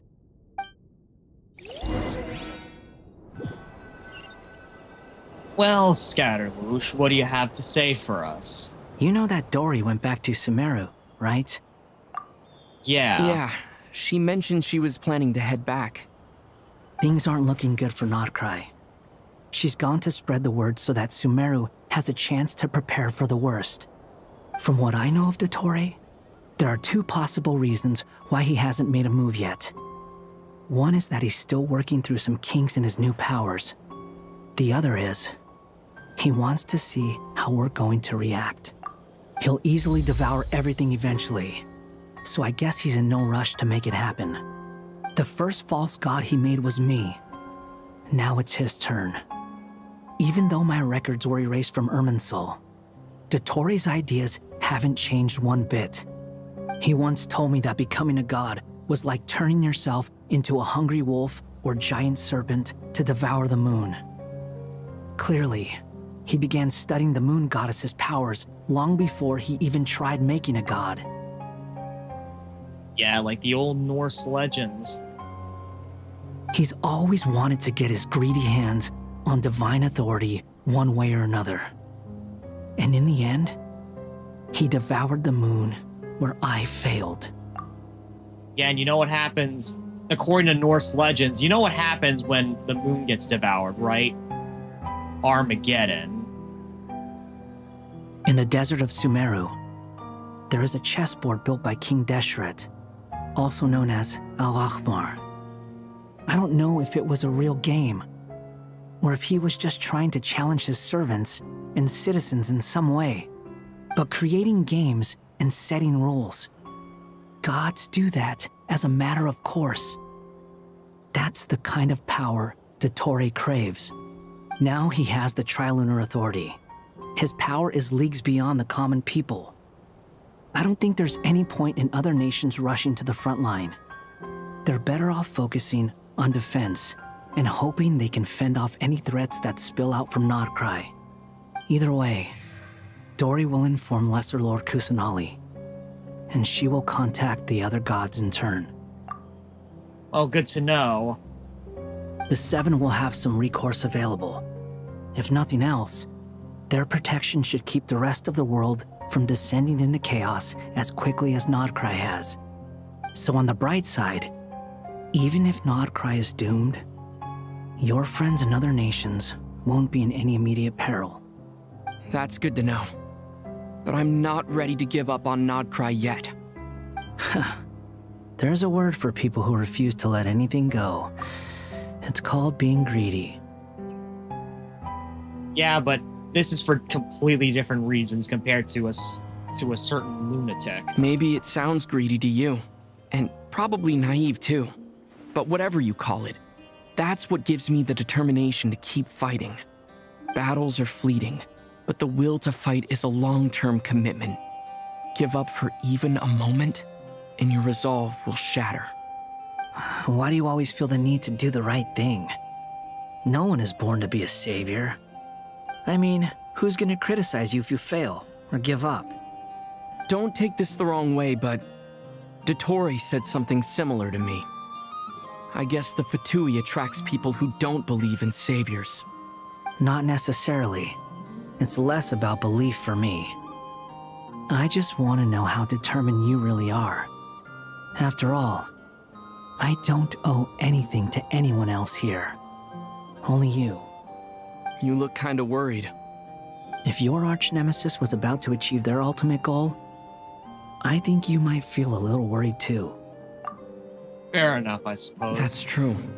Dottore is about to become an omniscient, omnipotent deity. That's gotta be a bitter pill to swallow. Still, you're calmer than I expected. Obviously. I have to admit that my past self was a reckless fool who misunderstood not only the point of revenge, but how to achieve it. And as much as I want my vengeance, I know I'm not gonna get it by acting alone. If the world's taught me anything, it's to think before I act. Too bad it never taught me any other virtues, though. So, I am going to destroy Dottore, no matter what it takes. So, what's your plan? The way this shadow just fell on his eyes there, it's just... I'll get to that. First, tell me, what do you think of Sandrone? Just like Paimon said, she's a friend, part of the gang. And like the rest of the gang, she has an interesting personality. How much do you trust her? This is a serious question. Think carefully before you answer. If Columbina trusted her, I think it's fair that we can trust her as well. Although she's with the Fatui, she has her own values, and she's helped us a lot. If nothing else, she's clearly going the extra mile for Columbina. I see no reason not to trust her. If you say so. In that case, the three of us need to talk. I have some thoughts about her computing problem. It can be solved, but it will come with a cost. Cost? How much? If I can afford it, I'll cover it. Sometimes your heroism really backs me into a corner. You know that? I'm guessing he was gonna do something, but oh well. Come on. Let's go talk to her.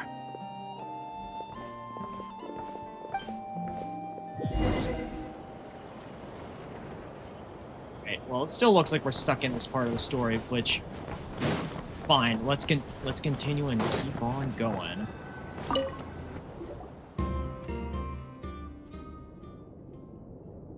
Miss Androne, traveler. Hey there. Paimon's here too! She was just helping them sort through their things. How did your chat go? That was fast. The call only just ended. Well, you said it was urgent, so we got here as quickly as we could. Albedo, I have some alchemy questions for you. More alchemy questions? I see. Looks like my knowledge proved useful after all.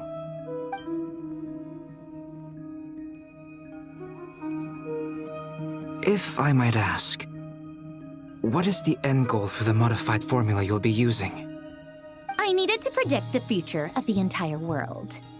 But I've run into some teething issues since trying to implement Renee's theory of the 4 Orthants. I see. I'll have a look at it. Still, computing power is the real issue here. How do you plan to solve it? About that, Yeah, that's where we come in. it's been sorted. Oh, with the Traveler's help? Yeah, you overestimate me. Actually, you're not wrong. He found the person with the solution. Was it Hat Guy? Yeah, Yep. it was him. Wow! Go Hat Guy!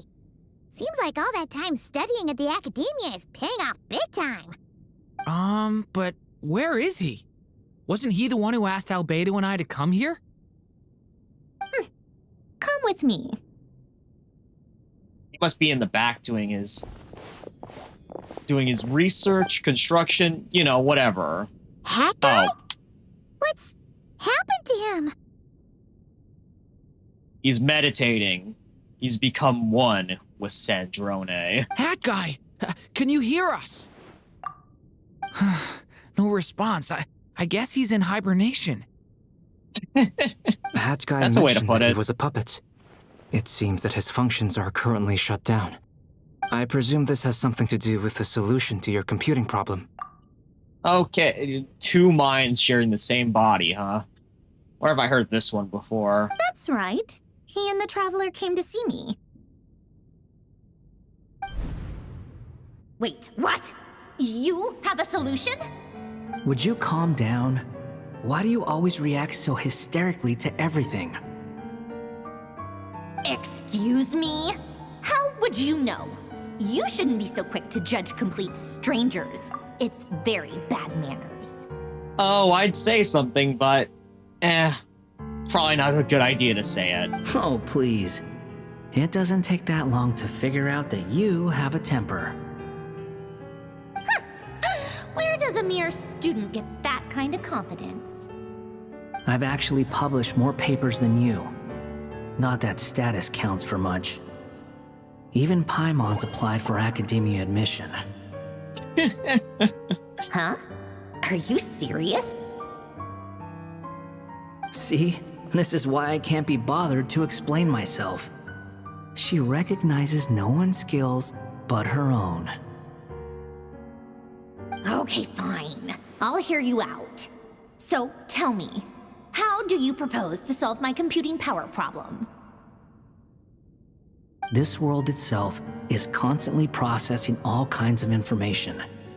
If it's the world's future you're trying to calculate, you need a processing device that's designed to cope with that volume. Soul, mayhaps? Easier said than done. Only Irminsul can handle that kind of... I thought so. Wait, is that what you're suggesting? But surely we can't just plug my formula directly into the ley lines. You should be able to tell that I'm not human, right? Yep. Yeah, I noticed. The technology, though, seems pretty ancient. Very different from Pontaine's. It's a completely different system. And a zoom in. Conrian, to be precise. I'm what they would have called a puppet. Okay. Guess I was a few thousand years too late. Puppets need an energy source and processing power. The artisans who built them sought out the materials most suited for that purpose. You? Do you mean... The Traveler and I have talked it over. He's willing to vouch for you. So, I'll allow you to borrow my core for your calculations. It was built using wood from a silver white tree, which makes it a small part of Irminsul. Conrian technology and Irminsul wood. Who in the world could have built you? Oh, I don't know.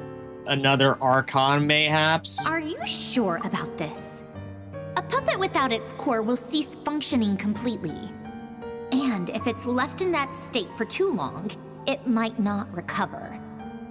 You could die if you do this. You do realize that, don't you? I can put 2 and 2 together, yes. No need to rub it in. I won't lie to you. This has never been done before. I cannot guarantee your safety. Doesn't matter. I'm prepared for the worst. Did you two actually talk this through? Is he... Are we really considering this? Wow, I guess Wanderer wasn't lying when he said that she really doesn't consider anything outside of her own personal scope. Yes, we discussed it. The bottom line is, he trusts me, and I trust you. Let's give it a shot, shall we? Honestly, I have no clue where this kid even came from. But for whatever reason, he lent me his core to use in my formula. This kid, huh? He's hundreds of years old. I'm very close to finishing my calculations now, and the core is currently in use. So I'm sorry, but I can only show you a sketch right now. This is what the core looks like. A silver-white branch. It certainly matches the legends told about Irminsul. Is Hat Guy gonna be okay? He'll be fine, I'm sure. Once we're all done, we'll just put the core back in his body. He's not gonna die, right? Right? In theory, he should be fine. As long as we put his core back in time. Beyond that, all I can say is that I'll try my best to avoid risk and make sure the core doesn't sustain any damage. Oh. I'm kind of scared now that she might end up dropping it accidentally. I think I know why you called us here now. Someone needs to watch over his body and make sure it's protected until the process completes. And who better than our other 2 synthetic boys? Correct.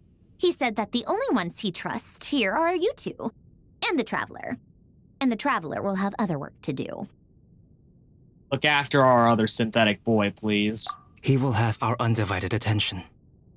Aww, Hat Guy. On a more positive note, things are progressing steadily on my end. I'll call everyone in for a meeting once the results are out. Standrone returns to her initial question. She and Albedo enter an in-depth discussion. You, Paimon, and Durin stand next to Hat Guy, keeping watch over his silent body. You've never seen him in this state before. Wait, if his core is removed from his body, is that where his mind is too, or is his mind a separate entity?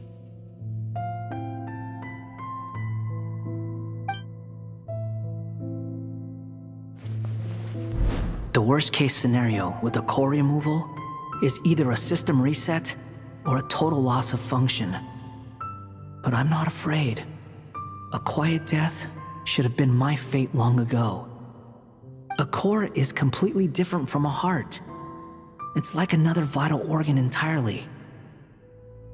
I never believed it could be a true replacement for what I sought. But in the end, it turns out the core was more useful to me.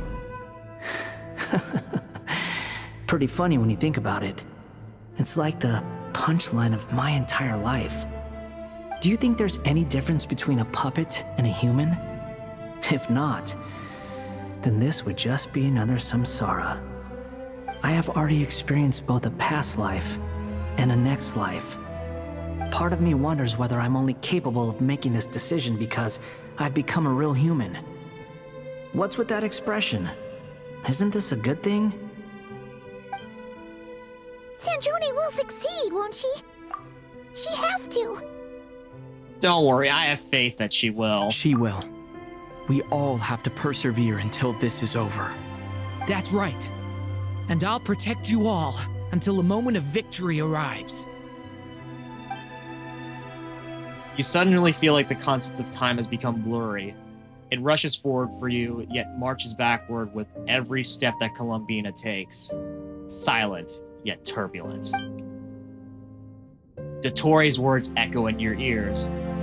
These 4 These 4 divisions anchor the world and shackle those who live in it. He may be deranged, but he understells.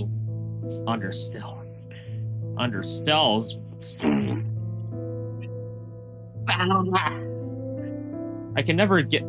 I swear, it's never an Exodus stream without me misspeaking in some ridiculous way. He may be deranged, but he understands well the rules of the world which now test you all.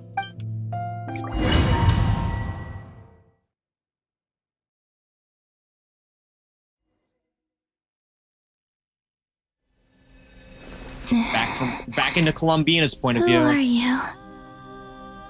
Who are you? Call me Sonnet. You have the same power as Canon. Canon. I'm guessing that was the previous Frost Moon Scion. Or, not Scion. Frost Moon Goddess. Sonnet. So, you're the goddess of the iridescent moon? Oh, goodness. You recognize me? Well then, what's your name? I'm just gonna say this right now. If only she were playable. Columbina. Columbina Hyposelenia. Hyposelenia? What a lovely name. Did you choose it yourself? It was a joint effort between me and my friends. Friends? You mean your friends in the heavens? Your friends in the heaven. No, down on Earth. Huh? Oh, sorry. You must be exhausted. I apologize. Hang in there. Let me introduce you to my older sisters. Do you mean the other 2 moon goddesses? Arya and Canon? Wow, you sure know a lot. Hey, does that mean that our story goes on into the future? Oh, yes. I guess that wasn't the best question to ask. Well, yeah, in her memory, but not in the memory of others. It's all right. We were prepared for that possibility. You could say we were too prepared. I can't even remember how long my sisters and I have been here by this point. When did you get here? How long has it been? Very. I can't say for sure, but it feels like it's been forever. I see. Are you feeling all right? You look a little unwell. I can hold out a while longer. Well, yeah, a bunch of stuff happened before we arrived, but, you know, that's all in the past right now. The place where my sisters and I are based is just up ahead. Don't worry, they're both really nice. I'll introduce you.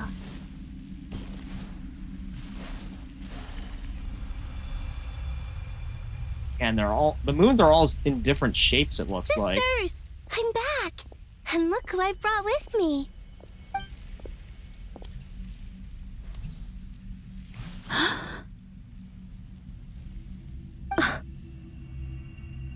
It's our lovely little sister, born in the far future. The pleasure is all mine.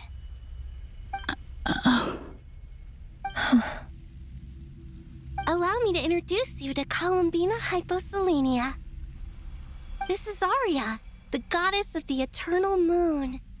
And this is Canon, goddess of the frost moon.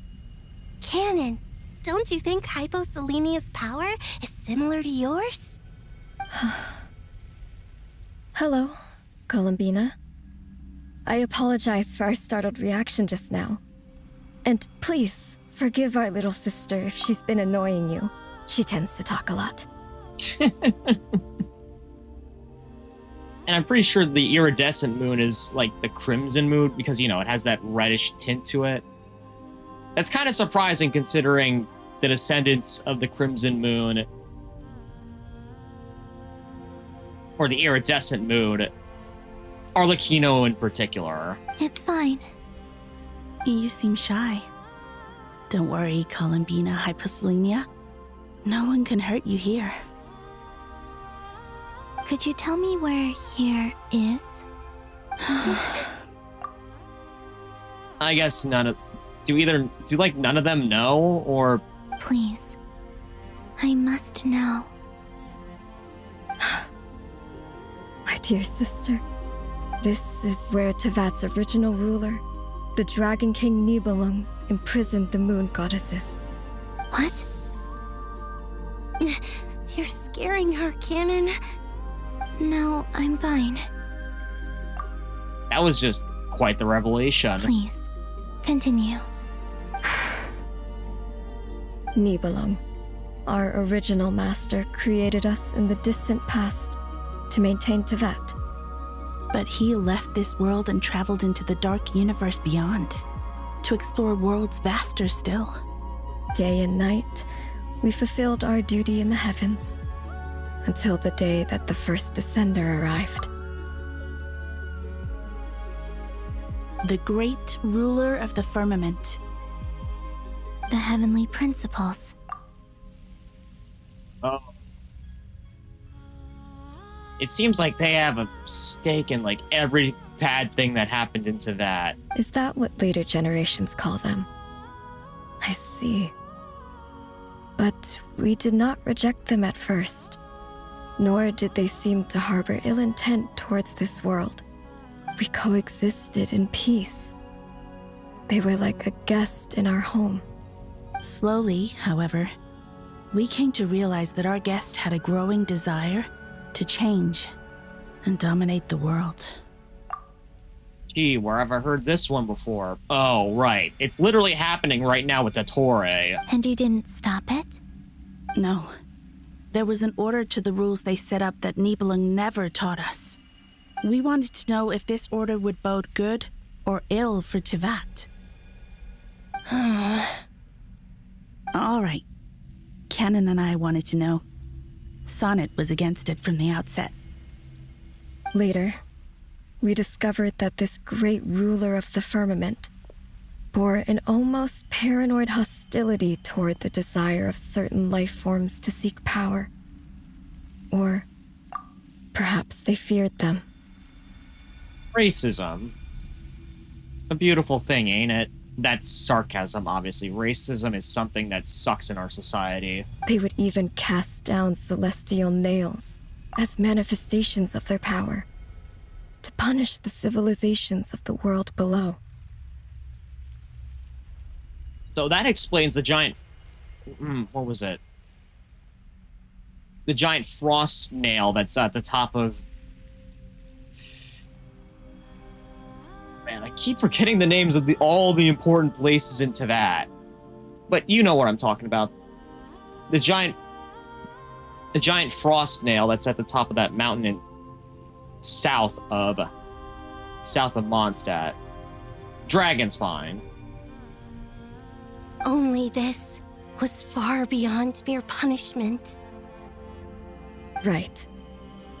Their rules brought order, but the price people paid for merely testing the limits of those rules was far too great.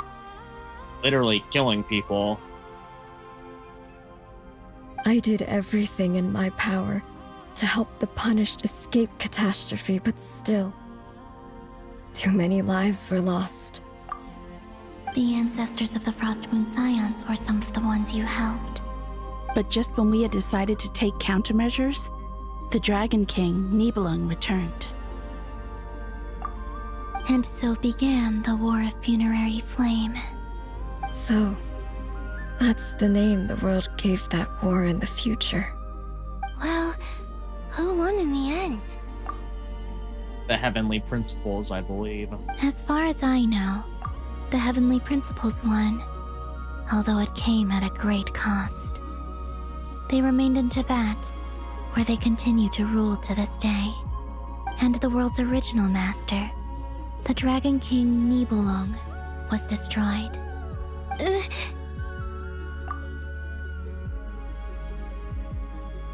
And what of the moons? Are there still 3 moons in Tevat's skies? Well, the remnants of them. You can tell us the truth, Columbina. We know we are but remnants of a bygone age. We are prepared for the answer. Only the frost moon remains. But it has been cast beyond the false firmament by the heavenly principles. The eternal and iridescent moons were both shattered during the war. So death finally came for us in the end. Sonnet. But you're still here, aren't you? A moon goddess cannot live without her moon, Columbina. Then these guys are, well, these ladies are also just remnants of a bygone era, just fragments of their spirits. She's right. That's why I began to disappear. Because the frost moon is cut off by the false sky. How much worse it would have been if it were outright destroyed.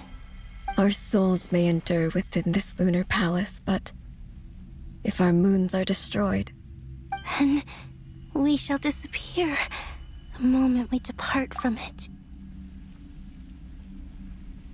Yeah, but one of them might still survive. I'm sorry. There's no need to apologize to us, dear sister. If anything, we owe the world an apology. If only we'd decided to act sooner, rather than arguing amongst ourselves. all the more reason not to spend this time in regret and repentance. Instead, we should focus our efforts on how we might help our future sister. Sorry? Don't you see, Columbina, your story is not yet over. Is that not why you are here?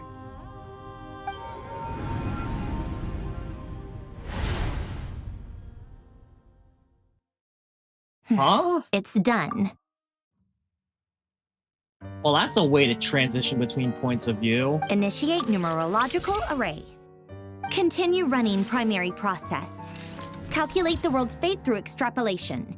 And identify nodes of potential change. Secondary process, scan for moons. Still 4. The number of moon marrows hasn't changed. Wait a minute. Is it possible that they are surviving, that they're alive up there because the moon marrows are still intact? Wait, let me think. Is it possible that there's something I've been misunderstanding about the moons all along? Variables. Variables in the world. I know where potential variables within the world come from. So what about the moons? Are there any variables there? Goddesses, mayhaps? Like their life or death, for instance. What if being alive or dead makes no difference to a moon? But that's so strange. Even immortal gods can die. Why would the moons alone be? Their essence is preserved in the moon marrows. Wait! Wait! I've got it! If alive or dead is considered a variable, we might have had this wrong the whole time. No one ever said that a moon marrow equals a living moon. We just made that assumption ourselves. Initiate secondary process. Scan again. This time filtering out interfering perimeter, moon marrow. I don't care if they're natural or artificial. Get them out of my search results! Oh, man. Okay. Clash out. I was gonna say crash out queen and a clanker queen because she's speaking even more like a clanker than Inefa is. Why? It says 3 moons still exist in Teyvat, even after excluding the moon marrows. But we know for a fact that 2 of them are dead. Redo the scan. Narrow the results to living moons and real moons. No, scrap that. Narrow it down to moons that have lunar authority and remain alive. Why? Why is it still 3? What is this, Columbina? Has the world lied to us? Or are you the one pulling the wool over our eyes?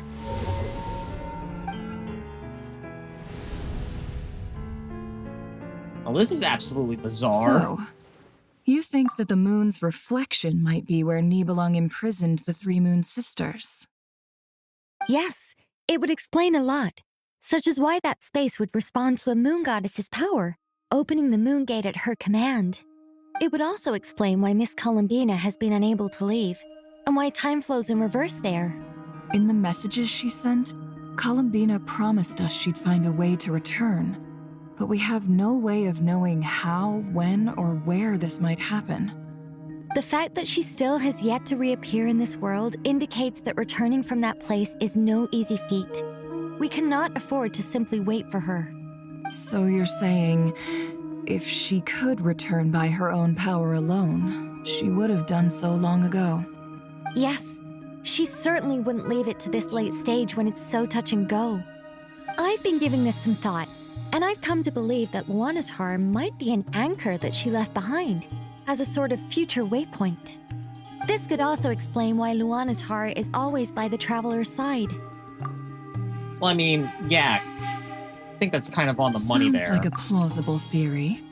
If that's the case, there must be some criteria we need to fulfill to allow Columbina to return to the present. The question is, what could they be? Hello? Listen up! This is extremely important!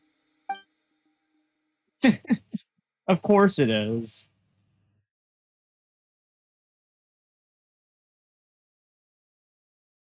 Not only is Columbina alive, but she may well exist in a form unimaginable to us. I'm still unclear on the details, but she's done something truly inconceivable in the past.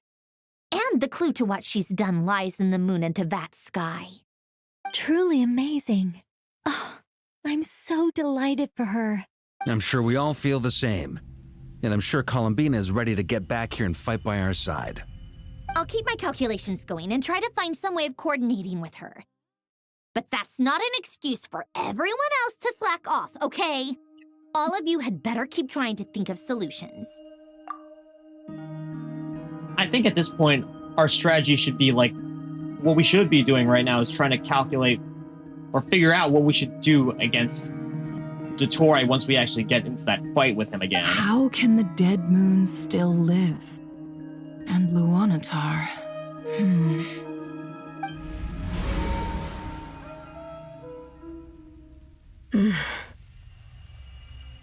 It's hard to believe that's what will happen in the distant future. Our authority is linked to the most fundamental rules of Tevat.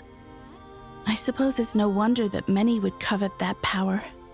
I didn't realize that when you said friends, you meant people who live down in Tevat. That's so lovely. I always wanted to go down there and have some fun. Have you ever tried leaving this prison? Of course. Between us, we've tried everything. But no matter where we go, this space will eventually bring us back here. It's like the center of a whirlpool.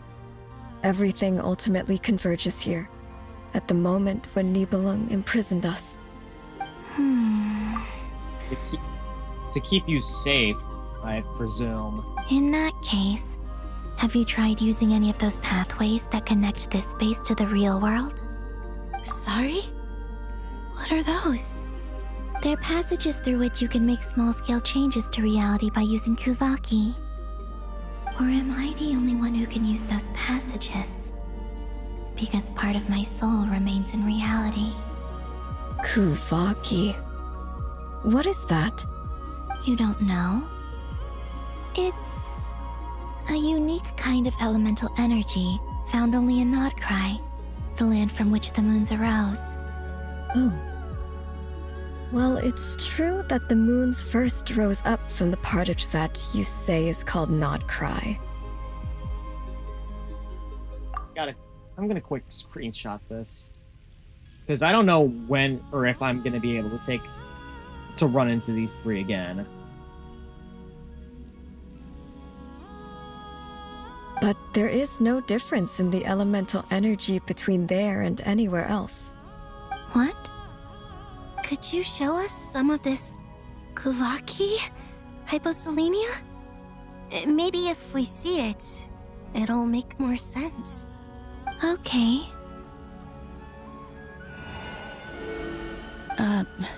Isn't that just your power? What?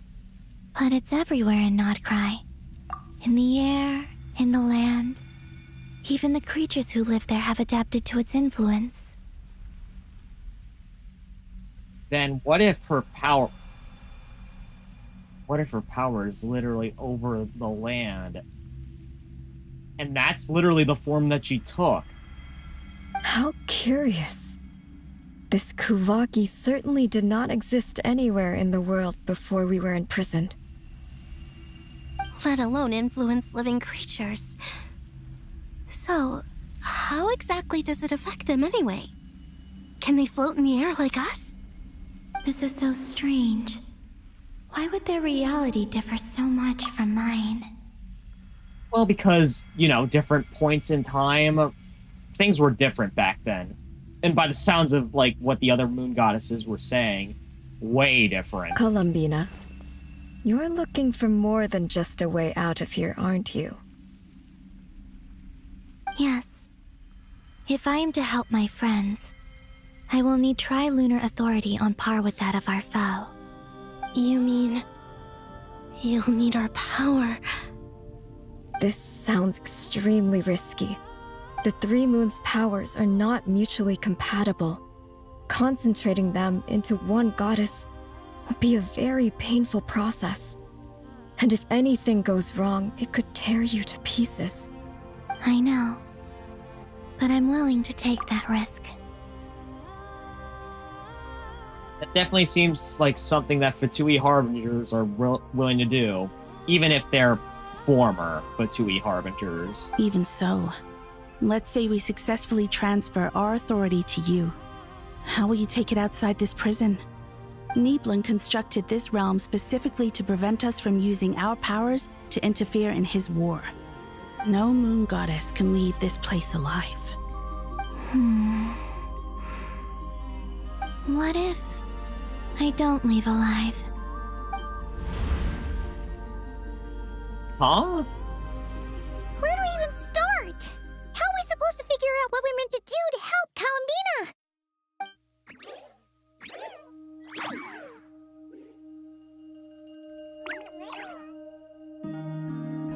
Columbina?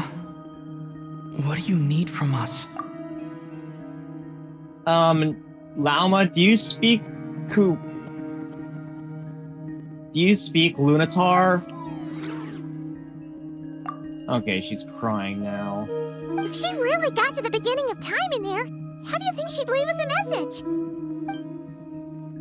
You don't think she'd write it down on a stone tablet somewhere in the hopes that we'd find it, do you? Seems unlikely. Columbina may not talk a lot, but she thinks deeply about issues like this. Let's review what we know.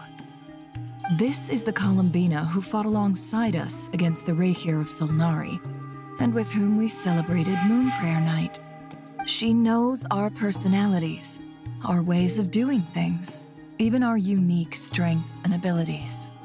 So, if she wanted to tell us something from a long, long time ago, what would she do? Oh.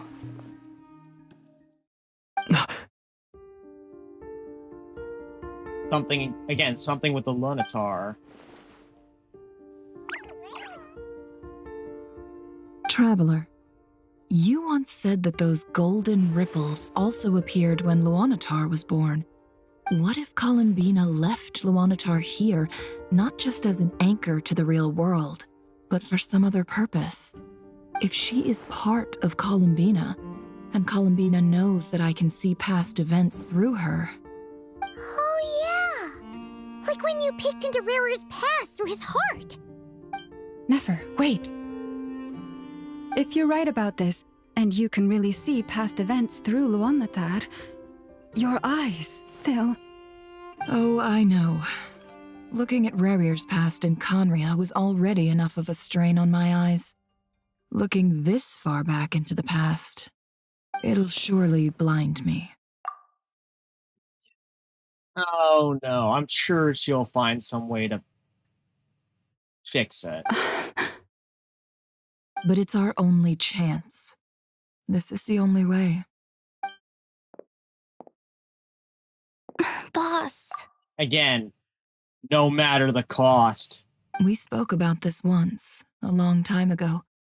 Do you remember what I said, Yehoda? The day I lose my sight, the Curatorium of Secrets will be yours to run. But... Well, I mean, she's still a playable character, so there's no way she's... And, you know, she's not blind. So there's no way that there'd be, like, you know, she'd be blind permanently after this. What's wrong? I'd be overjoyed if I were you. This day's come a lot earlier than either of us expected. I need to know you'll honor our agreement, Yehoda. Promise me. Yes, Boss Neff. I promise. Are you sure you don't want some time to think this through? What is there to think through? I should have gone blind after our battle with Rerir. Frankly, it's almost criminal that I got away with it for this long. Then at least let me take some precautions on your behalf. And if you really do lose your sight, I'll visit your office every day and make sure you're well looked after. Oh, You'll be please, fine. Anything but that. I was actually ready to go through with this. Are you trying to scare me into backing out? As if I could ever scare you. I'll assume you're just joking to calm your nerves. All right, enough chit-chat. Let's do this. Yeah, let's.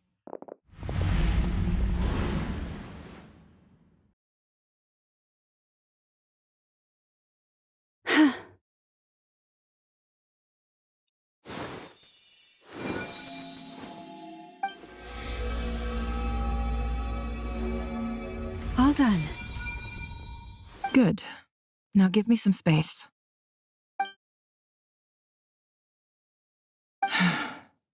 Come on then, little one.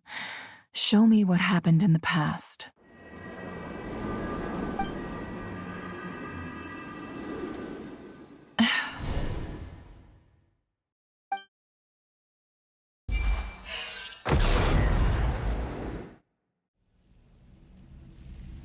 Between the Trilunar Authority, Kuvaki, and the sole-surviving moon, the Frost Moon, I think I might know how to get back.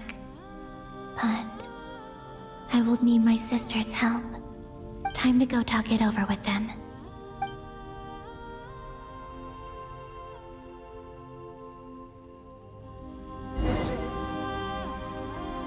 All right.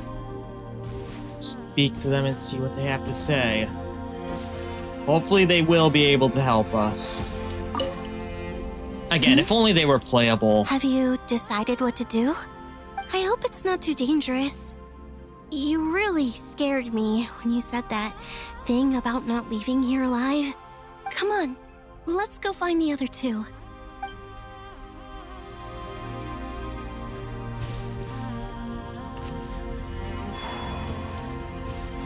It seems you have reached a decision. I'm all ears. What do you propose? Also, now that I think about it, the moon colors actually correspond with Zibai's 3 deadly selves, at least with the eye color.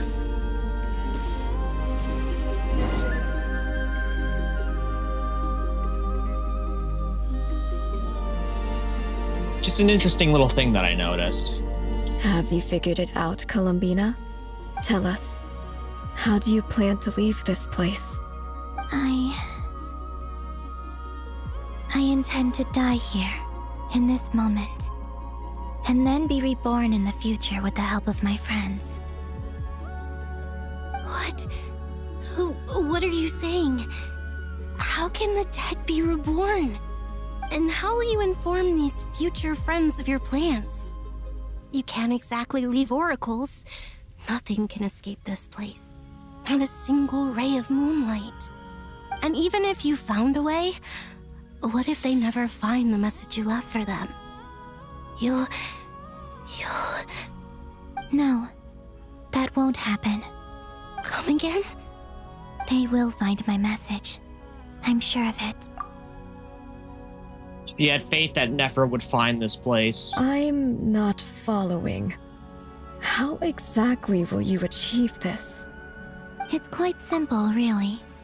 First, I will leave my soul here.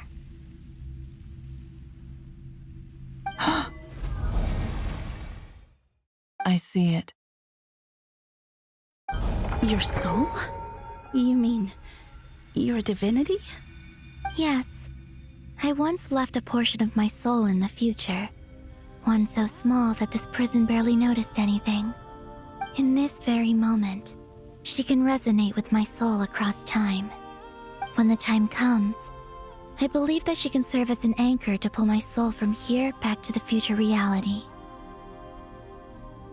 Just as gravity connects the world to the moon.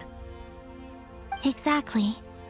In the future, where I came from, the moon has been cast beyond the false sky, but I can still feel that it is there. In a similar way, I can feel a connection to the soul fragment I left behind even now. My friends can use it to detect my presence. But how do you just leave your soul here? Is that even possible? On my way here, I met an ordinary mortal who entered this place long before I did. Her body is long gone, but her soul remains. And before that, I encountered an old enemy whose entire soul survives here intact, while the power that once corrupted his body has faded away. So, perhaps this space is specifically designed to imprison divinity and authority, but not the physical body. Still, even if your body can escape, would it not just be a lifeless husk without the soul inside? Wait, is that what you meant when you said you wouldn't leave alive? Yes. I shall turn my body into moonlight and pour it over Krai. That power shall protect the land and quietly blend into it, awaiting my soul's return in the future. However, I cannot do this on my strength alone. I would need your help to do this, so I'm humbly asking for your assistance. Oh, dear sister, you need not be so formal. As I said before, we are but remnants of a bygone age. You, on the other hand, were born alone in that distant future, and you have walked a long and lonesome road since then. How could I bear to let your story end here in this dungeon? Don't forget, we are your sisters, your family. What she always wanted. Arya's right. Actually, I've always wanted a little sister. Can you imagine how it's been for me?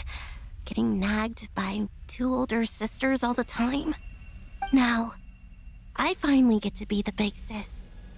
And not just that, but I get to help you return to your world, too. How could I say no to that? Sonnet. Kennen? I'm sorry.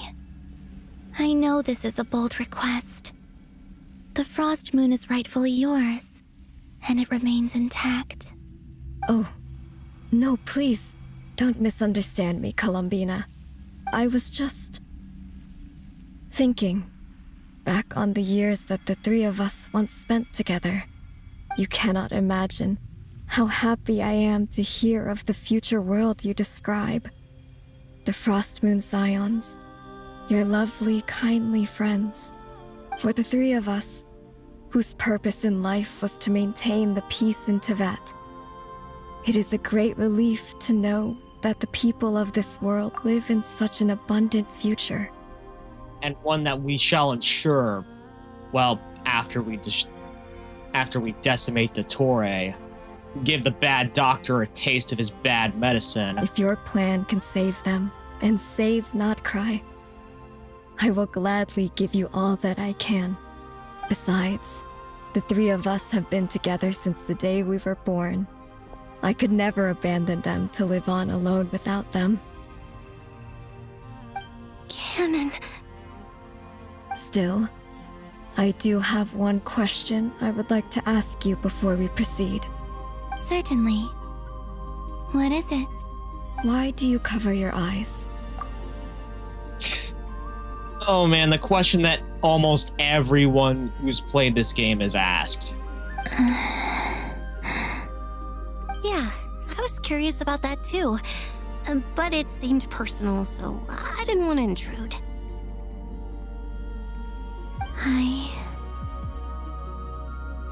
There was a time when I refused to look upon the world. I believed it was full of nothing but lies and falsehoods. I wished to hide my feelings, seal my heart, until I could return to my true home. I see. Perhaps that decision saved you from ever having to see the false sky again. But at the same time, you likely missed out on many true and precious things, like the smiles on your friends' faces. Promise me this, Columbina. When you return to the future, open your eyes, take a look at the world around you, and see your friends. You know, it would be nice if we actually got like an outfit in the future for Columbina where she doesn't have her eye mask on. I'm sure that you know this already, given that you long to return. But that is your true home. Give me your hand, Columbina. Arya, Sonnet, you too. Okay. All right. Let the ritual begin.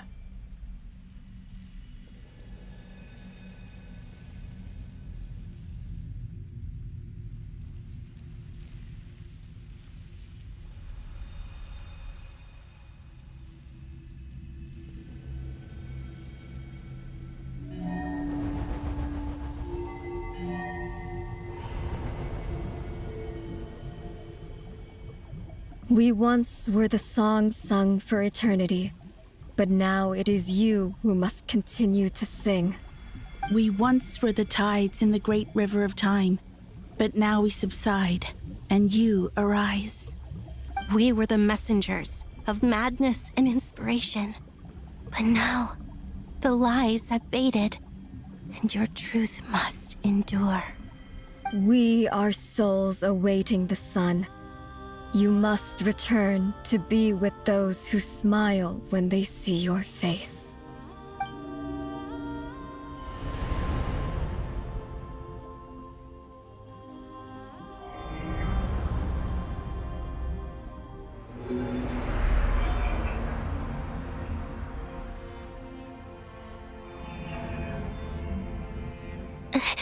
Is it done? Yes. We have transferred the authority over all 3 moons to Columbina Hyposelenia. And that's how we're going to be able to decimate the Torre. From this moment on, she is the Tri-Lune Goddess, the one and only moon goddess of this world.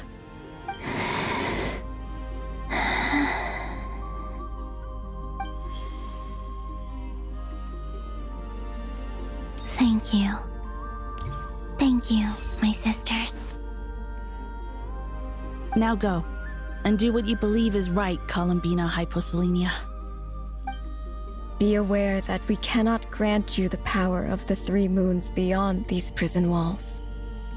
The conflict that arose over their remains following our disappearance will still take place.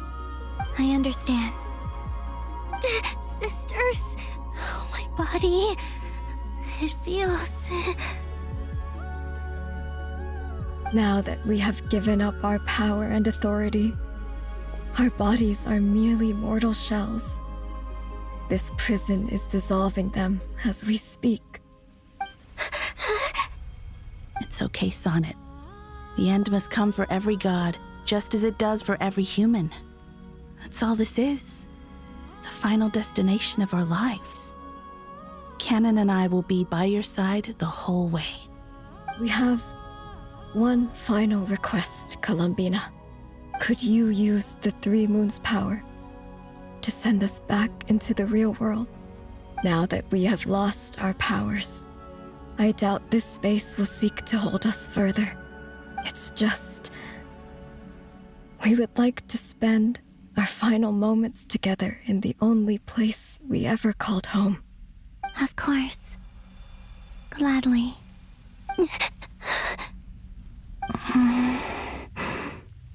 Sonnet. Yes. Don't... I wish I could tell her not to give in to the abyss. Not to be afraid. But is this really what I should say at this moment? Right, because the iridescent moon mirror was the one that was corrupted by the abyss. Don't forget. I'm so glad to have a big sister like you. No, Hypo. Thank you. I'm okay. I'm not afraid. As long as my sisters are with me, I won't be afraid. It looks like this is goodbye, sisters. Goodbye, Columbina. Take care of this world in our stead. May you rest in peace, knowing that you have changed the world for the better. I will.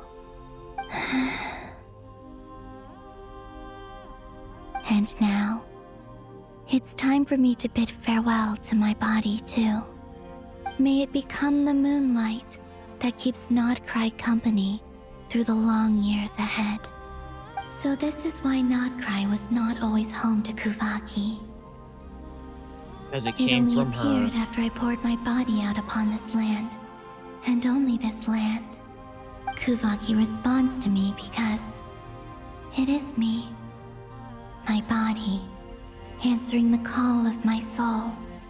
And the golden energy I've encountered on my way here was, in fact, that very soul, which I am about to leave here to guide me.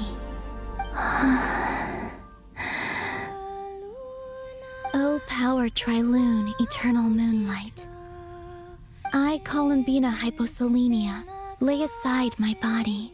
Let it be cast into the dark night to illuminate the future. May it be a companion to all who dwell beneath the moon.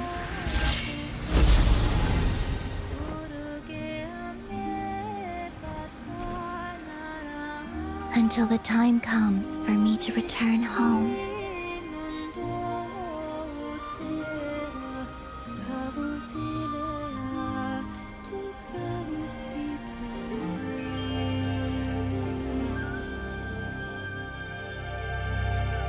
Return to us, moon goddess.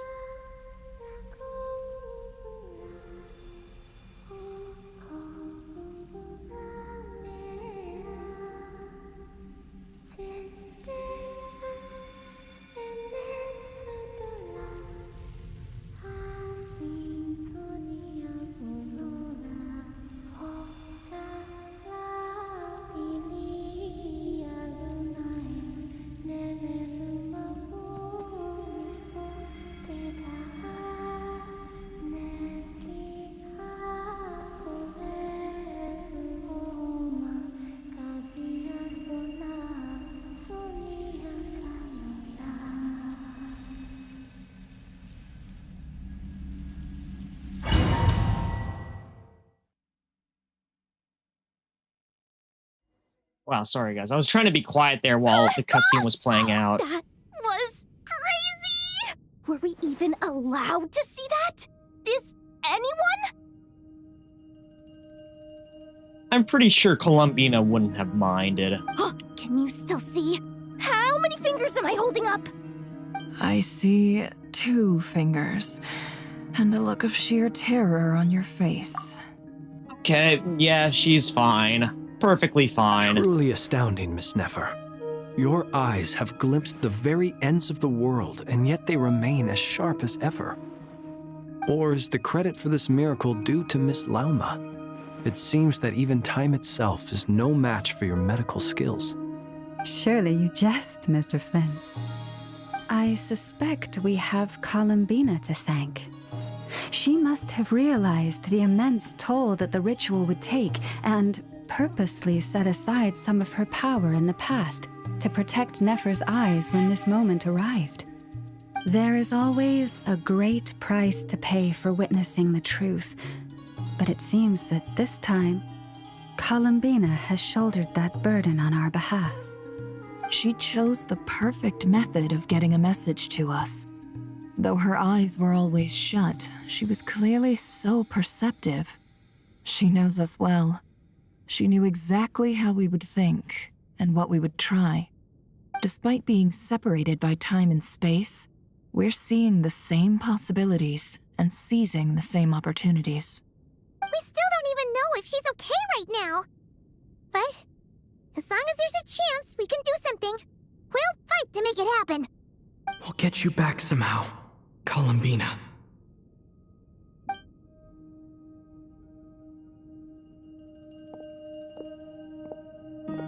Where? The question remains, where did she end up? Well, based on the information we now have, let's figure out our next moves. Thanks to these gentlemen, we have a much clearer picture of the situation with Dottore. The civilian population has been moved to safety, so we no longer need to hold back. Miss Androne, how are the calculations going? So far, so good. I'll keep seeing how far I can push the system, though. Can't have Hatman being powered down for nothing. There's still a long road ahead. Where should we begin? Well, for one, why don't we try to find where Columbina ended up? Okay, everyone exchanges looks, then discusses a plan for attack. The battle ahead is filled with unknowns. No one can say how strong Dottore's grasp of the Three Moons' power is. But you are not about to admit defeat. Everyone is united and knows that no single person can accomplish the task ahead alone. Your only chance of victory lies on everyone working together.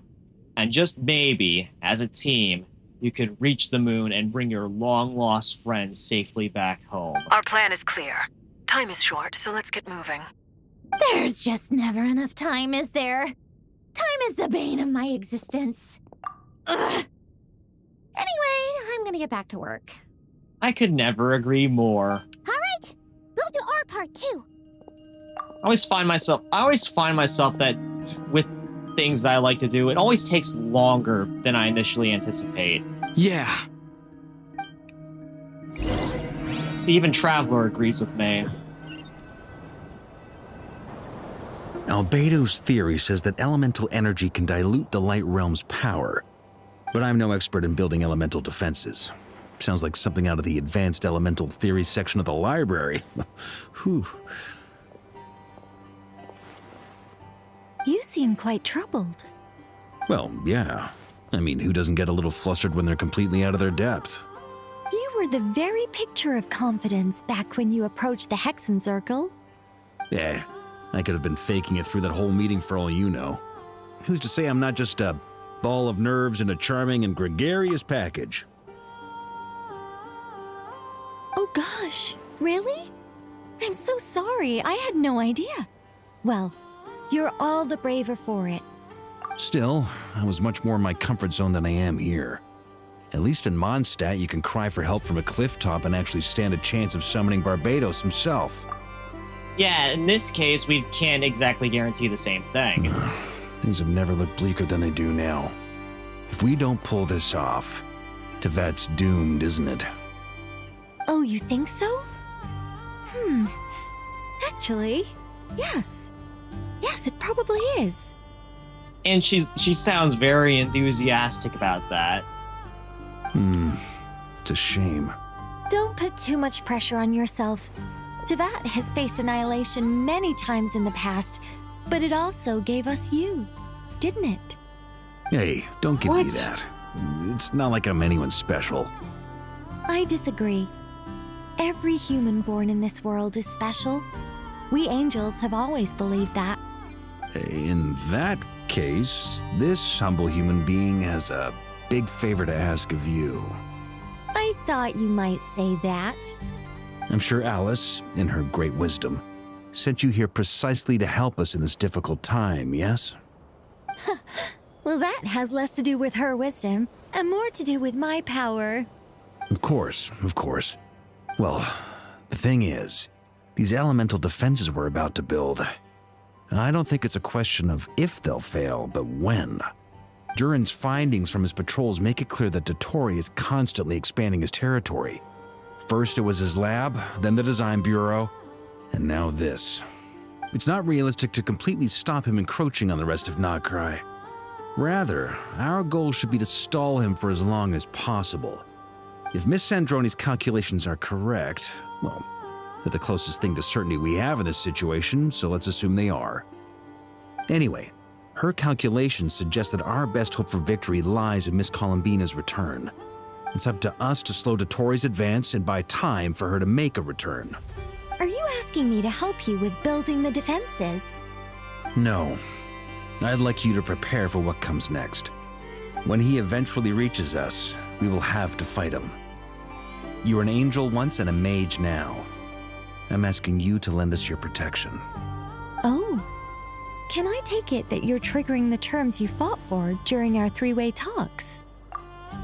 Yeah, I presume so. Well, technically those terms were about protecting Mondstadt. But if you're happy to agree to the change in location, then yes, let's do that. You're cashing in on this much sooner than I'd imagined. Well, yeah. The way things are going, I might not get another chance. Very well. The mages have heard the knight's plea, and we will respond.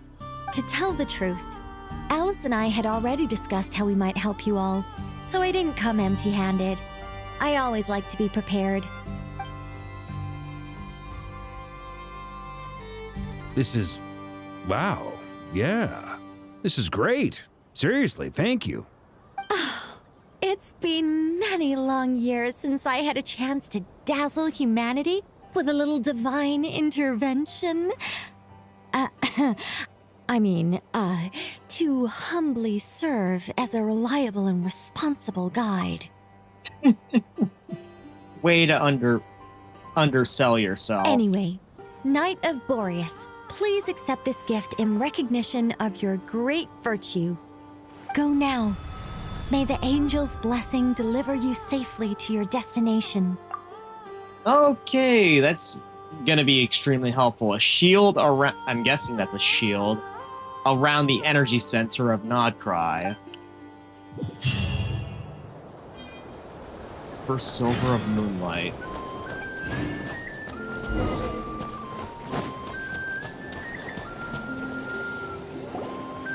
Sandrona is just standing out here. Let's see what she has to say, what her calculations are. You're here.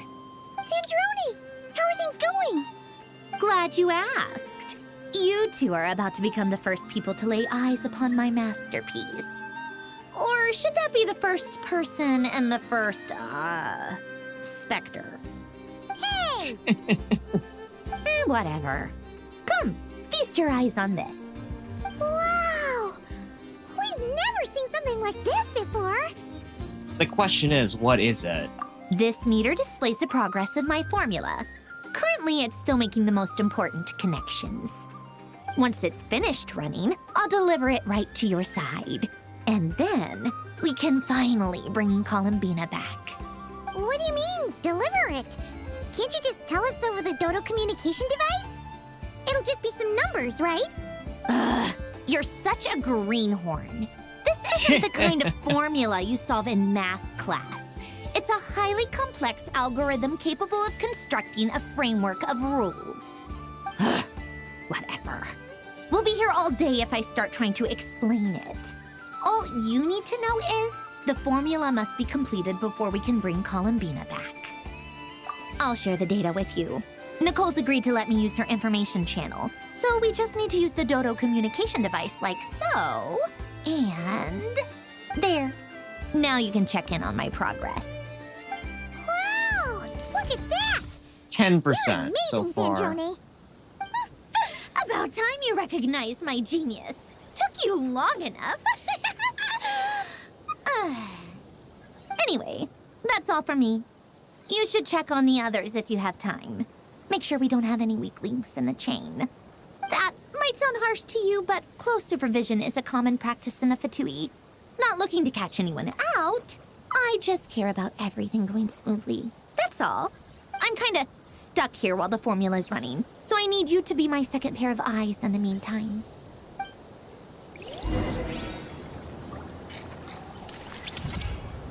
20% now. Alright, where are our companions? Okay, I guess I had to, like, move around the shielded area. Okay, maybe I could have just jumped down. But yeah, she was finally not... She finally dropped the act and was actually, you know, providing us with, you know... She was actually being, you know, nice to us for once. Thankfully, Miss Nicole has come to our aid. Nasha Town is now looking very well defended. Golden Flame. Yes, that's Nicole's power, all right. Based on the latest message from Grandmaster Varka, it sounds like they've reached an agreement. The situation should be more stable with her assistance. Everyone will have at least some degree of protection. Albedo! Durin! Hello there, you two. Are you well rested? Well, I will be after all this. That's good to hear. As per the plan, Albedo and I will be in charge of Nasha Town. As Dotori's energy field expands, it's creeping ever closer in that direction. But we will do our best to hold our position. We fought side by side many times before, and always with great success. I believe this time will be no different. So don't worry about us. Focus on fighting Dotori. Don't worry, we'll decimate him. We'll have our word on that. Traveler, Paimon, a pleasure to see you both. Friends! How's everything coming along? Fairly well, if I do say so myself. Personally, I am ready to confront Dottore head-on. I think we all are. We just about had enough of his nonsense. Ooh, you sound much more serious than usual. To be honest, I am not usually fond of exercising my full strength. For one thing, it's hardly conducive to maintaining a low profile. Besides, I believe one should have the right to choose when to show their hand. I am conserving my strength until the moment of battle is upon us. Anything to boost our chances of victory. Seeing you get into the zone like this really puts Paimon at ease. Huh, Traveler? Yeah, definitely. I would like to see what his full power is like. Because, let's be honest, his character in-game really only shows a fraction of it. Still incredibly strong, but, you know, I am intrigued to see how strong he can be. I consider it an honor to have your trust. Rest well. I look forward to seeing you both in your element during the battle.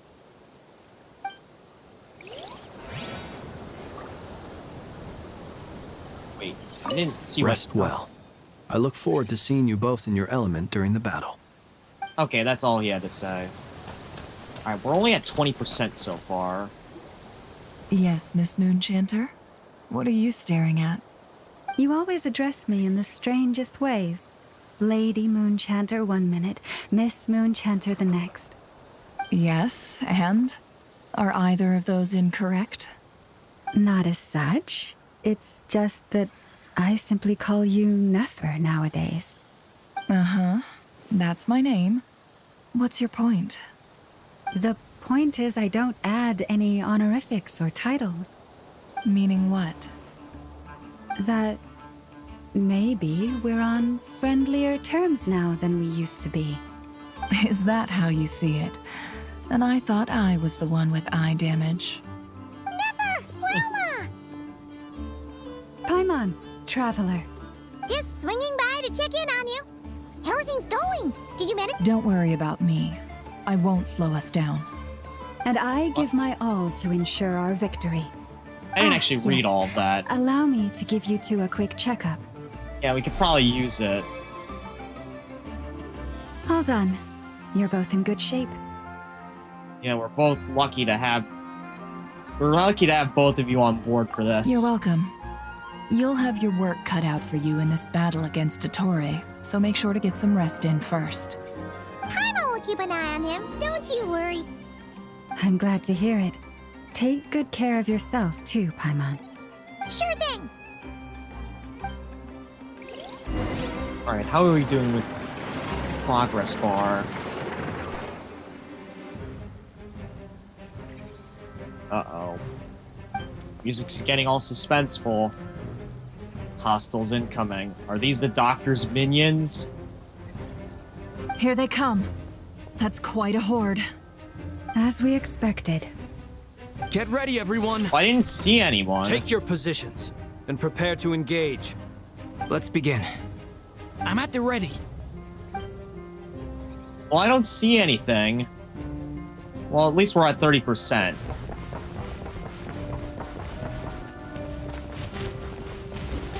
Where they at? Where they at?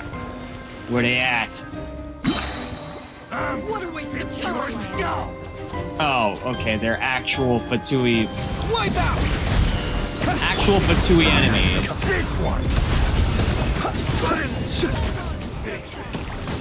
Close your eyes. Burn.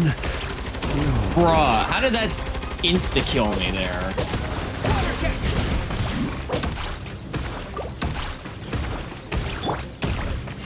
At least they drop some health.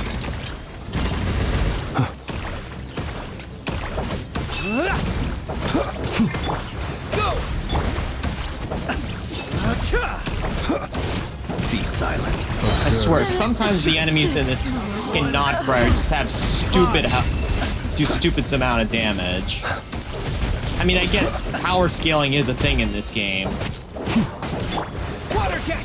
but sometimes it just feels like the enemies are like on absolute steroids.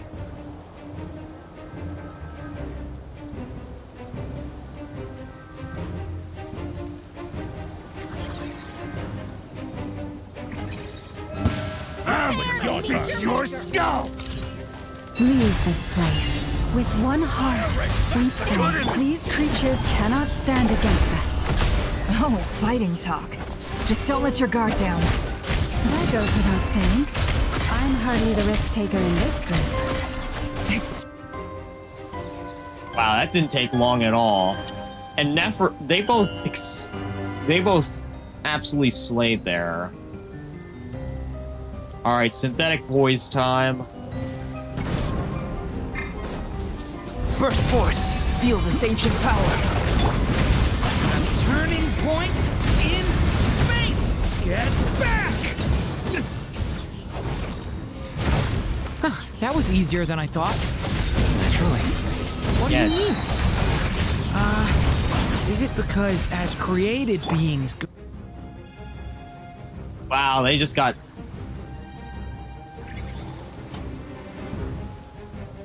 cut off there, unfortunately. That's just how good I am with combat sometimes in this game. Just... For the everlasting forest. Forest? It all adds up. Seek within.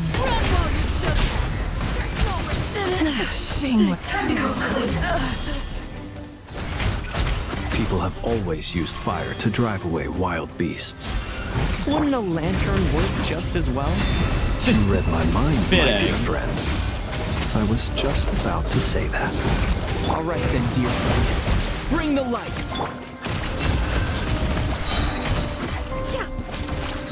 The deception ends here.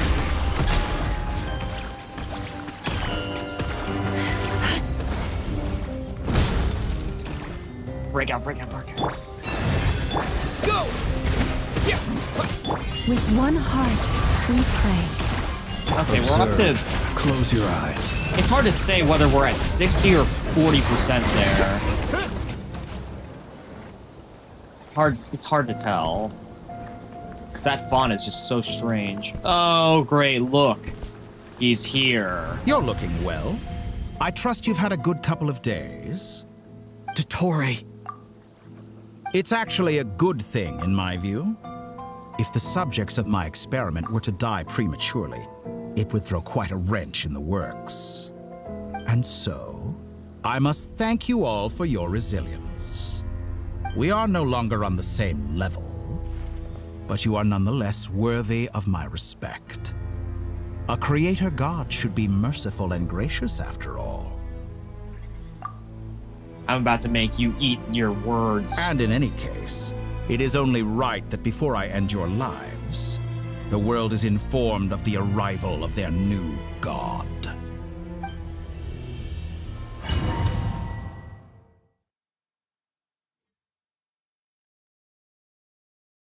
Sandrone, work faster!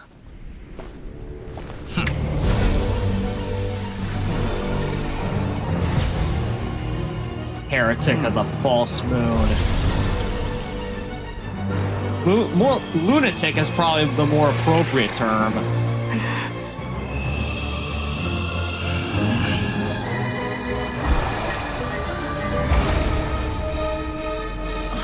Anyway, he just ripped open the false sky there. At least I think that's what he did.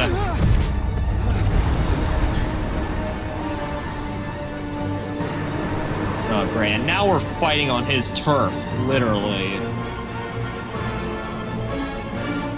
Right in the palm of his hand. The experiment begins. And it's about to end. With the marrow of the 3 moons in my hand, behold the false moon's fall!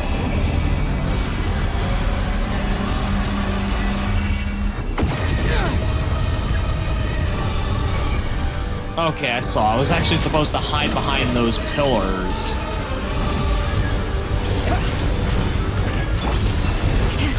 It all adds up.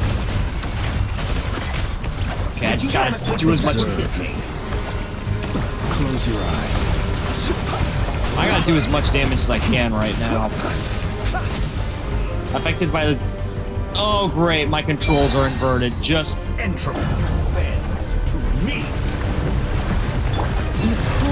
No, I don't think so. Why not dodge that? Water jet! Seek within. No more lies. Keep it It all falls into place.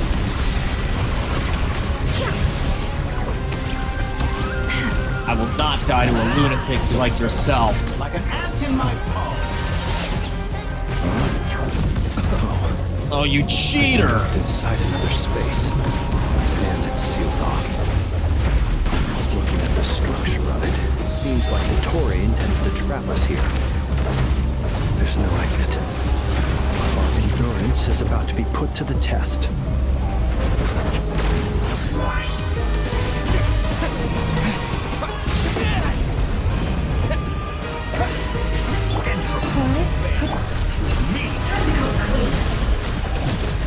It all adds up. Leaving openings on purpose. Not about to let you win this. Can't hide the truth. It all falls into place. Yeah, I gotta just stay close for this. With one heart, the mystery unravels. It all adds up. Keep it up. Oh, you cheater! Of course. Absurd. Can't hide the truth.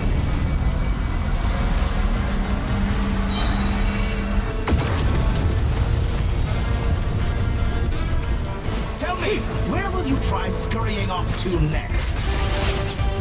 Stay your hand. Looks like Dottore has opted for a divide and conquer strategy. But we will not allow him to triumph. Now, I shall pray for our victory.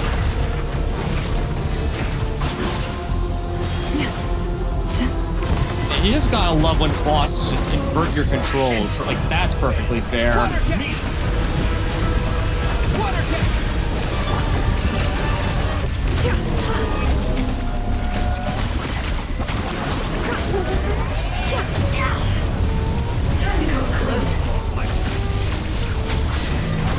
It all adds up. Be shut.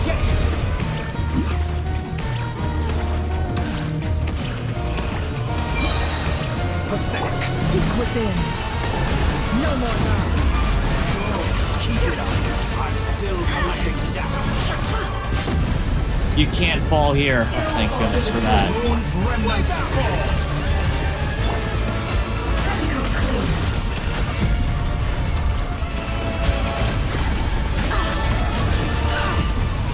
How unfortunate. Excellent. You barely managed to tantrum.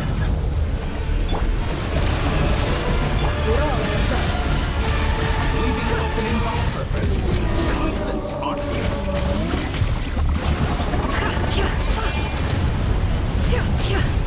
Yeah, of course, because I know I can't die here.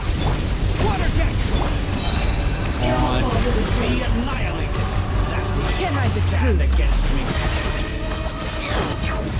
What's this supposed to be? A knockoff version of the space Columbina got trapped in? That's a way to put There it. really is no way out. We'll see about that, Vtuber.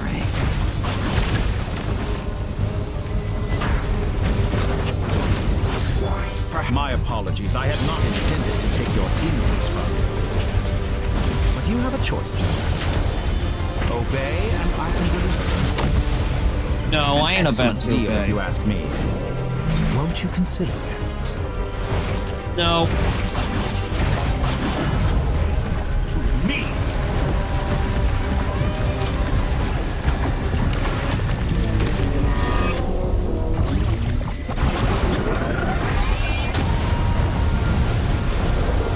Be shackled.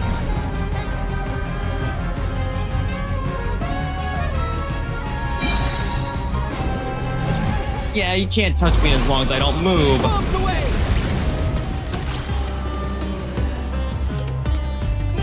I'm aware you've been working on some little tricks to surprise me with, but it appears that none of them have come to fruition. My guess would be that you're trying to bring Columbina back. But then, where is Sandrone? Or are you trying to buy time for her? I always found their friendship to be a curious phenomenon. Two highly incongruent personalities, and yet they share a deep connection. That's something you would never understand. Speaking of Columbina, I once saw her as like a younger sister. We got along quite amicably while she was with the Vtuber. But then one day she suddenly decided she would refuse to take part in any further experiments. To this day, I truly don't understand what I could have done to upset her so much. It's such a pity. I could have had a sister, a family. But alas, she grew to dislike me. You're not fit to be family to her. That I can't deny. So many people, all obsessed with playing out the same tired old dramas. This world is rotten to the core. And then there's you. You had every opportunity to reach the right conclusion. The thought of killing you off like this? But I maintain I will not give you that I approached pleasure. you in good faith, so I will offer you another chance. Will you work with me? You have until I count to 10 to make your choice. 1, 2, 3. Not in a million years.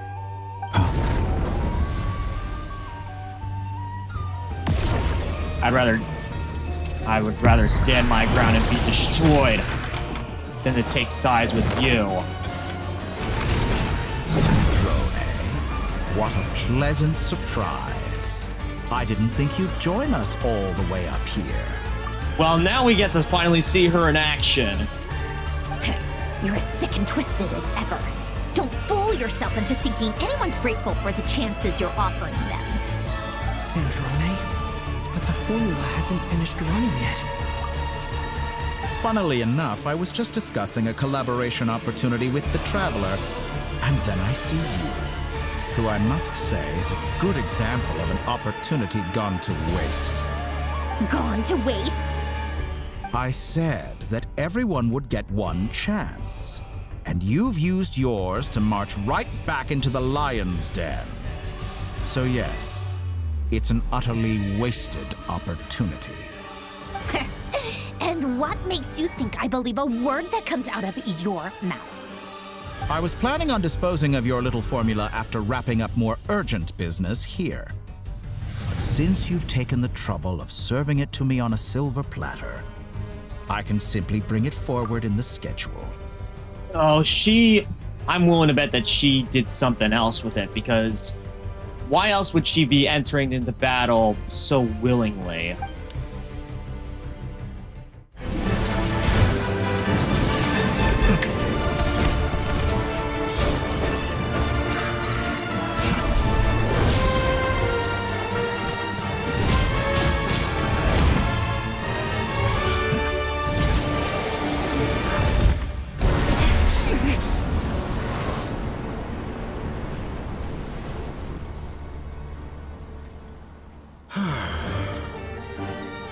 Is this your life's work? This piece of trash?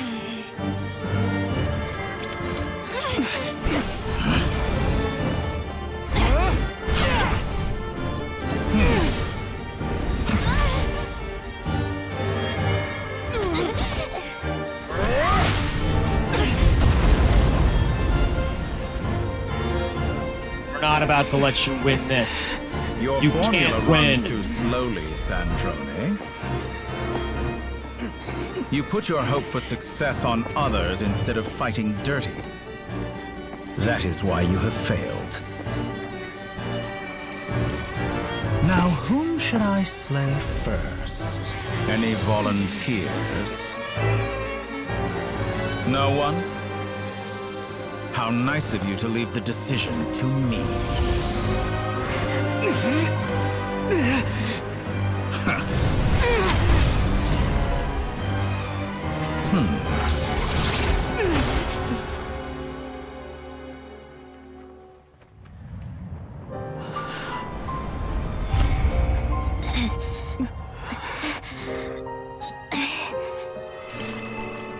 Remember what I said that even machines can...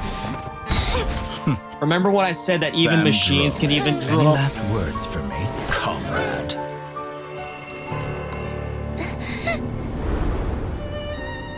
Is there anything you wish for?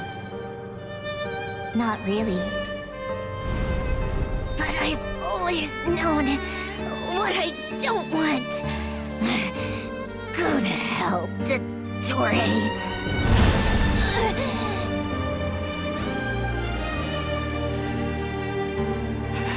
No!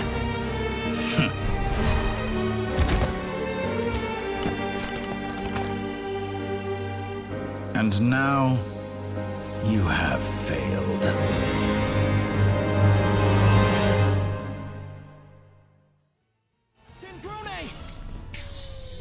Now you see how fragile mechanical contraptions are.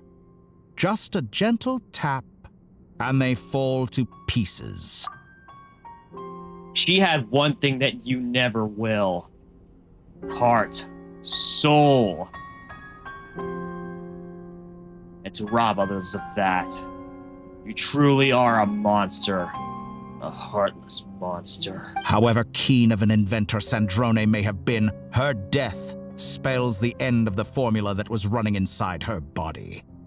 Of course, I have to commend her for making it this far. As her colleague, I have to admire her stubborn tenacity. Now, it is time for you to take your place by my side.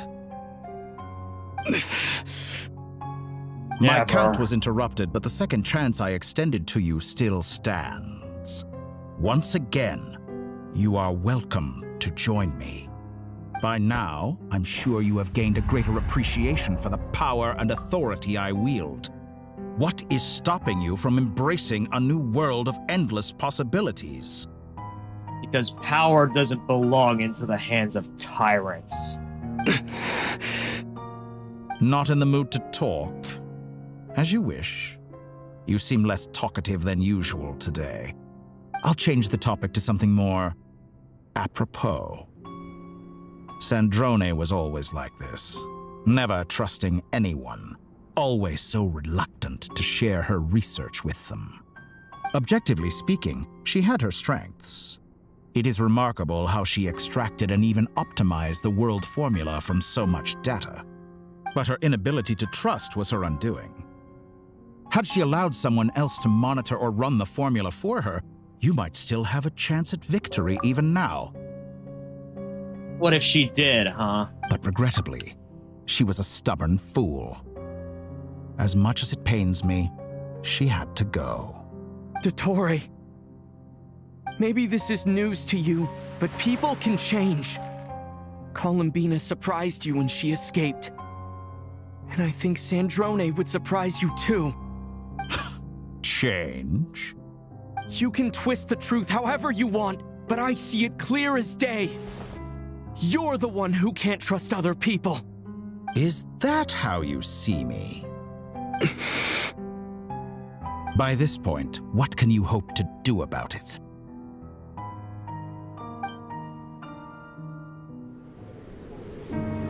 It is pointless to fight on. You've already lost. Wrong. You can't win this, Dottore.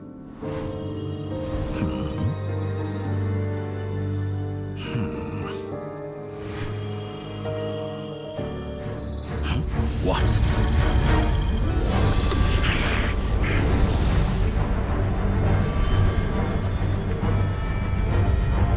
They're actually bringing the moon down. My formula can get us 90% of the way. It will connect you to Columbina. Then, I will bring the formula's output to the Traveler's side. For the last 10%, do whatever it takes. Just bring the moon down.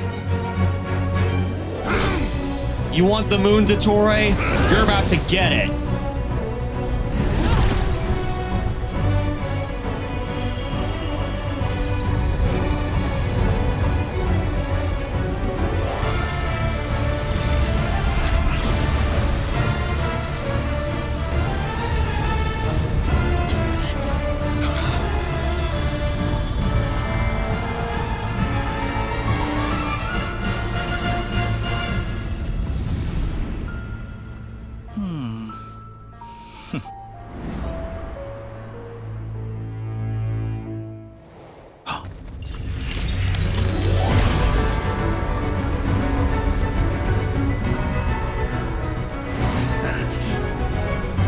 The moon will never be yours.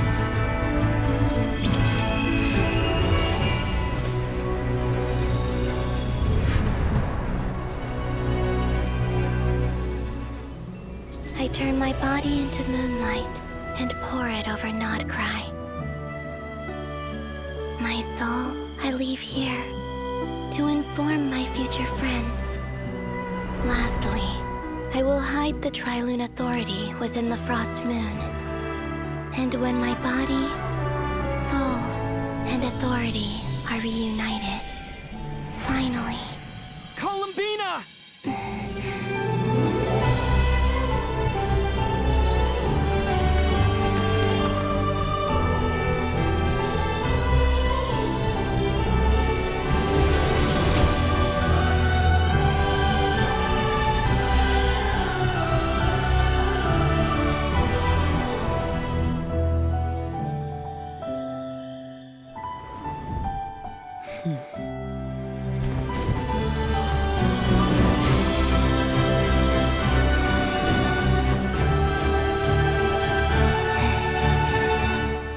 It's been too long. I'm back. And now it's time for the true moon goddess to take her place. Stay focused on the battle, Traveler. What a touching reunion. though I personally find myself repulsed by the sight of weaklings huddled together for war. Now, you're quite finished patting yourselves on the back. Show me how long you can struggle before you drown.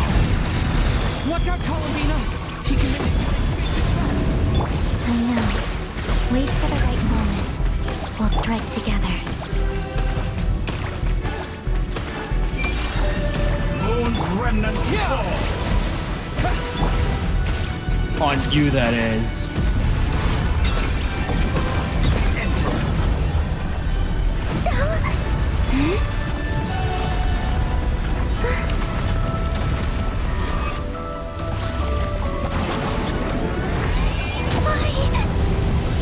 Did you honestly think that would hit me?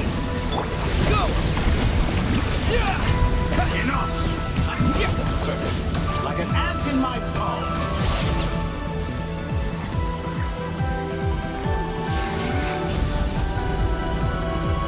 Now you're fighting in our domain, Vtuber. I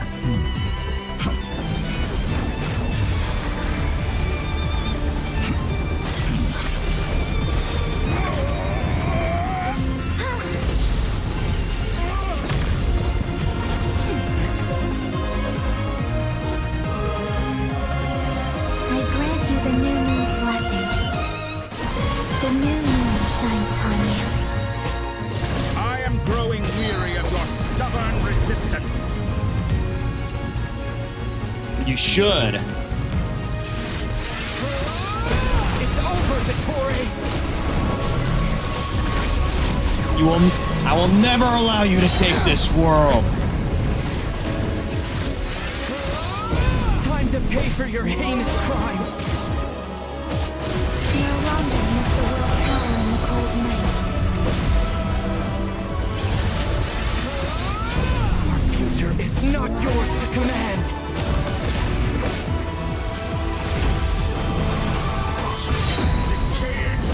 The moonlight dispels the...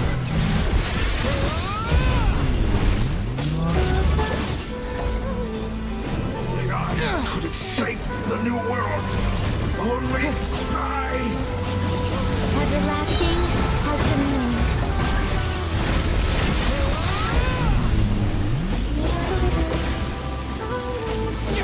Only I could have shaped the new world. Maybe so, but you will never live to see the new world.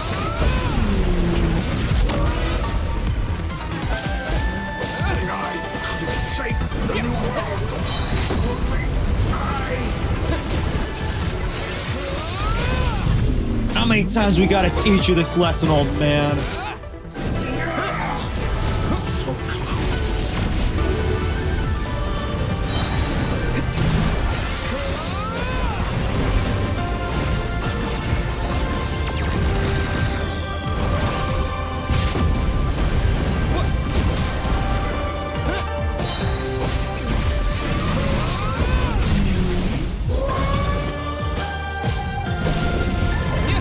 Wallow in this rotten, decaying world!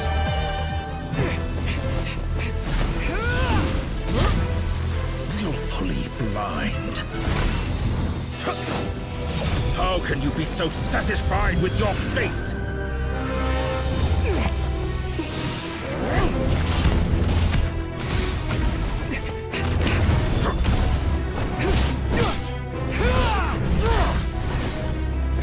It's better than any fate that you could give us.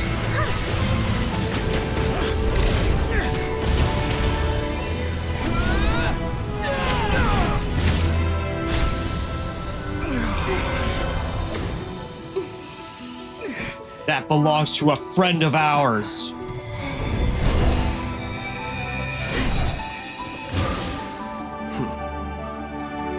This battle was never about fate.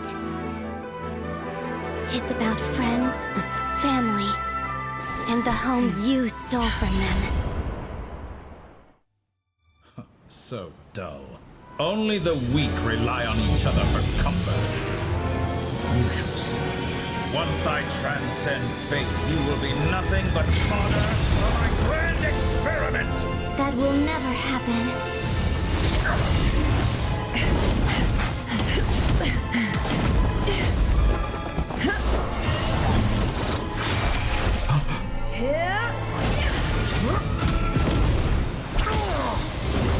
Oh, a little quick time event there that I missed.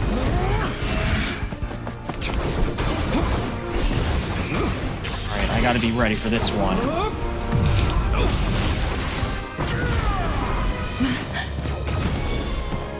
Okay, maybe I didn't miss that last one.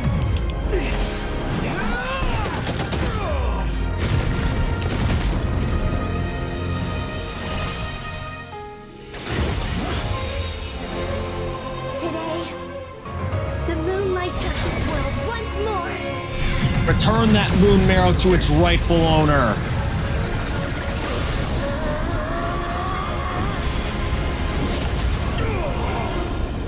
This loathsome world.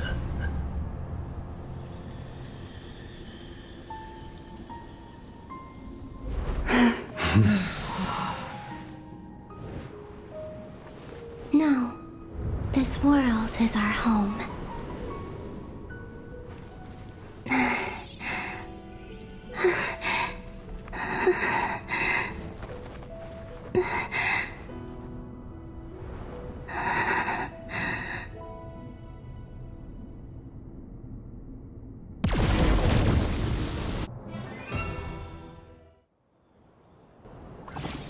Wow, absolute cinema right there. Absolute cinema. After the battle, you return to Nasha Town. The scars left on Krai by the doctor slowly begin to heal. After learning of the crisis end, people gradually return to Krai. And the frost moon in the sky also remains within this world. No, you're doing it wrong.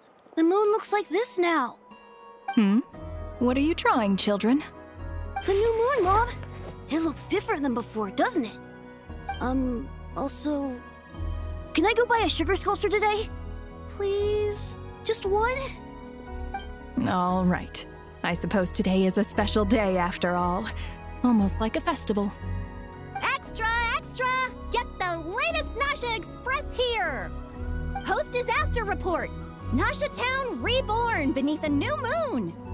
The voyage begins today! The future looks bright thanks to the League. Want a copy? The League. The Krai League, huh? I guess that answers my question for, like, what could our Krai team name be? I knew things would be different. But I didn't think that would include the moon. They say a new moon goddess has been born. A new moon goddess? Who's saying that? The Frost Moon Scions? I guess so. I'm not too clued up on the details. As far as I'm concerned, the moon's still in the sky and it's business as usual. Hey, since we've come all this way, shall we grab ourselves a free meal while we're here? Are you a convert now? Or are you just here for the free lunch? Oh, come on. What does it matter? After everything we've all just been through?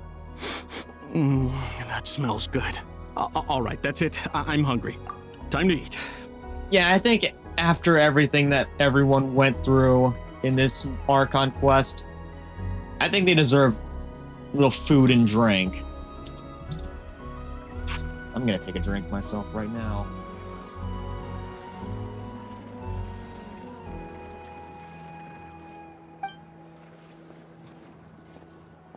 Come on! We gotta get there early, or there won't be any good spots left! Shh, keep it down. This is a residential area. What if people are still sleeping?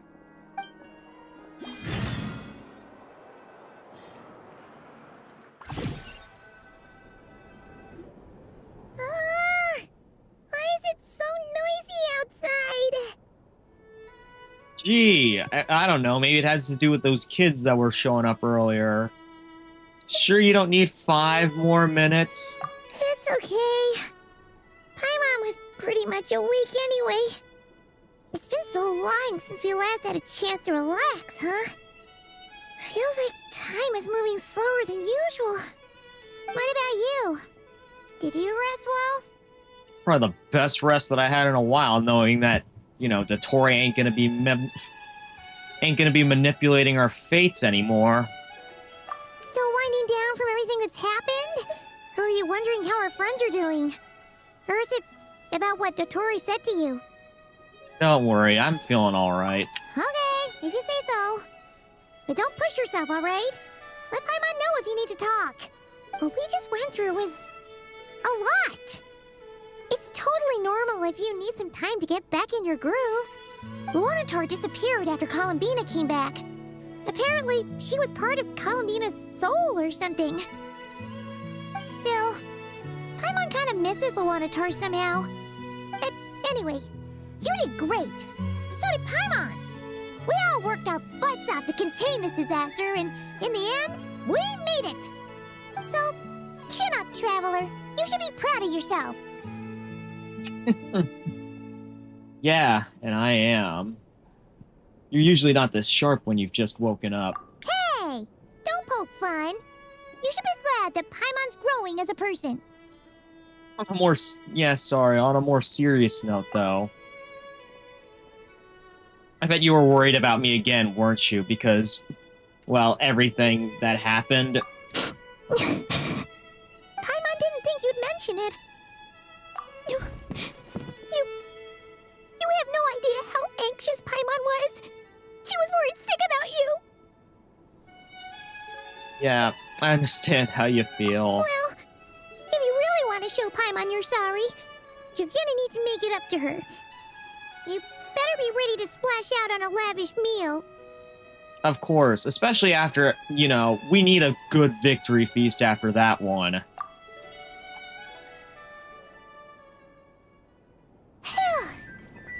Okay. Paimon's full now. Really? That's so unlike her. Huh? Oh, well... Hey there, Traveler and Paimon. Good morning. Morning, Yehuda. Here for some breakfast? Oh, I've already eaten.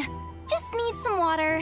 I was mostly worried you might forget what day it was today. So, I came over to remind you. Yeah, so much has transpired that I'm willing to bet Traveler lost track of the days in the game. Careful there, Paimon.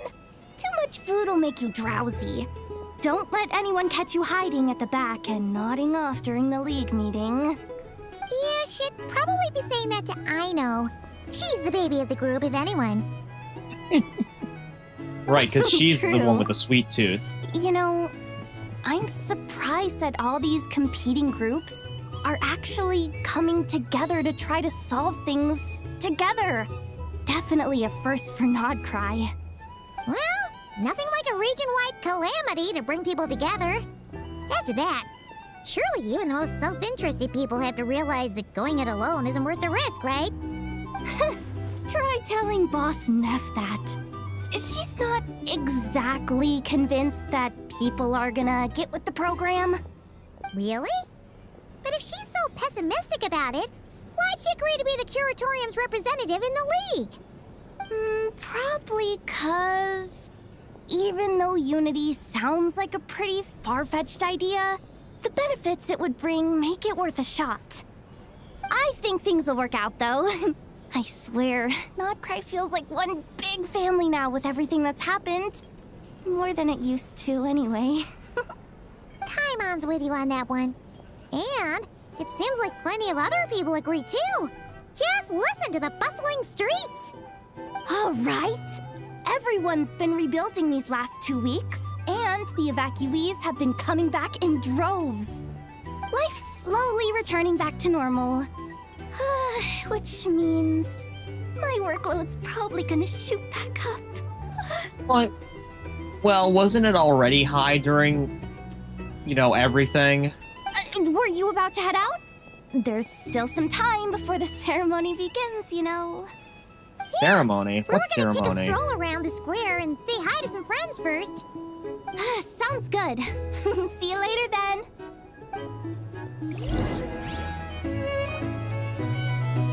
Well, I'm guessing it's, again, a more massive celebration of everything that's happened. Ooh. Deep breath in. Deep breath out. Please accept today's boon. Have a nice day. Are Paimon's eyes deceiving her? Or is that Inefa handing out food for the Frost Moon Scions? Hello there. Would you like a feast of the moon along with some snacks of the day? So, what's new, Inefa? It was only a few days ago when we last saw you, but it looks like you've joined the Frost Moon Scions in that time. And I know too? What are you talking about, Paimon? We're just here to help. Duh. In the wake of the disaster, it's all hands on deck. We responded to Lama's request for support. At times like these, the smallest good deed can inspire others and help them through the hard days ahead. And we're using eggs and heating tubes to make that a reality. In true Kamkake craft shop style! Enough! Did you hear that? The Traveler said I did good.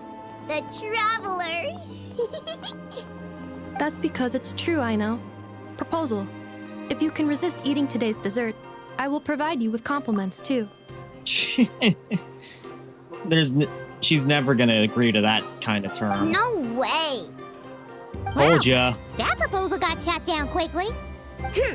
I need something to get me through the hard times too, you know. Mom! Yes, dear. Go right ahead.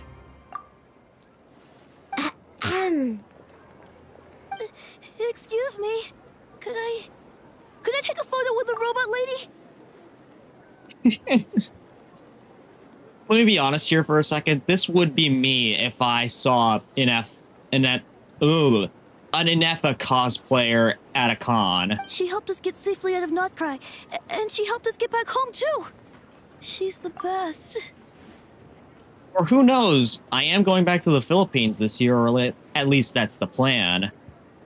And it seems like one of the malls that I go to while I'm in the city, they do occasionally have a cosplay event there. And there were a lot of Genshin cosplayers there. So who knows, maybe I'll run into an Inefa cosplayer there as well. Of course she is! And since I'm the whiz kid who built her, that makes me even better than best, right? But you stole my snacks, though. Oh, I guess she doesn't just steal snacks from her own, sweets drawer, but from the other kids as well. Oops. Rip. Shall we move to the open space near the center? The view there is better. Thank you! Aren't you the better pick for this job, Flint? You underestimate yourself yet again, Master Ilua. Not at all. I rarely come by Nasha Town. I don't know any of the big shots here. All in good time. Socializing is a step-by-step journey. But you're much further ahead on that road, aren't you? You're not seeing the full picture. You know the truth now. My friends do not understand my habits. Oh, I guess he told him that he's a fae. There is no question about it. The Lightkeepers need a representative in the League. Someone who is upright, cares about other people, and can realize their self-worth through group action. You say it like you wouldn't make the cut. I am most flattered that you think I would. Sigh a little less, Master Ilua, and have more faith in yourself. All the Lightkeepers agree that you're a very promising young man. That is precisely why Starshina and Nikita felt safe delegating such important work to you. I'm sure we all also agree that we would sooner die of dehydration than manage to wrangle anything out of you in a discussion. My apologies. I am not in the habit of bringing water with me when I go out. Well, do faes actually need to drink water? Whatever. I'll take the job. By the way, who else is part of this? Oh, it's quite the who's who of Krai. There's the Moon Chanter of the Frost Moon Scions, the boss of the Curatorium of Secrets, a representative of the Voynich Guild, and even someone from the adorable Kromkake craft shop. I'm sure you will find speaking with them to be a genuine pleasure. If you say so. I've never done this work before, so I'm honestly a little scared of making mistakes. But I'll do it. Not only is it our duty as Lightkeepers, but because I want to make Krai a more welcoming place. An admirable attitude to take. The beacons are lit, Itlua. We're but one step away from breaking through the blizzard. We have the chance to band together and build our shared homeland into an Elysium. This is unprecedented for Krai. An opportunity not to be missed. Yeah. You're right. I'll do my best. Quite a few familiar faces have arrived. Let's go, shall we? Yeah, we're all the way... Oh, I just teleport all the way down here. You look so cool when you fly, Miss Robot, and when you use your spear, too! Wait, when she flies, does she have a jetpack? And even though you took my snacks, it's pretty cool that you can build stuff like this. You've got so many inventions. It's amazing! Also... Micah, we need to go now. 1 second! Please take this feast of the moon, as well as some snacks. Share them with your mother and your lovely family.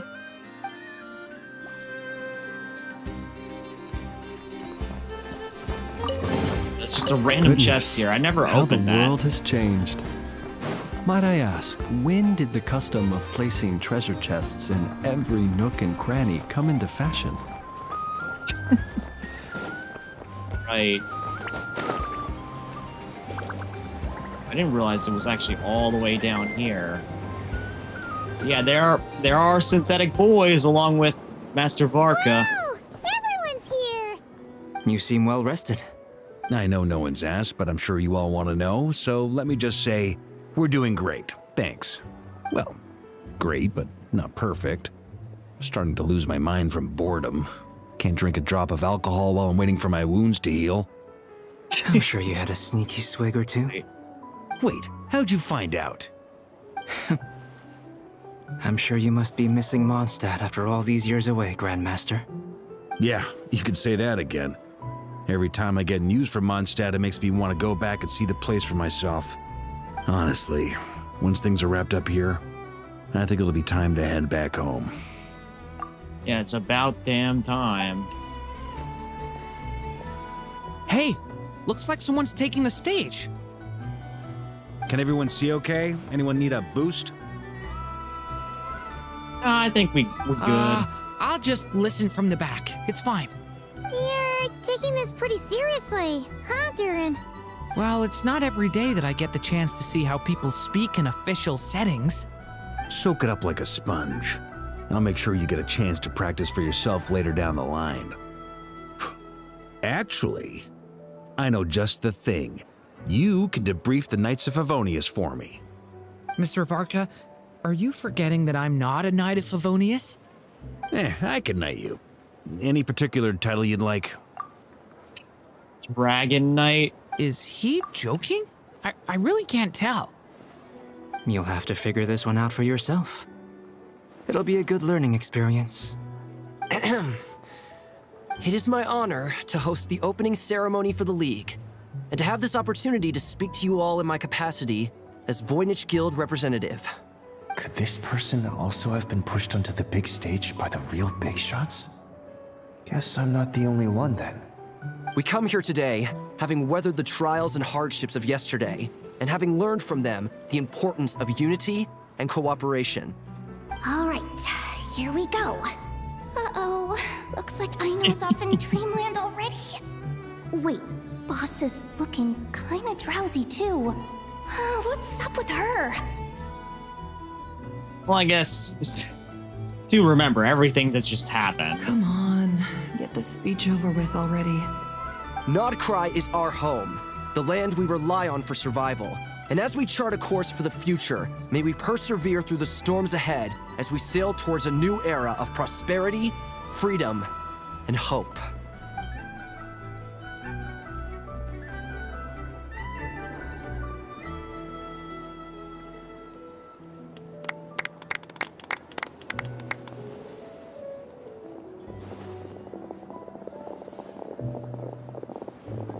Then everyone just disperses after that.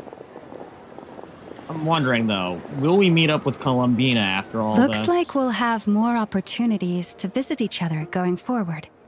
I'm sure you'll cope, Lady Moonchanter, given how fleet of foot you are. Unfortunately, I suspect I'll be too busy at the Curatorium to act as your host.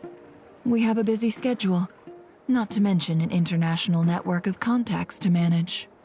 That'll be all right. I'll just check your schedule with Yehoda well in advance. And if she's not available, I can simply ask Ashru. You...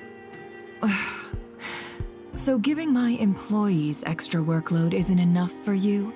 You're really going to drag my cat into this too? Right, because she could speak with animals. I thought you'd approve. Aren't you forever increasing your employees' workloads? That's a bold statement. Are all the Frostmoon Scions feeling more audacious now that your moon goddess has returned? Columbina's return has brought joy to all who care about her. That includes both you and me. As for the Frostmoon Scions, we are learning how to thrive independently, without relying on the moon goddess. It is up to us to make our home a more livable place. Joining the League is one of the steps we are trying towards that end. I like the word try. It's nice and non-committal. You can opt out at any time and still say you tried. You don't see a bright future for the Frostmoon Scions? Or did you mean the League? I'm just not as optimistic as you. The Frostmoon Scions should count themselves lucky that they have a leader as stubborn and enterprising as you. But Nod Krai's a big place, with all kinds of people. Most of them don't enjoy answering to a leader, or even listening to reason. Well, that's where you and your methods come in. Unless the Curatorium of Secrets is only here for appearances. For now, yes. And that won't change until this venture becomes worth my while. What would make it worth your while? Oh. You know, make it worth her while. Getting out more than I put in. Right now, I'd barely break even, but I'll grant that it's a good start for Nod Krai. Then maybe it's worth a try. All right, you can stop now. Or do I have to join the Frostmoon Scions before you'll get off my back? You'd be very welcome to join us. Hey, you two! Congrats on all your hard work! What are you chatting about? Nefer was trying to dissuade me from adding to her employees' workload. Also, she's considering joining the Frostmoon Scions. She's got jokes, you know. She got jokes. Sorry, what? Your conversations are always the most interesting. Would you two care to join me for some tea before heading to your next destination? Where is she? Where's Nicole? Nicole? Wait, where are you? Aren't you gonna show up today? Sadly not. I'm otherwise occupied right now. I'm sorry, Paimon. I can hear how disappointed you are. If it's any consolation, let me say that how things appear on the surface is a far cry from what they are at their core. Perhaps you'll feel better if you focus on the fact you have a special line of communication with the great mage herself. Okay? Has something happened? No, or not yet, anyway. Well, that's not ominous at all. Why should something happen that we're not aware of? Not for the time being. Just think of this as a general check-in to make sure this communication system is still running smoothly. Besides, it's good to chat once in a while if we want to maintain our friendship. You could have just said so. Paimon got all worked up for nothing. Still, the best friendships are built through face-to-face interaction, you know? It's never gonna stop being weird having tea with you when you're not there and just talking to thin air. All right, fair point. I'll bear that in mind for next time. Yeah, we want to know what's keeping you occupied at the moment. Yeah.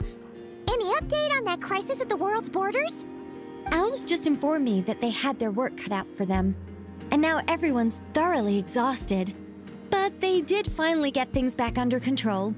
Still, we can't let our guard down yet. The disruption caused by this disaster has made Teyvat easier to detect from the outside universe. She plans to wait for things to stabilize, then reschedule her Mondstadt vacation plans. As for me, I agree with Hat Guy's perspective. This is a time when many new variables are emerging, and the situation is changing constantly. Plus, most of this change is for the worse. We have to remain vigilant and ensure that the embers of chaos are not rekindled. I did notice that the energy in Nodcry changed somewhat after the War of Funerary Flame, but since it was still aligned with the Light Realm, I never gave it a second thought. It looks like I'll have to examine the connections between phenomena I observe more closely in the future. It sounds like you got a lot on your plate. Just doing my duty. It's more or less second nature by now. Of course. To give you the full picture, I'd have to start with the substance from which angels were formed. Never mind. Paimon's right. Showing off my knowledge would be much more satisfying in person. By the way, you did receive the gifts from the Hexen Circle, yes? I'm not trying to claim credit or anything, but my pride demands that I at least mention it. They're quite similar to the protective talisman that Alice gave Dory, but with some very special enhancements. I keep forgetting for like story quests like this, I need to keep my world invite requests turned off. Oh! So that's what kept our friends safe when Dotori trapped them. Indeed. We went to great lengths to make sure they were invisible to his eyes. I'm so happy they came in handy. Still, not fishing for gratitude, by the way. I just want you to be aware that sometimes your friends may be protecting you in ways you cannot perceive. Anyway, I'll contact you if anything else crops up. If not, you know what they say, no news is good news. Oh, my angelic instincts are tingling. They say you should head to the docks next. Your friends are about to board their ship home.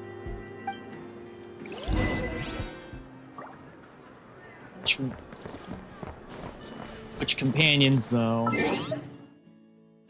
Oh, I also forgot to claim this. All the special program rewards. Now, I'm not going to be doing summons, like, now, because, again, I already have both these characters, and I have Skirk's weapon. I don't really need Escoffier's. She's fine with the Favonius Lance that I have equipped on her.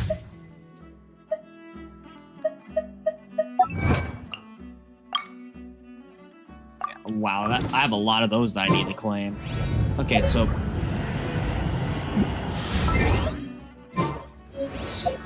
how do I... Okay, I need to... World permissions... Reject join request. That's what I gotta do from, like, every time I stream from now on, it seems. Unless I'm doing a summon stream. Okay, nope, wrong thing.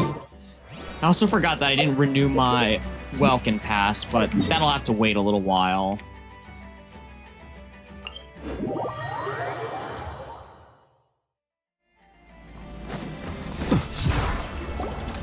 Oh, okay, my Fatui allies are about to head out.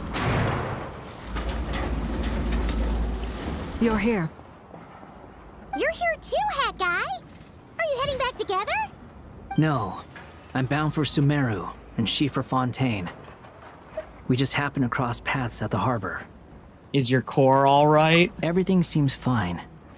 Sandrone may have an abominable temper, but she's always been very responsible with important calculations, and things entrusted to her by valued friends. You always speak as if you know us inside out, Mr. Hat Guy. Oh, you would never know. Maybe I'm just a good judge of character. I certainly hope that's all there is to it.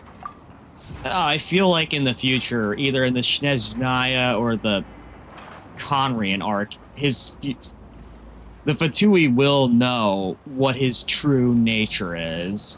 Regardless, you have been a significant help in this matter. For that, you have my gratitude. I didn't do anything special.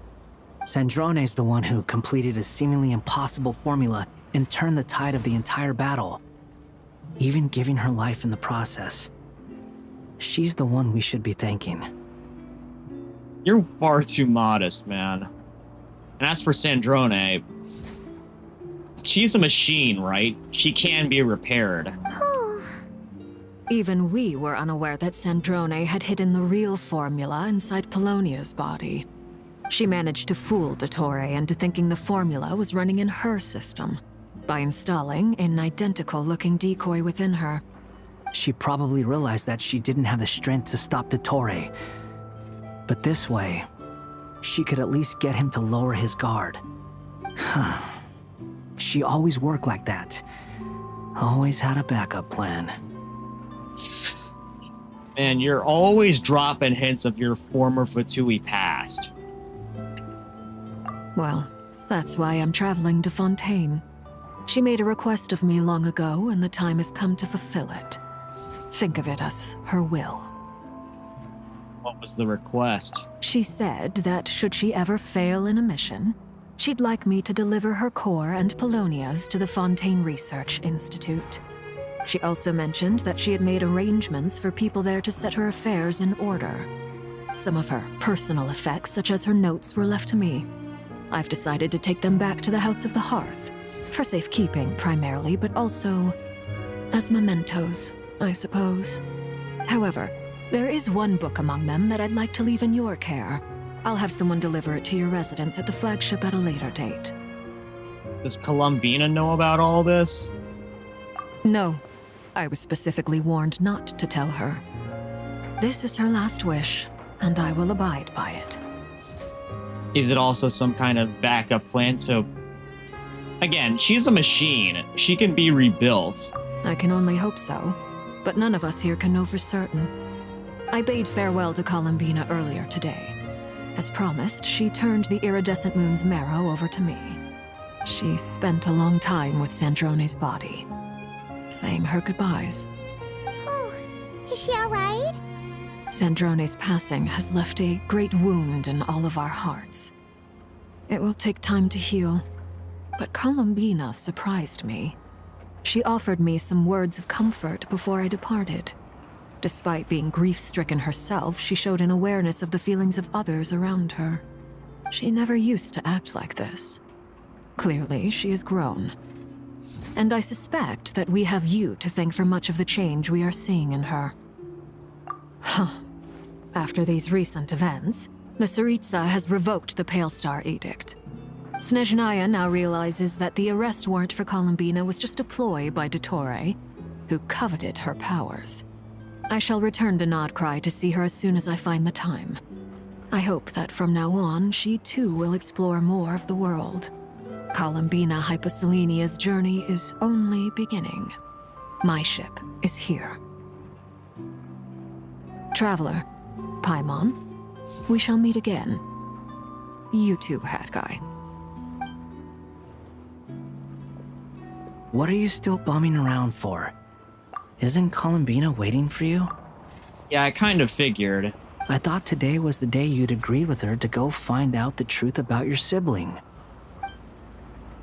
How did he know that?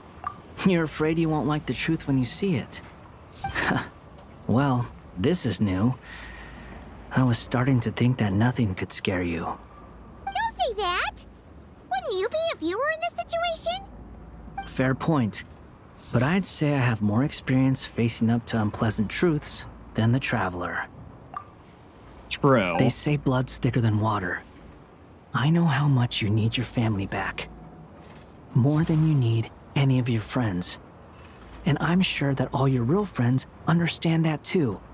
No matter what the truth turns out to be, they will stick by you and support you, whatever decision you make. Finding the truth is important. But more important still is what you choose to do once you've found it. At least, that's the life lesson I've learned from my experience. grappling with the truth.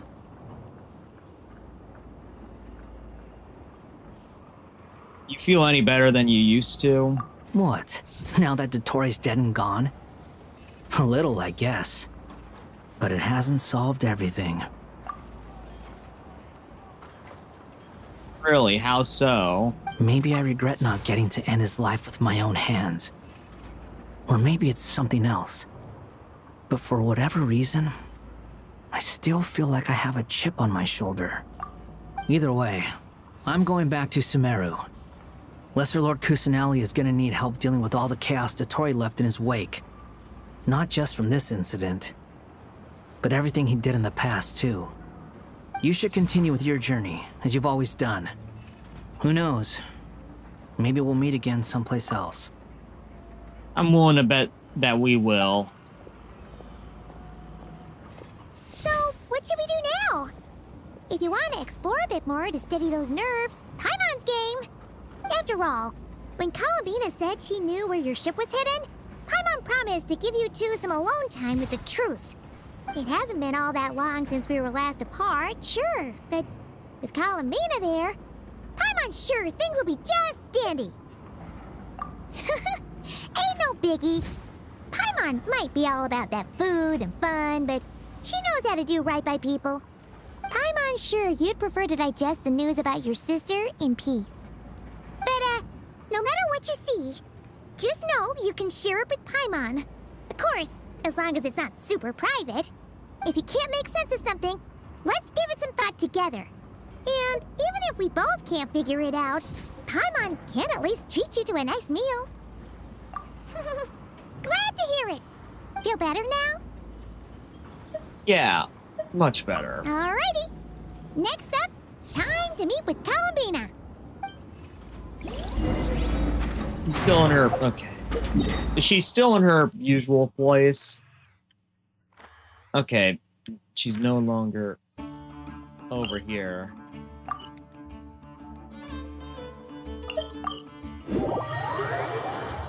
See what she has to say for herself.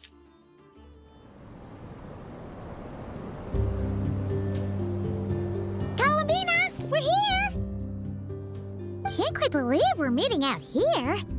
We've gotten used to walking over to Silver Moon Hall whenever we go see you. Well, you're still welcome to go there whenever you want to see me.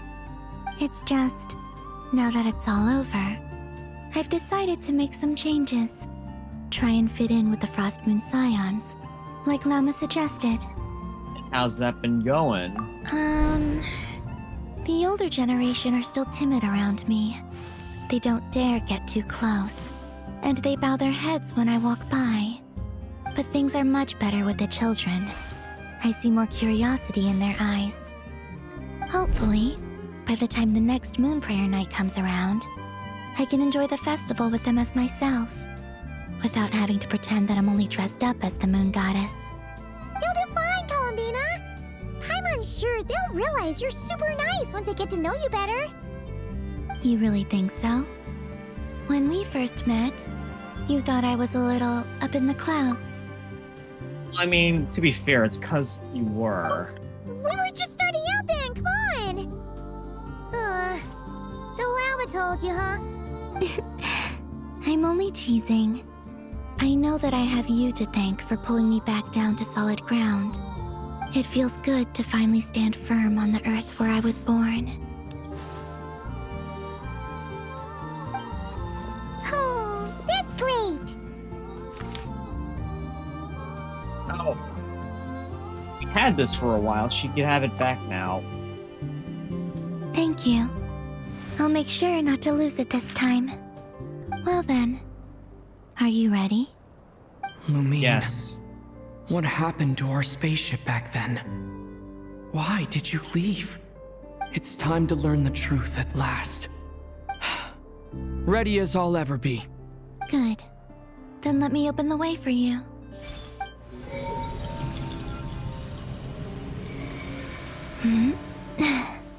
Where does this lead? The answers we seek. To our shared destination. Huh? Do you remember me telling you about my missing prologue back when we just met? I said that my story began on the moon. But while I was inside the moon's reflection, I realized that my prologue was really hidden in the future. I just had yet to discover it at that point. The story of the time before I was born was in fact the story of my distant future. It's truly fascinating. But when I obtained the Trilunar Authority and returned to our present reality, I sensed something I hadn't expected. Your prologue. So you mean? Yes, your spaceship. All this time, it has been hidden on the Frost Moon, which lay beyond the sky. Yeah, but how did it end up The there? great ruler of the firmament. The heavenly principles. Oh, she did it to hide the evidence. Wait, them? Why would they do that? To get rid of the evidence. I don't know. Perhaps your ship contains something that is incompatible with Teyvat. Or something that cannot be known. Of worlds beyond. Oh, did I pick a bad time to say this? I know it must have been hard to work up the courage to do this. Maybe I should have waited until you were on the moon, with no chance to back out. That would have been kind of mean, you know. Still willing to do it, though. Take me Want to there. learn the truth. Oh? Whatever is hiding in that ship, it belongs to me and Lumine. Those memories belong to us. No one else has the right to decide whether I should or shouldn't know about it. Not even the heavenly principles. Very well. Then let's go. You two take care, alright? And don't forget to come back soon! Rest assured, Paimon. We will. Traveler, after you. Thinking about the story that we'll find hidden on the moon? Yes. And hoping that it has a happy ending. Stories like that don't exist, you know? You don't believe in happy endings? I don't believe in endings. That was a better answer than I anticipated.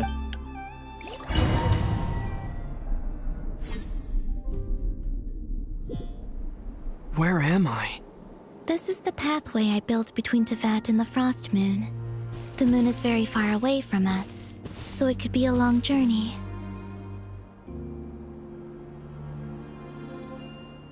So it just looks like a linear 2D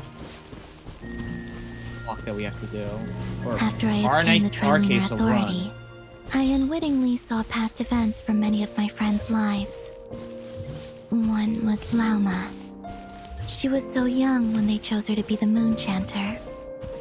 From then on, the Frost Moon Scions looked to her to bring messages from their goddess. But, for better or worse, I had left Hisi Island before she was ever born. It was not until much, much later that she met me. I think it's for the best. Because of the way things turned out, you had the opportunity to become friends. You're right. In that sense, I think we were both very lucky.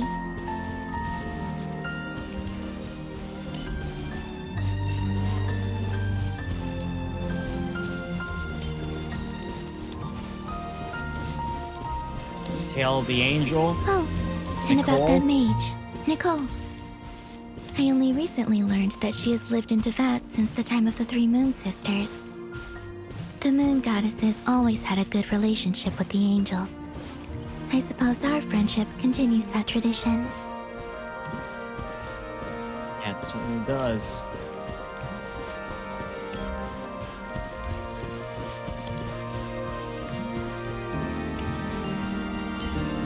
Sandrone's Pass. And then, there's Sandrone. I never knew that much about her, beyond the fact that she was created by someone called the Lord Artificer. She, too, suffered for a long time before joining the Fatui.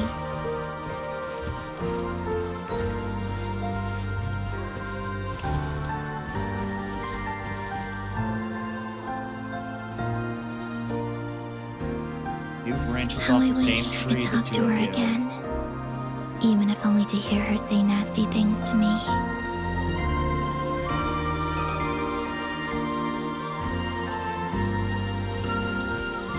I'm sure you'll get that chance someday. I have faith in it. Then there's us. Also, I saw your sibling's story. I'm afraid I didn't see much. It seems that she rarely came to the surface, where the moonlight shines. But I did notice that back when you first set out on your journey, she would often appear nearby, gazing at you from afar with a guilty look in her eyes. Lumine. Let us speak no more of the past. I probably shouldn't reveal so much about my friends. It's not my place. Let the moonlight carry us forth. We are very close now.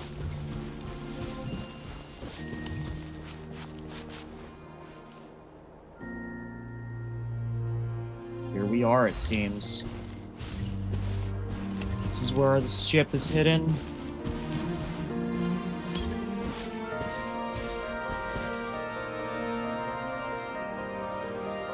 After this, I'd like to bring some Kuhenki to the moon as well. If they're willing, of course. What about your other friends? Will you bring them to visit too? Certainly. But I'll need to tidy the place up first. This home hasn't received any guests in a long, long time.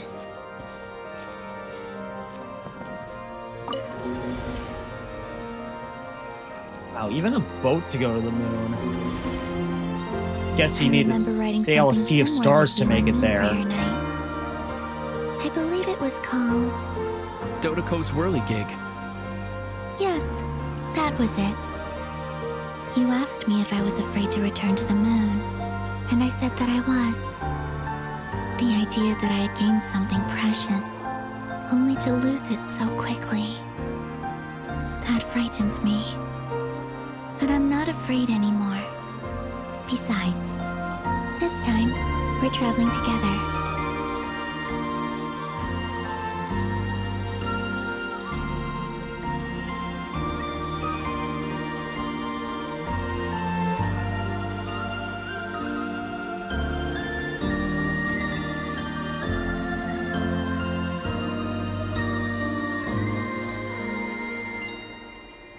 Looks like I have no control over this, but yeah, it just continues on regardless.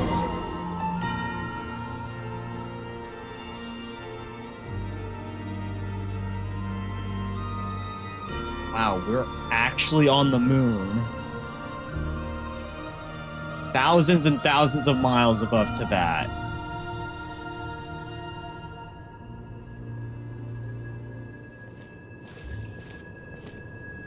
So this is Columbina's home, or rather... We're here. Where the spaceship got hidden. Wait a minute, if this is the moon, then how are we breathing up here? Over there.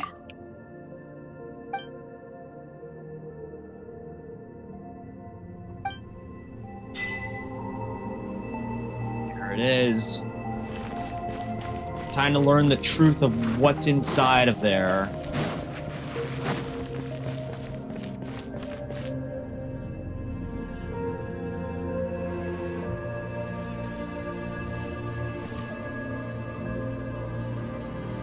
Our spaceship.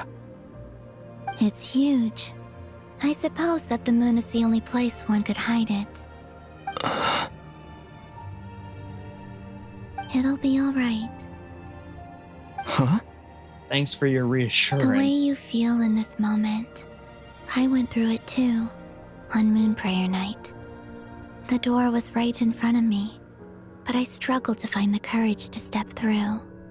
Solitude for me once meant living a life in which even I was absent. Before I met you, that was the only life I knew. But that night, solitude meant throwing away the life I had gained after meeting all of you. Columbina. Go. Retrieve the part of your life that was once lost. Trust me, you will lose nothing by doing so. Yeah, there's only gain by going back there. Look, Tavad is right there. All of our friends are down there, waiting for us. You're right. Thanks, Columbina.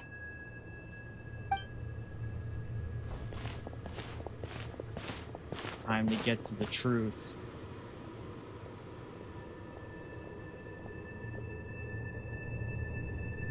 See what's inside.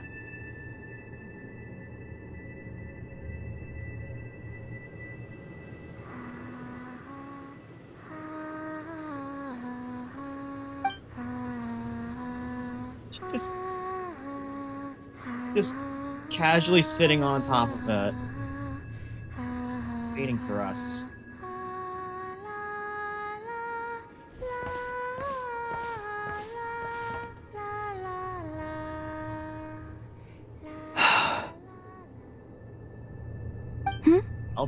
Finished? Yeah. Why did you take your eye mask off?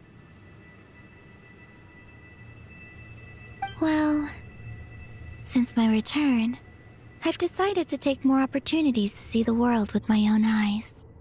Besides, I've always wondered how Teyvat looks from the moon. Not too different from our own Earth. And what do you think? It's beautiful. I could spend a whole day here just gazing at it. You know, maybe one day we'll get civilization up on the moon. Maybe one day. What about you? What do you think of the truth you found? I haven't looked at another person's expression in a long time, but I think yours is saying it was neither good nor bad.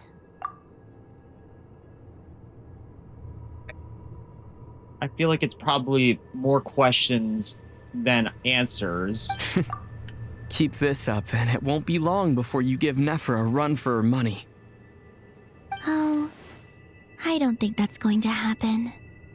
I'm much more used to sensing what's going on around me with Kuvaki. I think I'll save my eyes for seeing special moments I really want to remember. I read the spaceship's flight logs. I always assumed that this was my first time in Teyvat. I thought that Lumine and I must have been hibernating in space for centuries on end. But the logs show that our spaceship flew over the skies of Teyvat once before. A long, long time ago. Flew over? So you didn't land? No, the ship barely came to a stop before flying on again. After that, it continued traveling through space for a long time. Some of the data is corrupted, but I suspect that it kept flying for thousands of years. It was only after that that the ship made a forced landing in Krai. When Lumine found me, she came from outside the ship. Could this mean that she left the ship long before I did? Maybe even during our first pass over Teyvat.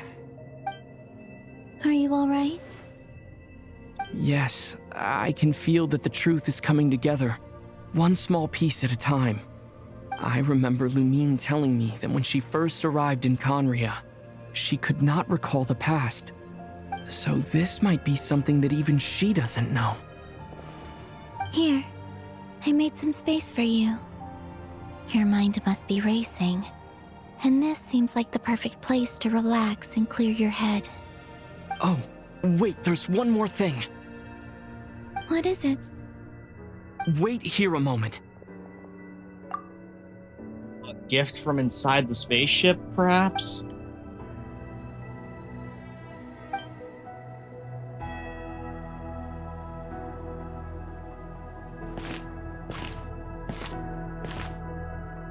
Hey, Columbina. Oh, the new outfit. Well, what do you think?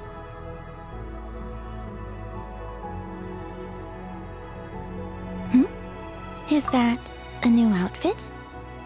was about time Traveler got a change of clothes. An old one, technically. It's been in a cabinet inside the ship this whole time. It's a matching pair with Lumine's. She always liked this set more. Huh. I don't think there's a huge difference. Really? Yes, it's still the same you. You're the same person, no matter what clothes you wear. Only Columbina would make an observation like that. Traveler, do you consider Teyvat your home? Perhaps one of many homes. Home is wherever Lumine is. But then after all the time I've spent here, and everything I've been through, yes, I'd say it's my home. Would you change your answer if Teyvat changed appearance? I mean, if the truth about Teyvat turned out to be different than what you thought. I don't know, but I don't think so. The truth is not what matters most to me about Teyvat.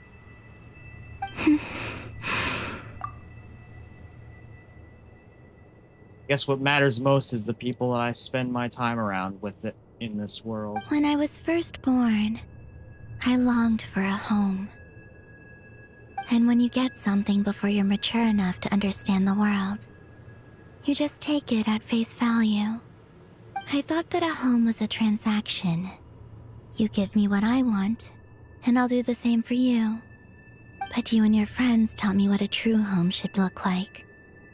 You never asked for anything, yet you gave so generously to me. That's because your friendship matters to us. It was worth it. In the past, I thought that my birth in Krai must have been a mistake. But after journeying to the distant past where the story began, I realized that it was I who chose Krai to be my future home. Now, I am glad that I made that choice. I'm sure your friends are just as glad. In fact, I intend to make the same choice today as I did back then. What do you mean? Well, I've given the Eternal Moon's Marrow to Lauma, and the Iridescent Moon's Marrow to Arlecchino. And now, I shall return my Kuvagi to Krai again, that it may continue to protect my chosen home. Wait, but what about your body? Oh, are you worried that I'll disappear again? No, she won't. I won't. Not this time. The Frost Moon has now entered the false sky, and I am the Tri-Lune Goddess. I am only returning to Krai the part of me that it needs. I am giving what I can, because my home is worth it. Oh, and I have something for you, too. For me? Yes. Come closer.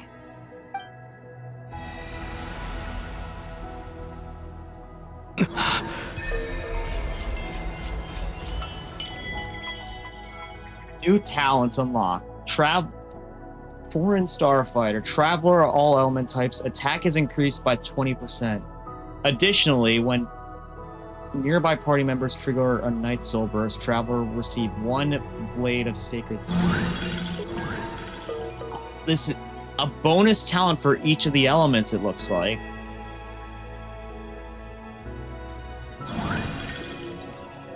Yeah, all elemental types. Basically get a boost on all of the stats, it looks like.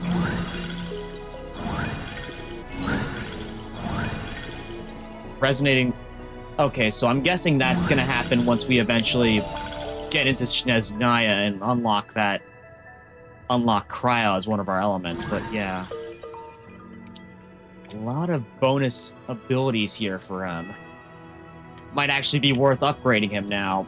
Now to only hope that he actually gets 5-star animations for when you use his bursts and such.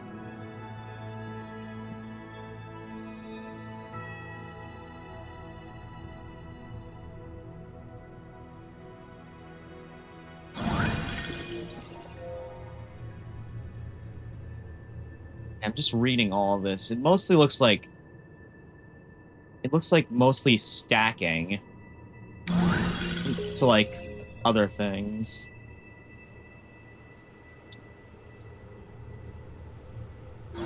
Charge attacks. Yeah, basically like charged attacks. A second level to them.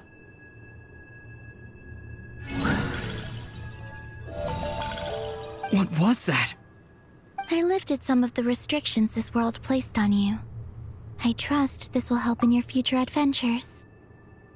Maybe you could help, you know, allow us to multi-element wield. My power. It feels like it's grown. I can use the elements more freely now. Thank you. This will be a great help. You're welcome. I see you as family, and after everything you've done for me, In fact, no. It's not because I owe you. It's because you're worth it. Here, this flower is for you.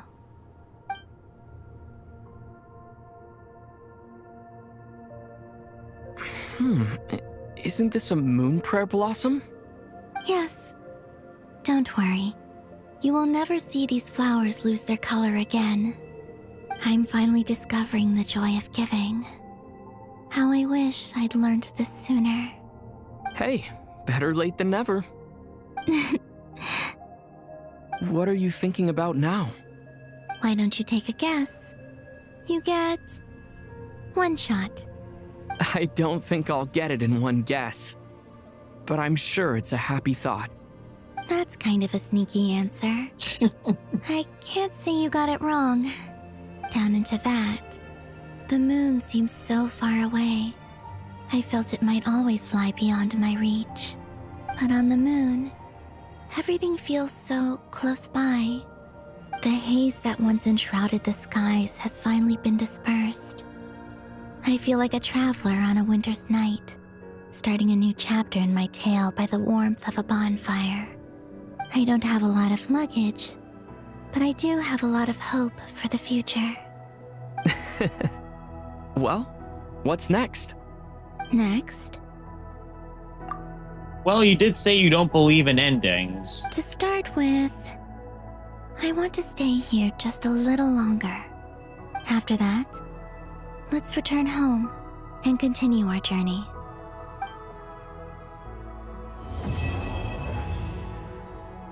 An absolutely beautiful set piece to end on.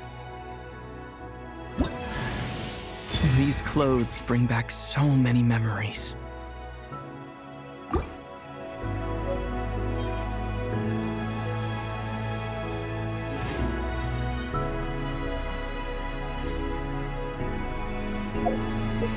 Well, I guess before I head back, I'll claim these real quick.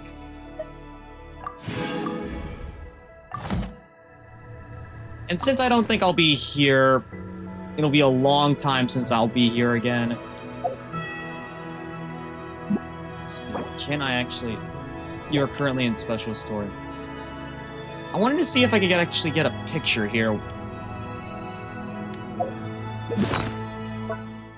Yeah, let's see. The camera, I'm gonna pull that out real quick. Equipped.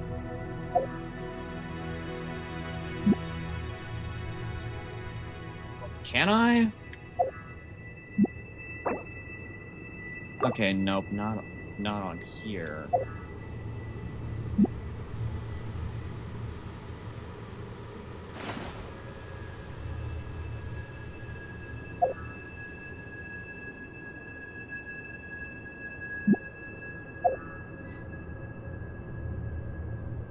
Not actually the camera that it's hard to tell.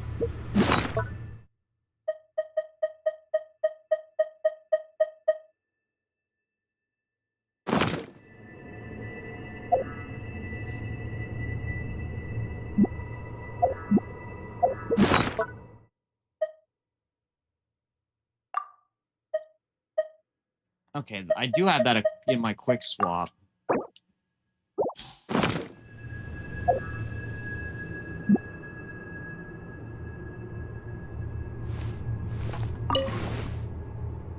I guess I'll have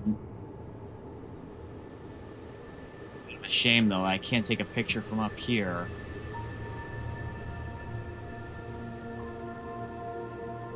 Well, I'll try to cherish this. I'll cherish this memory for as long as I am here.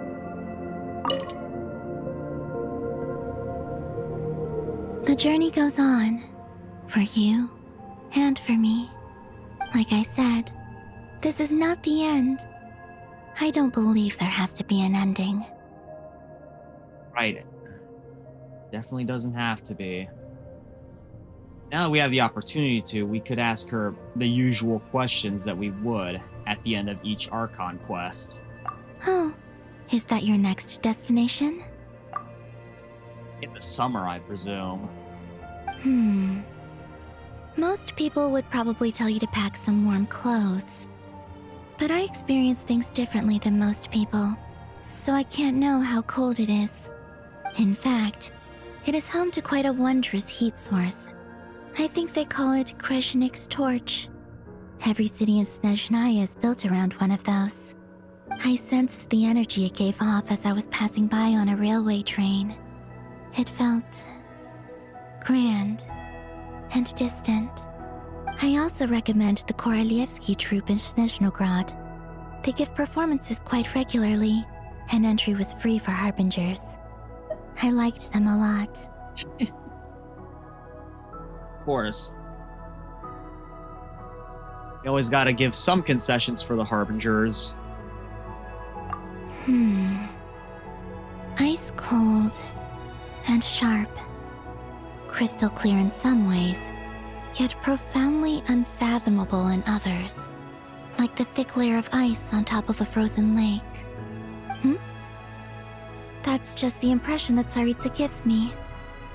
I was never able to glimpse what truly lies beneath that icy exterior. In fact, I don't think the people of Snezhnaya even know what kind of power their god wields. Maybe that's because the Tsaritsa herself has never acknowledged, nor accepted that power.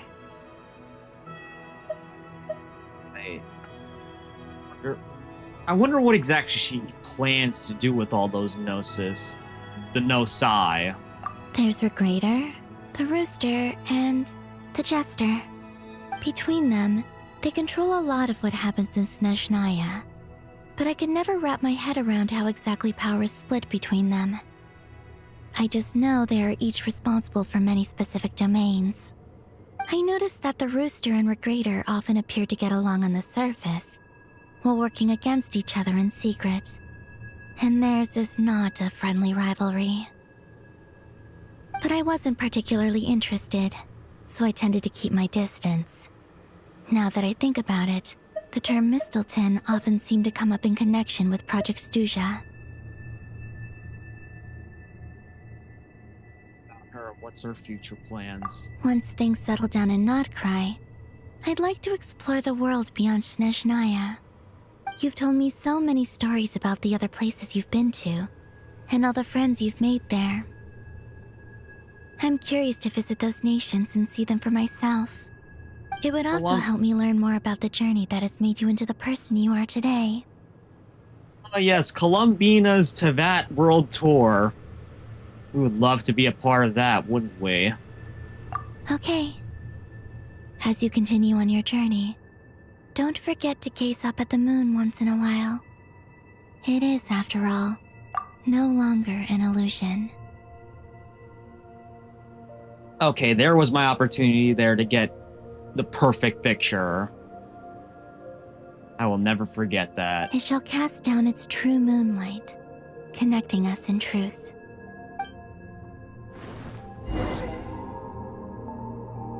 Alright, Columbina. It's time. I don't know when I'll ever be back here again, but all I can say is this. It's one hell of a ride.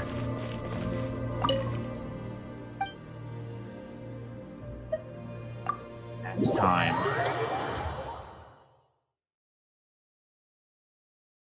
Goodness, I've been streaming for almost...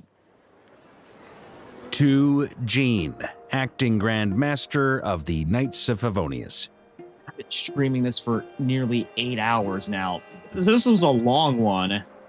I mean, nothing against the Archon quests for their length, but this was probably the longest so far. Granted, it was 2 of them combined, but still, it was all like, you pretty much had to do all of it in one go. This preamble is such a pain to write. It's probably high time we got rid of this acting business. I trust that Dern has updated you all on recent events. Hope we didn't worry you too much. The good news is, we managed to come together and put a stop to the Doctor's evil schemes.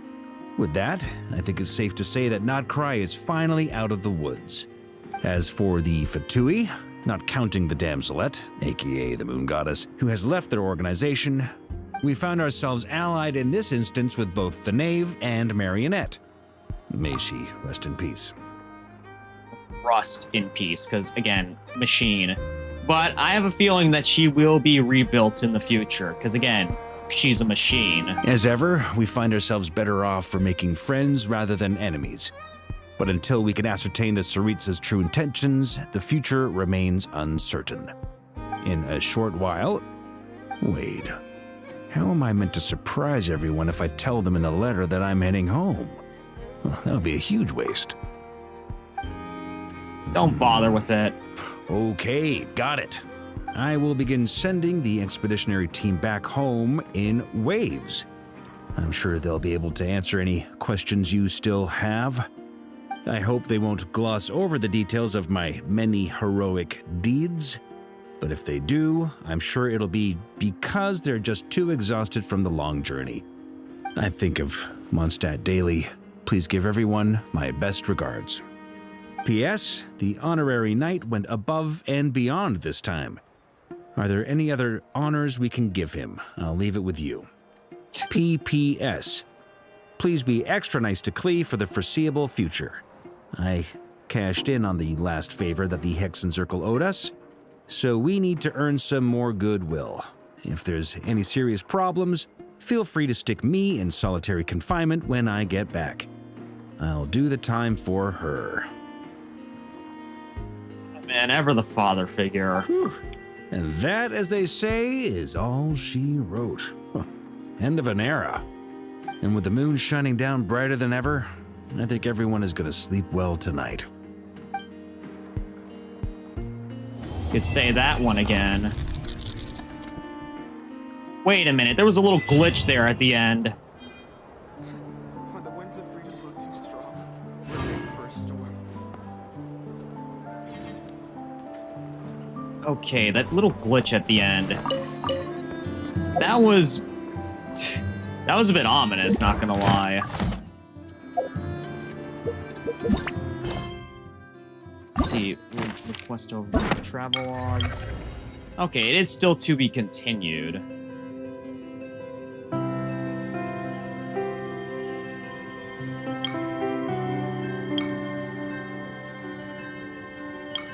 Who knows, maybe we'll get some answers after all this. But anyways, guys, the stream's been going on for like, holy moly, 8 hours. It's probably the longest stream that I've had in a long time. And yeah, it's been one hell of a ride from start to finish. I'm glad to have had all of y'all on board with me for this long ride. But yeah, that's where I'm going to be ending it for tonight. I shall hopefully be streaming some GTA Online tomorrow. Hopefully, again, if things go to plan. But that's going to be all from me for tonight. Again, I had fun with this Archon quest despite its length, I had fun with this Archon quest. And, you know, it was absolute cinema, especially with that final boss fight with Dottore at the end. Ad Astra. Of course, I gotta claim all my commission stuff. Ad Astra.